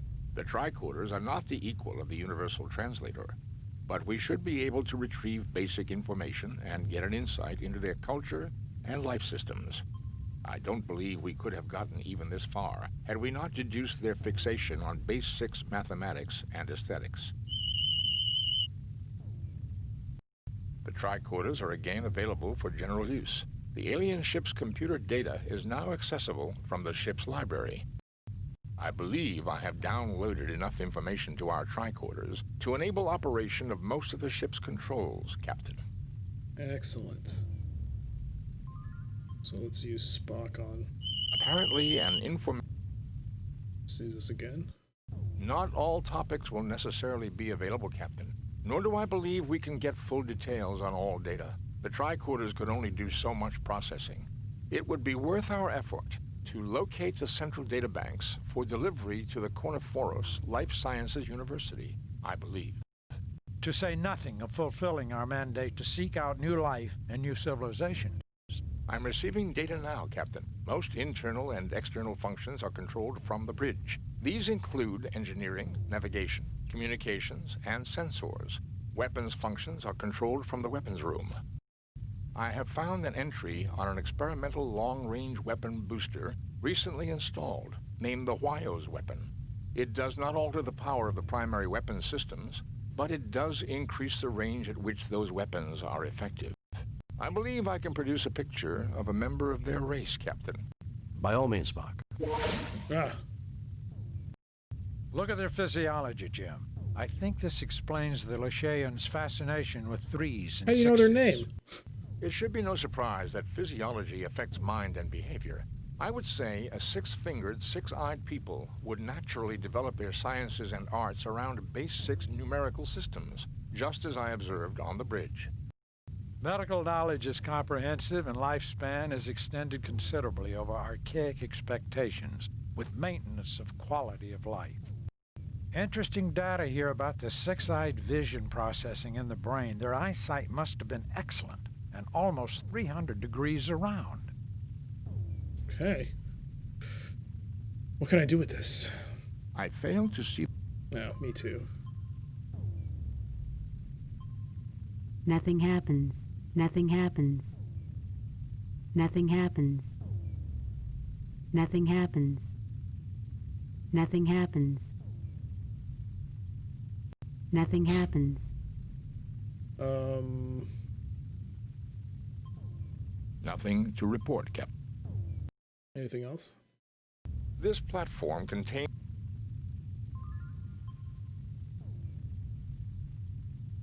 What? 1 I believe I have retrieved as much data as I can, Captain. What about you, McCoy? Anything? Not my area of expertise, I'm afraid. What about you, Redshirt? What can you add to this? Not my area of expertise, I'm afraid. I guess they didn't do the voice for that part. All right. Wait, is there... Well, no, stop. I didn't check that rubble. Mud! Why, Captain, I see you got this machine to work. I tried to get it up and running for the longest time. Help yourself, Harry. Knowledge is for everyone. Get away from that this instant, Harry, or I'll shoot you where you stand. Help yourself, Harry. Knowledge is for everyone.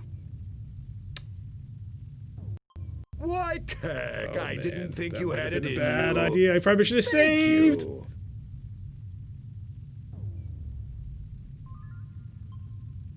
Save new game. Let's talk to him again.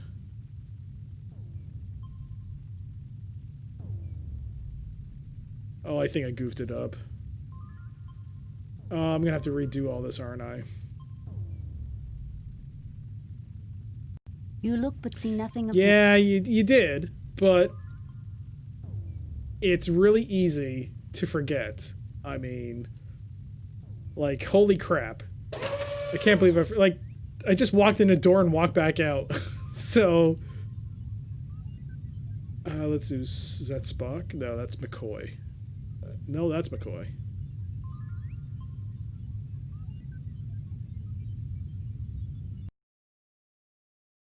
This is the secondary station. With the limited understanding we now have of the library computer data, these controls can now be activated. Available are sensors, navigation, engineering, done, sensors. The Enterprise is in combat with a number of Elassie pirate ships half a parsec toward the neutron star sector. I read debris identifiable with the pirates, but they continue to harass the Enterprise. Sensors, navigation, engineering. The engine pods are damaged, but still generating power, Captain. Sensors, navigation, engine done. Sense navigation. The computer reports this ship is incapable of navigating anywhere at all without major repairs. We are definitely dead in space until the Enterprise returns, Captain. Sensors, done. I think that's all of them, right? Sense navigate engine done.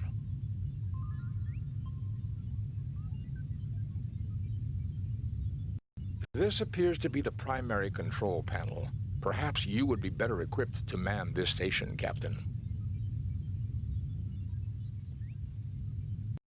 Thanks to the library computer data, limited though it is, these primary controls give me access. Gives you access. Communications.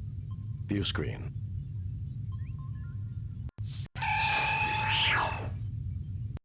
I guess the universe looks about like it did the last time we saw it. Communications. View screen. Done. Communications. The Enterprise is out of range for this equipment, under the conditions of static created by the neutron star. Communications. Done. I still don't know what we're doing here. Spock on this. Nope. This is the secondary sensors. Done.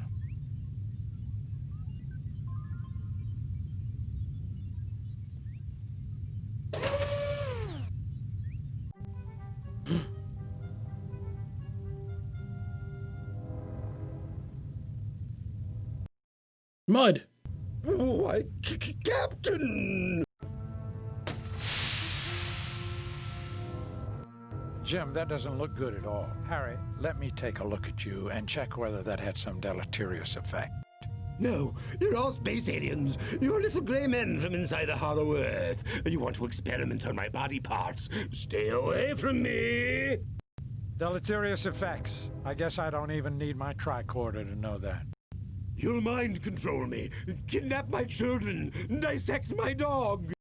If we can get him on one of the beds and get it active, I think he can be cured. Otherwise, he's likely to become increasingly violent. Stay away from me! I don't think the phaser will have the usual effect, Captain. We'll have to think of something else. What? Yaha! I know you Oops. for what you really are. I'll tell the whole world, and then where will you be? What am I supposed to use? This? Dust and grease lifts off the surface, leaving this item clean as new. Nothing happens. I'm not fast enough to get... Use security man. Take him out, security man. He's unnaturally strong. Use Spock. Can you Vulcan pinch him? Bam. There we go. Get back on there, mud. All yours now, Dr. McCoy. Use. There's nothing there requiring... There's nothing there What do you mean there's requiring a nothing? ship... There's nothing there requiring... Use treatments on him. The volatile chemicals have evaporated over the time the derelict hung in space. I need to refill the capsule dispenser for the bed to activate and effect a cure on our friend Harry here. Okay, so then use McCoy. Why would you want to do that? Should probably... Save new game. You know, that probably cut down my score by telling him, hey, free knowledge. Shh, whatever. I just want to beat it.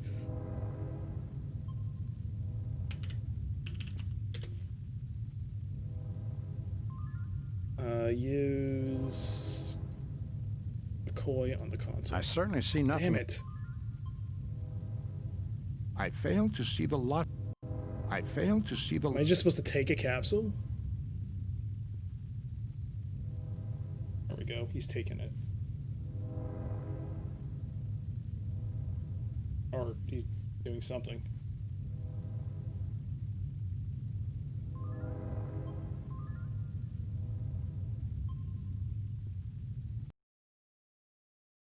A green capsule apparently for medical use with an unknown alien physiology. We combine it with the degreaser. I don't know why. Hey there, Tolpanzer. Spock, kick his ass. I'm glad he didn't kill the security guard, though. Although, did I lose points because I used the human first? Whatever. This game is so... Okay, we can't combine those.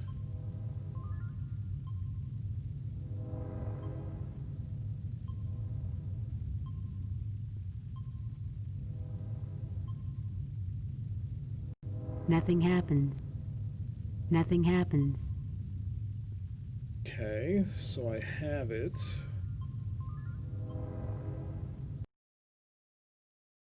Are you religious, Jim? Is Harry Mudd a divine punishment for anything we did wrong? I can't think of anything we did that was that bad. You look troubled, Captain. Sorry if I was bothering you. I was just silently cursing the day I met Harry Mudd.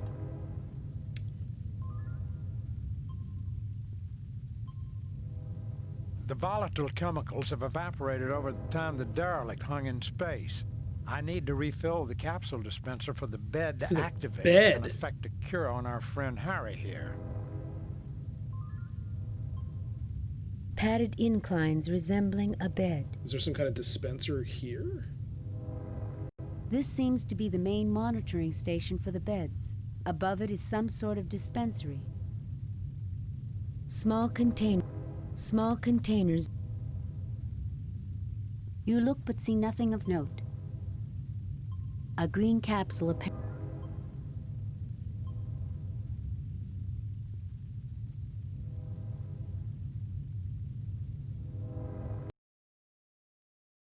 The capsules slide into the machinery on the bed exactly as they're designed to.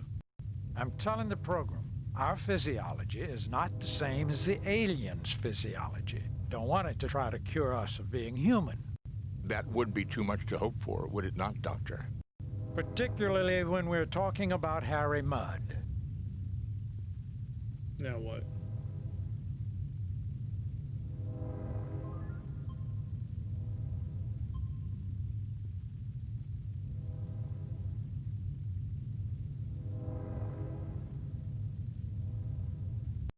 Okay, Harry, you should start to feel better in a few minutes. Just lie there quietly until you feel like moving.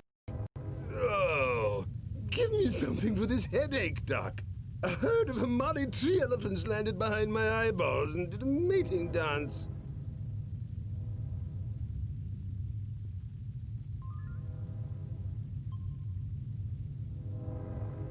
Can't talk to him. I think we saved him, I guess. There's nothing there. Okay. Guess we're done. But we can't talk to him anymore? Harcourt Fenton Mudd, 3 of the most prominent psychologists in the galaxy, became famous by publishing case studies in sociopathy about him. Alright, 1 star. Oops.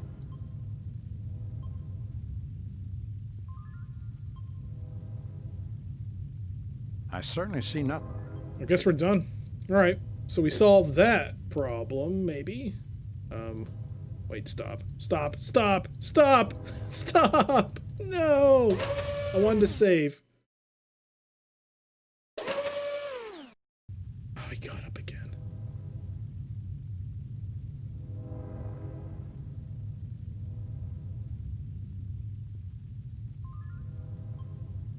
Save new game.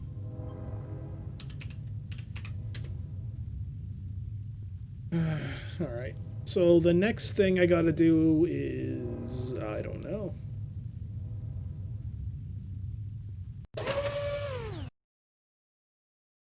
Something to do with the weapons?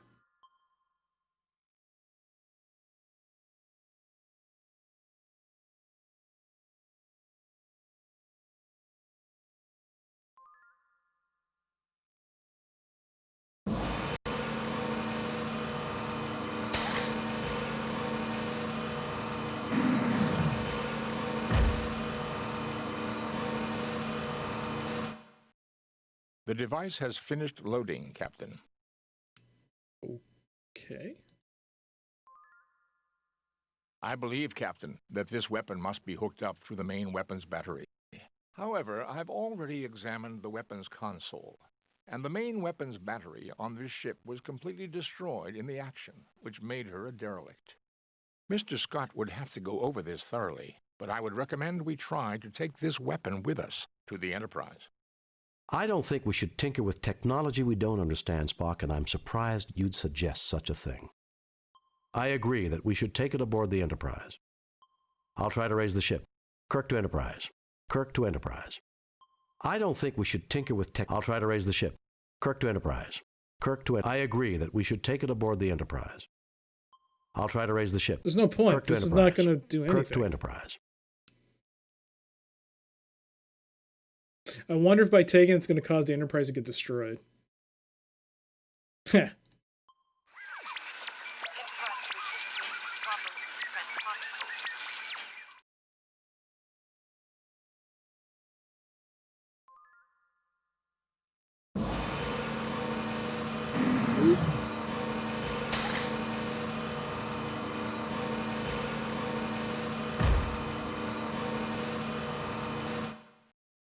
The device has been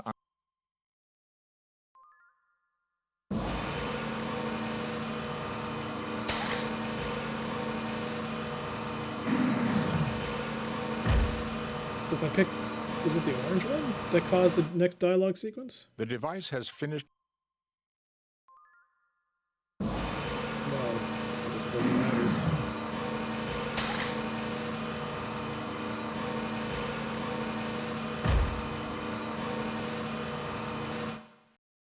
The device has been unloaded, Captain. Let's try this top button then. Oh, it does matter. Oh.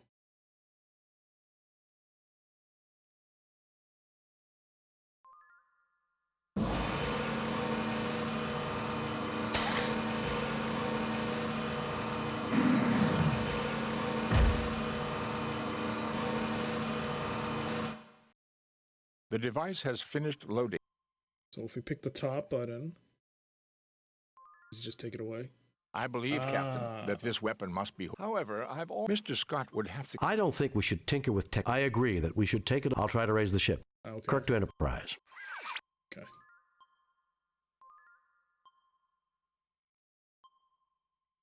Unique, Captain.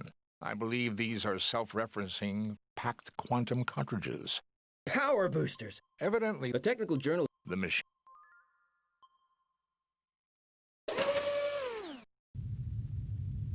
There's Mud again.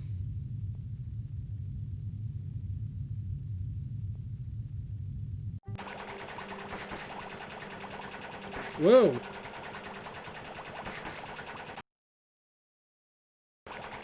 Captain, you wouldn't have seen my multi-purpose duver anywhere? I need to, fix something. No, Harry, but I figure it's probably where you'll find your lost marbles. Yes, I've got it, but you can't have it. No, Harry, but I figure it's probably where you'll find your lost marbles. You really can be a headache, Captain. Maybe I can find a spare somewhere else. Good luck. Goodbye. Is he leaving?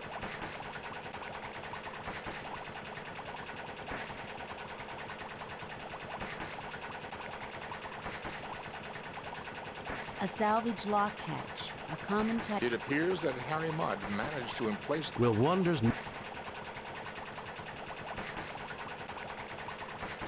You fail to obtain...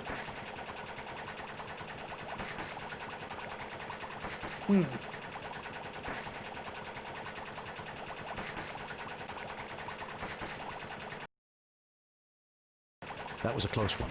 Too close. If I ever get my hands on that no-good Mud, I would not suggest we take the time to seek him. This emergency could occur again. I would suggest we hasten our departure.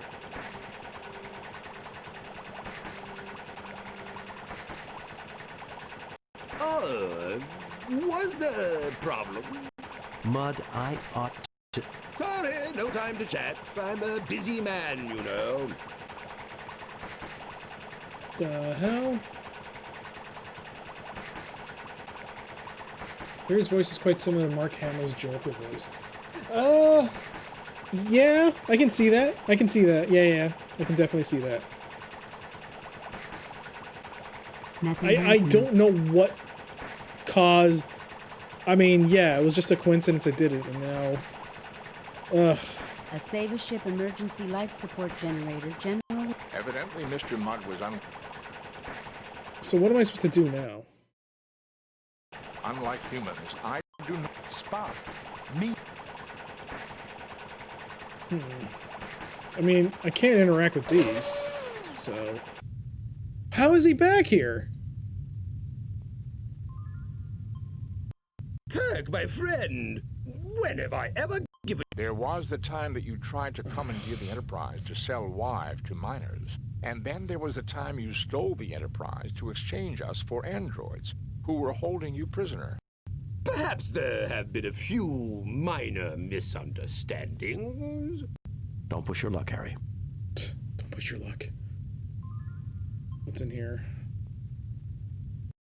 This container holds bricks of what might have been pre-processed food a long time ago. This container holds small mechanical components unfamiliar to you.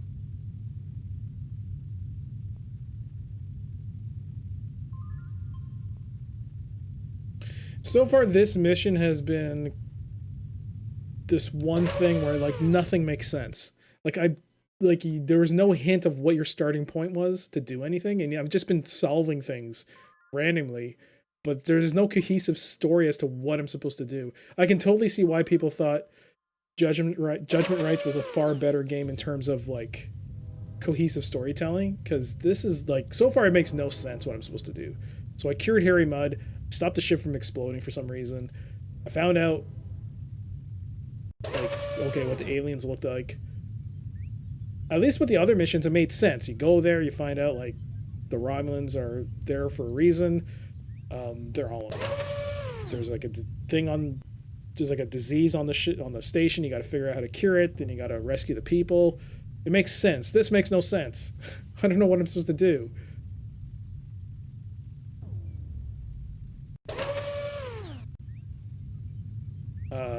I don't know. So we solved the... Thanks to the library computer. Communications. View screen. Done. Communications. Scotty, report. The Alassi pirates have been driven off, Captain. We have damage and injuries among the crew. We just arrived back here a few minutes ago, and we've been trying to raise you on the communicators. The local star seems to be acting up. Local star? Will there be a problem with the transporter? I want you to beam up the landing party, and I also want you to lock onto and beam aboard an alien mechanism we came across. We can do it, Captain, no problem. At least right now, but the situation is only going to get worse. Are you ready to beam over now? No, we want to look around some more. We'll call you on this channel when we're ready. Yes, bring us home, Mr. Scott. No, I need to have a word with Harry Mudd before we go. No, we want to look around. No, I need to have a word with Harry Mudd before we go. Captain Kirk, I was hoping to see you. I'm leaving soon and wanted to say thanks for the escort. Ta-ta! And I hope we never have to cross paths again, Captain. Don't rush off, Harry. There's still a few things we need to discuss. In such a hurry? And Stella said she was dropping everything to meet you here. Don't rush off, Harry. There's still a few things we need to discuss. You destroyed the only known records of a lost race. That's a punishable offense. Tell me why I shouldn't arrest you on the spot just on general principles. Because I am going to turn over a selection of samples to the Corniforous Life Sciences University. For free? Of course. One of everything I've found here. 5 of each. Captain! 2. 5. Remember, I could confiscate your entire stock as illegal goods. You might get it back through the courts in a few years. You drive a hard bargain, Captain. It's a deal. You have no idea what a great bargain it is, Mudd. I understand. No problem.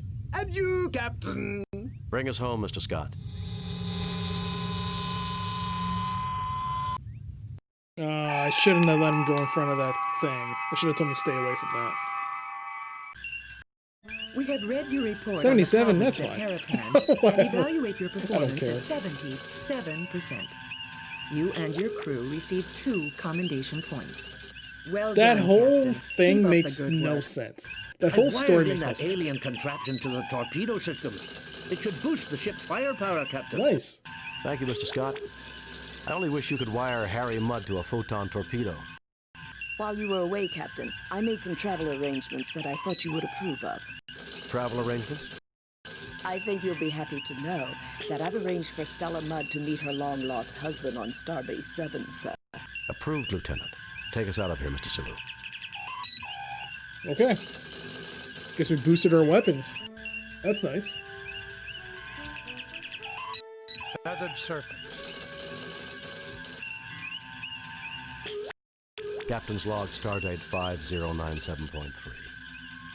Starfleet reports major military activity in the Klingon sector near Krakur, a planet on the edge of Klingon space. Intelligence indicates that the Klingons are mobilizing a large fleet to search for a renegade who is responsible for a disruption of unknown nature on that planet. Federation sensors have found a faint energy trail leading to the planet Zam-4 in the Digifal system. We've been ordered by Starfleet to track down the source of the energy and discovered what happened on Krakur before the Klingon fleet enters Federation space. If we are not successful, the Federation and the Klingon Empire may find themselves at war once again. Okay. So, I'm going to save here. Save new game. Cling space. Cling space. And we'll save it here and we'll call it a night here. I figured it's probably a good time to stop at like certain mission intervals, like in between. So this is the beginning of a new one. So we'll resume this next time. And we'll quit. Yes, quit the game. Yes, quit the game. Thank you. All right. So yeah, that was awesome. That was a good start. We got through what 4 missions? No wait. Yeah, 4 missions. Demon Moon, Masada, the Station, and now Harry Mudd. Yeah, we got through 4. That's great. That's great. So we're making some good progress. No, thanks for sticking around, Filmed, as always. It's good to have someone in the chat to talk with. But yeah, I'll be back. You know what? Tomorrow I'll take a break. I'll be back on Wednesday with more Star Trek 25th anniversary. But it's a good start. Good start. Big thank you to everyone who came in. Special thanks to Colonel Lag for that raid. Thank you so much for that. Much appreciated. And hopefully I'll catch you all next time. As always, you can check the VODs on my previous playthroughs on Twitch, as well as on YouTube, but that hasn't been updated in a while, so it's probably your best bet's probably to go on Twitch and check the previous playthroughs. I've saved them all as highlights. And yeah, other than that, that's it for now. Let's see whom I can give a host to. Also, everyone, be safe. I know the world we're living in is kind of crazy right now, but be safe, stay vigilant. And it's going to take a while, but hopefully things in your neck of the woods, respective neck of the woods, resolve itself, and you guys can go back to doing your daily lives without any real hassle. Sooner rather than later. But yeah, let's see who's playing something on the Retro channel and give them a host. Hopefully a PC game. Anyone playing a PC game? Anyone playing a PC game? Scrolling through this makes me very... It's always console games. More PC games, please!